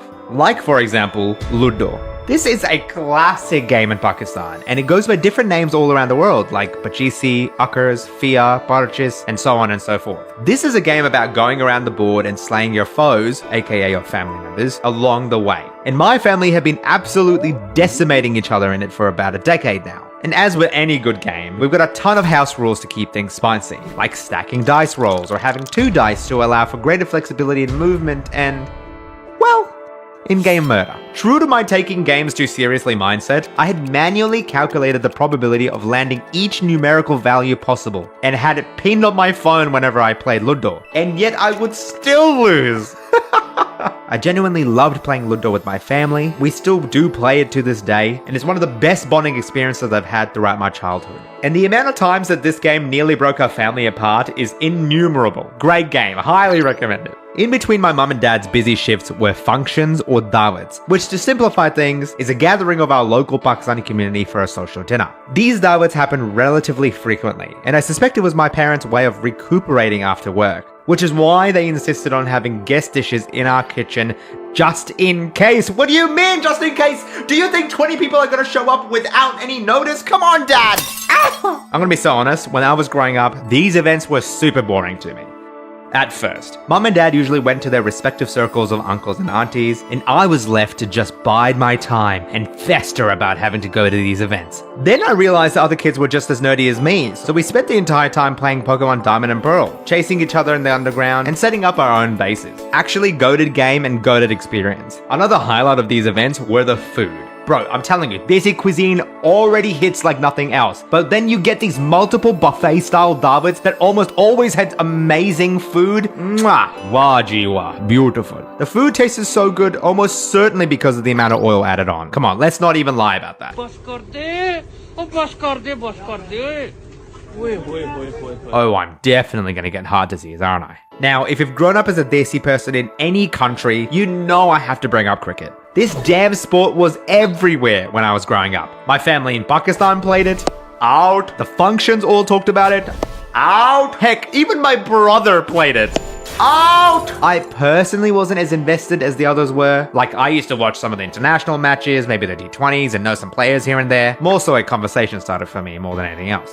Unless the match was between Pakistan and India. There is literally a Wikipedia article about this because of how deep this runs. I'm convinced that all Pakistani and Indian people are sleeper agents for specifically this matchup. For those who aren't in the know, and for those who haven't read the Wikipedia page, these two teams have a fierce rivalry that spans decades, which culminates in an anime-level match between them every single time it happens. And for whatever reason, it activates the patriotic neurons for Pakistani and Indian people whenever it happens. Like, my dad doesn't care that much about cricket. He's a casual watcher like me in that way. He says he doesn't have the energy to watch it after work, it's not even that interesting, and Papa, it's Pakistan versus India. All I have ever dreamt about is cricket. My life is cricket. I love cricket so much. I will defend Pakistan. Grape. Despite the meme though, I love the adrenaline and hype that would get into the community whenever it was happening. I liked being part of the overall atmosphere, cheering along with everybody. Or booing, come on, let's be so for real, it's the Pakistani cricket team. With that being said though, watching them play was not good for me and my blood pressure. You think I'm being very funny, like, oh, that's a gag.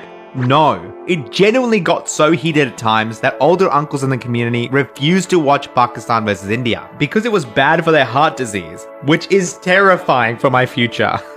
After years of growing up with my immediate family, extended family, and local community, fast forward to when it was finally time for me to head off to medical school. I was the eldest boy, and this was all brand new for my parents, so my dad opted to come with me to help unpack. And although it sounds terrible, I viscerally remember how annoyed I was at the time. Me moving out was finally the opportunity that I had to be independent, to learn about my own identity, about who I was as a person, to settle the conflicting Pakistani and Western debate that had been going on in my head. I just wanted to get away from all this pressure and suffocating environment, and my dad, he was still there. I just had one more night, one more night, and then he'll fly out, and then I'll be free. And it was at that moment, as we're laying in bed on the last night before flying back, that my father started to share a story with me. Maaz, for as long as I can remember, I've been working for my family. First, we moved to Japan, spent uncountable hours to get our PhDs, but still weren't able to get a decent opportunity there. Then we moved over to New Zealand, but because of issues with our qualifications, we had to start over from scratch. Australia provided more opportunities, but we still had to scrape by for rent and income. I even had to live away from my own family to make ends meet, to keep our family afloat. I'm not ashamed to have given up this much for my family, but my biggest regret is that by the time that I was finally done, you were already 18 and about to move out. I didn't get enough time with my eldest son, and now that you're leaving, I'll never get this time again. I'm so sorry I couldn't be there for you as much as I wanted as a father. I love you so much. And that's when I saw my dad cry for one of the very few times in my entire life. I just started bawling my eyes out, just awash with guilt. And oddly, I think closure? He was speaking about something I had noticed in the back of my head, which I hadn't managed to unpack and address. But despite that, here was my dad taking that first step, allowing us to share a father-son moment right before he left. My dad flew the very next day, but that moment completely recontextualized everything for me.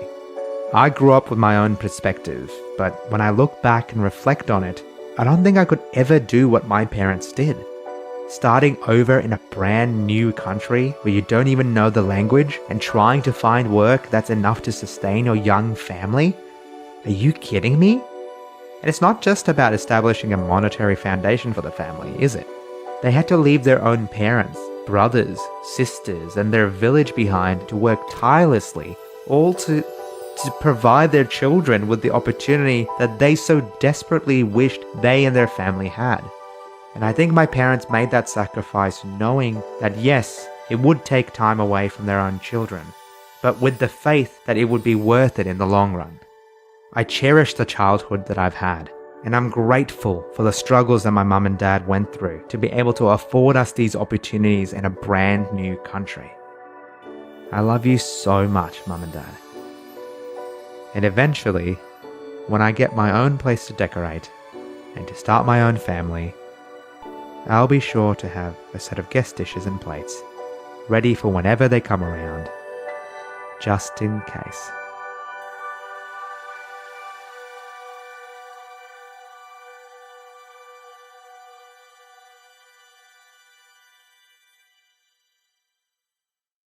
Okay, there we go. I'm ready to go. I've been ready to go. James, you're literally working on your video right now. Well, no, I'm not. I'm drawing. I'm trying to make your video interesting. Oh no, I'm so sorry. I was waiting because you were. Oh no. Do you want to let the professional do it? Listen, yeah, you're the odd ones out. Go for it. Hey everyone, we're gonna play Devils and Angels.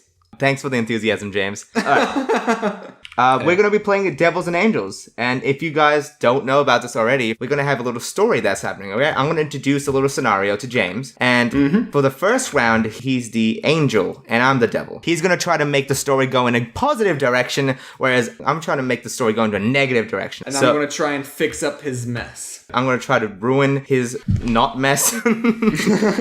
And let's see how that works out. Also, about this fan art, and I'm going to zoom in and point out at my problem, right? Because with my style, I removed the eyes. The eyes are super important, right? Yep. James, you've got to make the eyebrows more interesting. What are you talking about? It's tiny. It's like, that's what I would do. Like, look at this. Look at the comparison, fans. Look at this.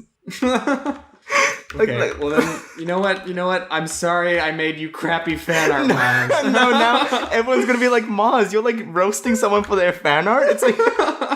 Now you're gonna have to see how bad It's okay. Just don't feel pressured that you're in my presence, okay? Just... Senpai! So the scenario is this, okay? So after the tragic events of what happened in my video, Mr. McQuackles, may he rest in peace, his spirit is out of his body, right? I got it. What is he gonna do now, okay? He's dead, he's been murdered. So there's a soul of a duck wondering what's gonna happen. Could we talk about playing Connect 4 at Australian VidCon? What about that video footage of us holding hands? Alright, so James, at Australian VidCon, when he wanted to go somewhere with me, instead of saying, hey Maaz, let's go to this location, he would just grab my hand and then lead me as if I was like a dog, right? Like, or a boyfriend, but yeah.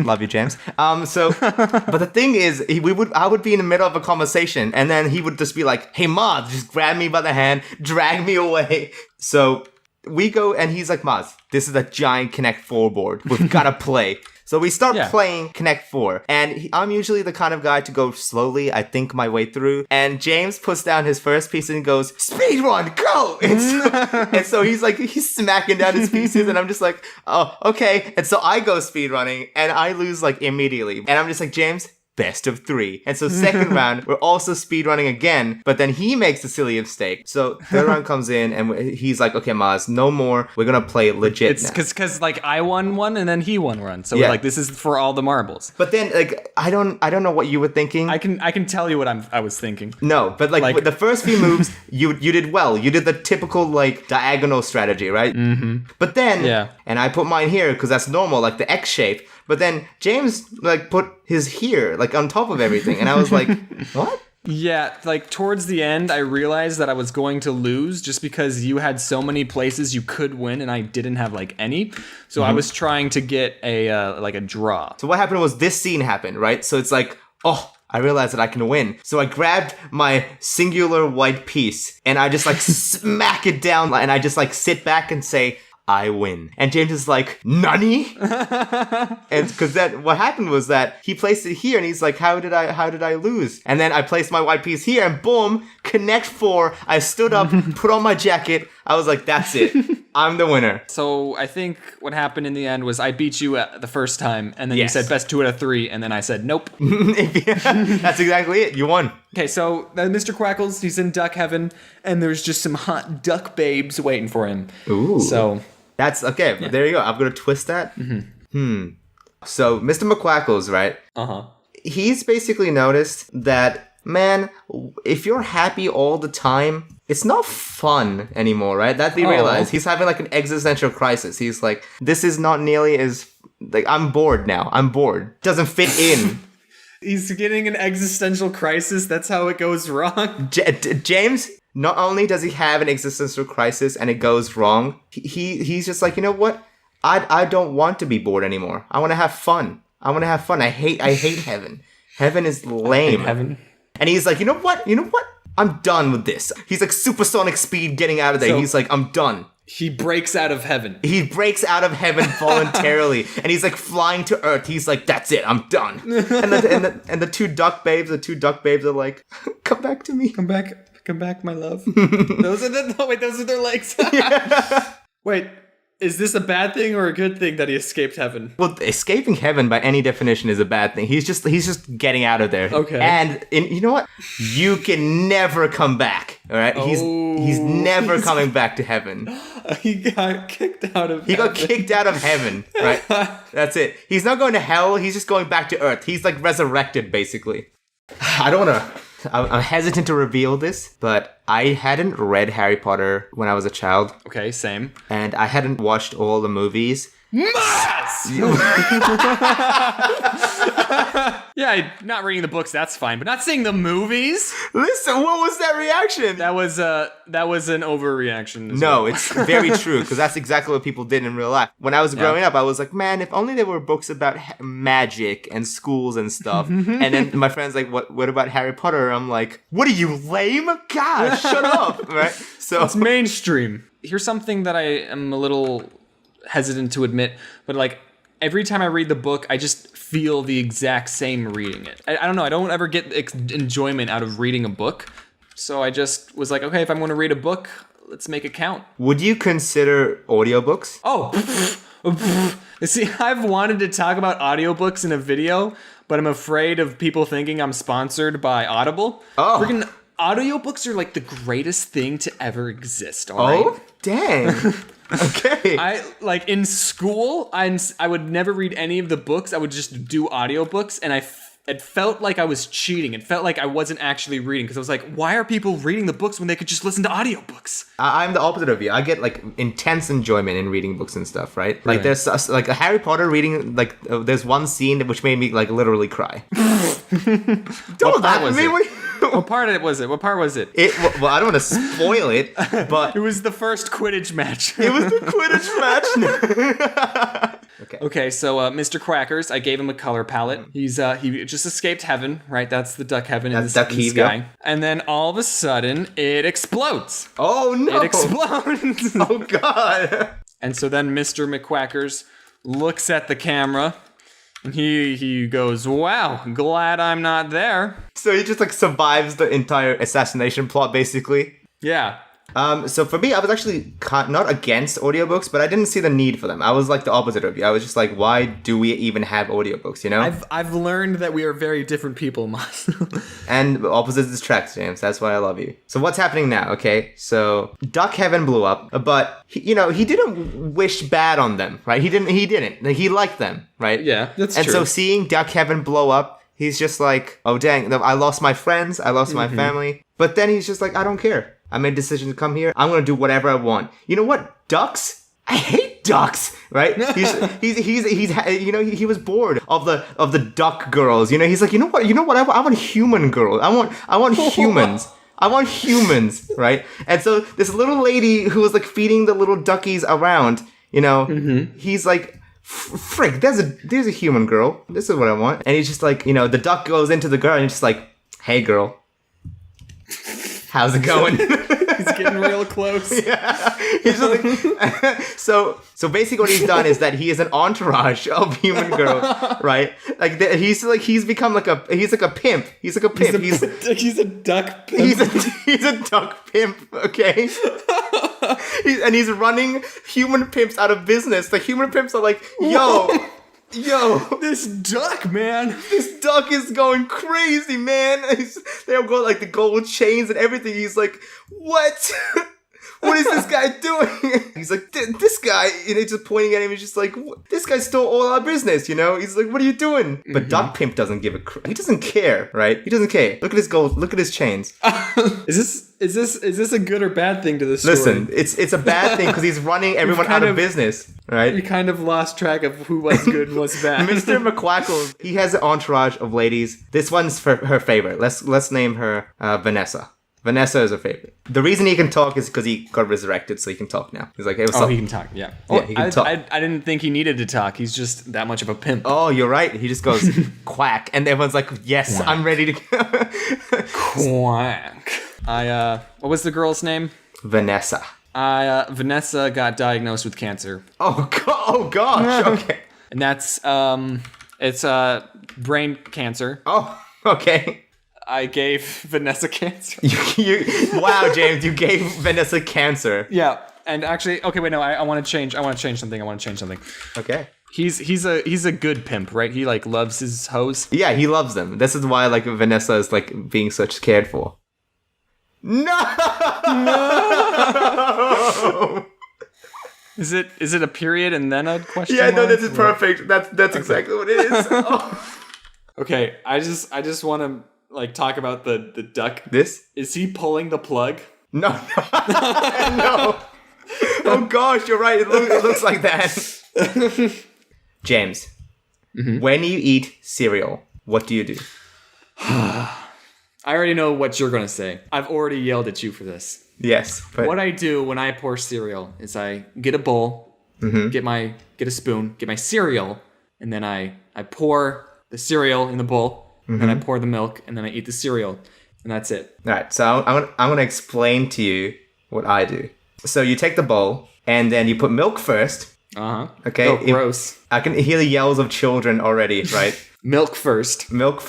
But then, listen, if you grab milk out of your fridge, the milk is too cold. So what you do... There's no such thing as too cold milk, unless it's frozen solid. No, it's just like, it hurts your teeth. It's too cold, right? Okay. So what you do is you put it in the microwave for 15 seconds. And then it's like the right level of heat. You get lukewarm milk. Beautiful. In your freaking cereal. Beautiful milk in my cereal. You're disgusting, Maaz. You're a disgrace. How dare you, okay? You know the phrase, don't knock it until you try it? I don't need to try it, Maaz, because I know it's going to be disgusting. Wait, what are you drawing? Okay, so what's happening? Okay, what's happening is basically, this scene initially looks really sad. It's Vanessa going like... it's Vanessa's like, okay. Yeah. And, McQuackle's like, okay. But what you don't see is it's what they're saying okay to. So the conversation before this was like, I want you to be the number one pimp in the world. And the only competition, because human pimps, they've already lost, right? Yeah. The biggest competition is other ducks, okay? Oh. So I want you to do one thing. Ban ducks.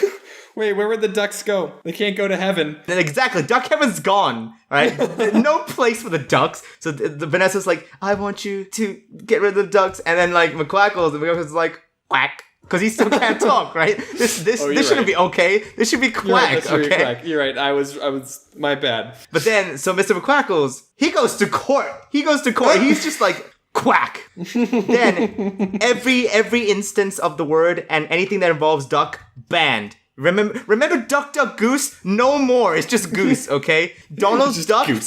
No more Donald Duck. Daffy Duck? More like out of luck. Get out of here, right? Rubber duckies? You want rubber duckies? Get out of here, okay? Ugly duckling. More like you're just ugly, okay? None of that. So all that's left is just Mr. McQuackles. What happened to Vanessa's cancer and what happened to Duck Heaven? Listen, Vanessa had brain cancer. And Mr. McQuackles, in the end, he's got more. It's just like explosion in the background. Like he's the cool guy. Start looking at explosion. That's it. Okay, Mr. McQuackles doesn't care about any of that. Duck Heaven, boom. Okay, everything is gone. He went back in time and blew it up. Yeah, exactly. It turns out he was the one who blew it up in the first place. Okay, Mr. McQuackles, man, the master pimp. What did we learn? James, this is the moral of the story. Strive for greatness. That's the moral of the story. Have fun with that, kids. Have fun sleeping on that. I can imagine them going like, yeah, I want a really wholesome story. And it ends with just Mr. McQuackles. All right, that's only it. Mr. McQuackles. All right, thanks for watching, everyone. All right, peace. Wear your seatbelt. And stay aMAAZing.